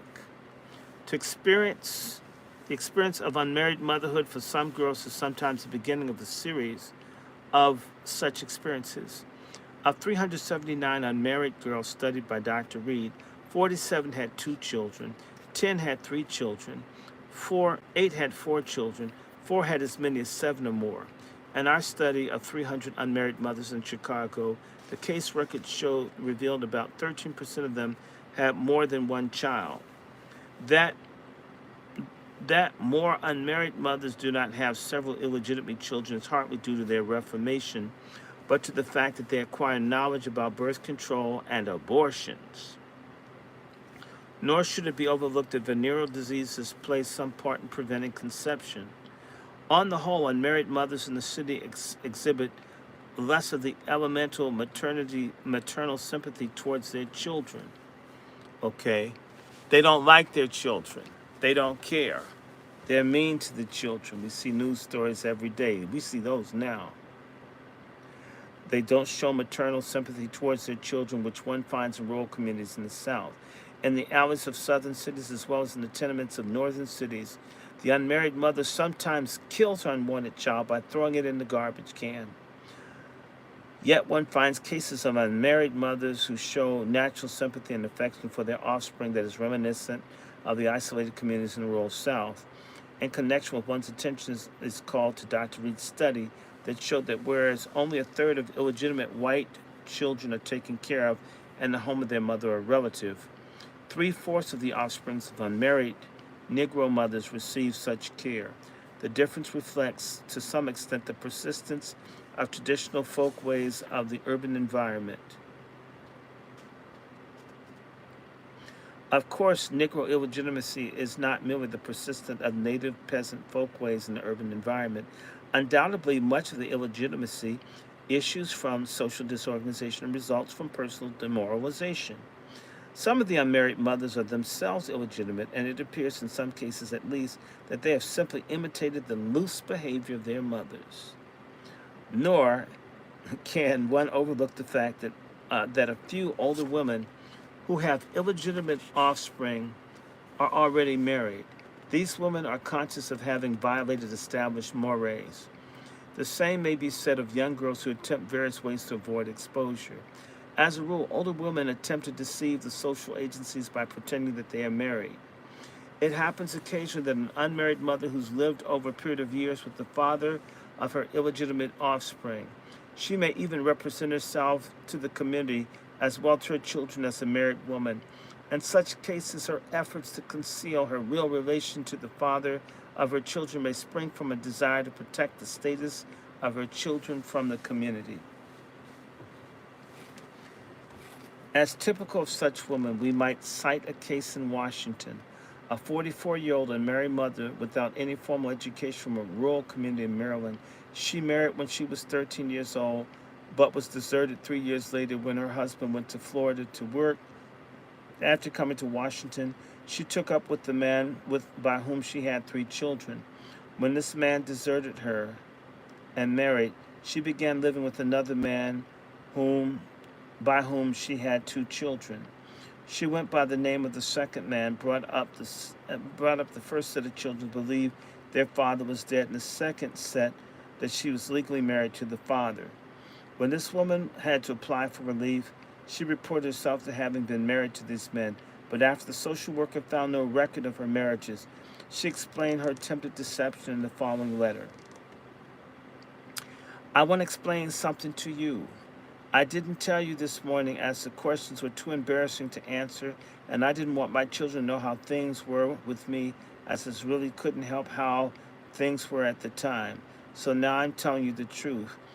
I was not married to Johnson or North, but having these children, I couldn't be helped for the sake of my health.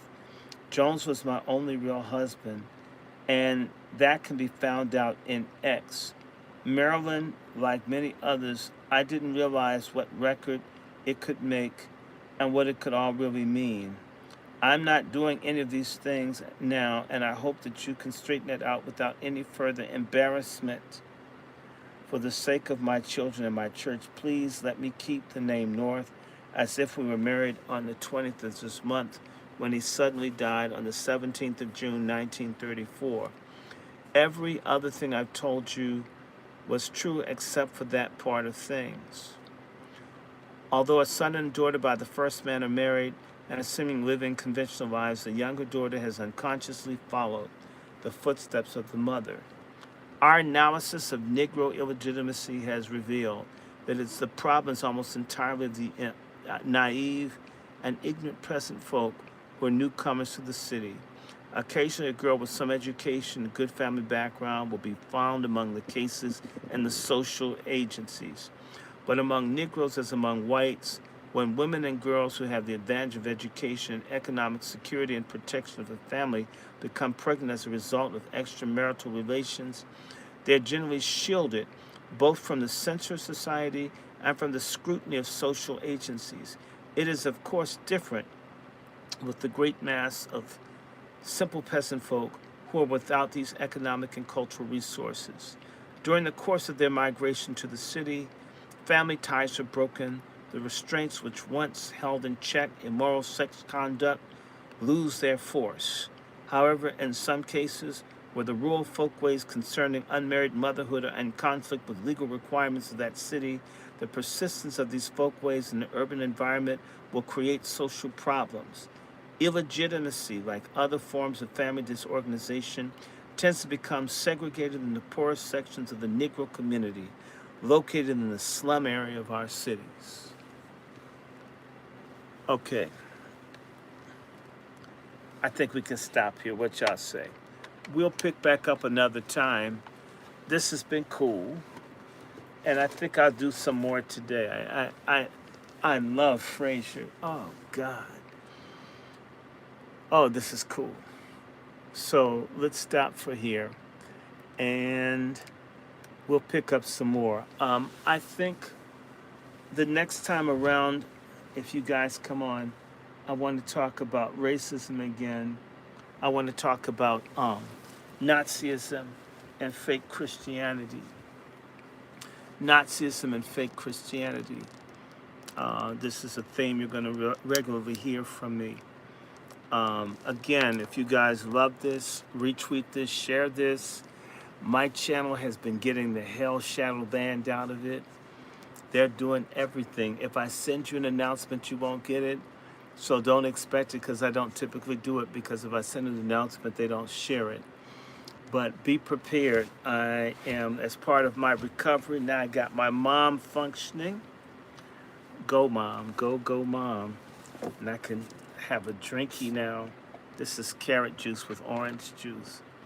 I absolutely want you guys to be prepared. I will be talking about Nazis, racism, eugenics, and I may do chapters instead of whole books. So please, and you know the Cash App is DrRandyShort. That's also a Patreon. It's a Venmo. It's it's yeah, it's three of them. It's three of those. So Patreon, Venmo, as well as Cash App, and of course, I do a Zelle and a PayPal, which is DrRandyShort@gmail.com, which is my email if you have a question or there's something you're looking for. Maybe I may know where the book is, maybe not. And of course, I have a GoFundMe, because we're fighting, and I feel good. For stage 4 cancer, God's good to me, right? And for stage 3 cancer, I have to show you a picture. My mother looks great. I want to thank everybody that gave to that. Moderators, the next time, share that. I'll put up all of my fun things. I do 2 things. I've been buying herbs and medicine as well, and some of it I put on our books. I thank you. You guys have a great night. Yeah, I know how to share this, put this out. And also, I plan to go back to reading about sex and race and other things. So if the health holds up and there are no tragedies that I can't avoid, got to take care of family when they're sick. Got to take care of yourself when you're sick. If there's no crisis, then we can get back and just do this on a regular basis. I also want to tell everybody this is the 1st of May. Weather's getting nice, so between doing exercise, I will be doing genealogical research. I got to reach out to a couple of people and talk to them about doing research. That's a side hustle, and it's also worthwhile. And I look forward to this. So I hope you guys learned anything. Are you guys good? Was it worthwhile? Every channel does something different. My thing is just very few people are putting actual books and information in our hands. Okay? I've got books on reparations. I've got some books on police killing, all of this stuff. I've been stocking up. I mean, I have so many things, your mind would be blown. I absolutely want to get that going. So please share this. If you have a comment, make one. I try to respond to them as long as it's not stupid.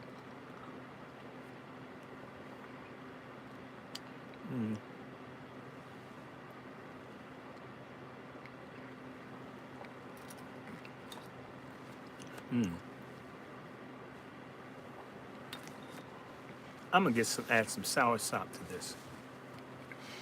So you guys hold your heads up, be positive, keep reading, keep learning. Knowledge is power. And that book I had, oh yeah. I think I'm gonna read a little bit of this later today. This book here, y'all should try to get one. It's called Dangerous Learning, The South's Long War on Black Literacy. Once you recognize that black literacy is seen as a major threat to our being enslaved or subordinated, you'll realize that reading is a radical activity. Anybody that has questions about literature books I run through, you can always email me at DrRandyShort, which is also my Zelle and PayPal donation thing. You know how to in fact, I want to get some more. There are a couple of things I want to get. And whereas when I get these, I love to share. I wish I could just send ebooks to people or PDFs of it. Maybe one day I'll get to that point. But dangerous learning, this is this is definitely one that I want us to know something about. We absolutely need to learn that literacy is something that they do not want us to know. Don't like us reading. Understand that that's a major, major, major. So this is, they don't like folk reading in prison. They don't like it. Read, read. Even if you read a little bit, read something. I may read a piece of a book and put it down, pick up another one. Grow your mind. Okay, I'm going to stop here. I'm going to shut down these channels. It's time to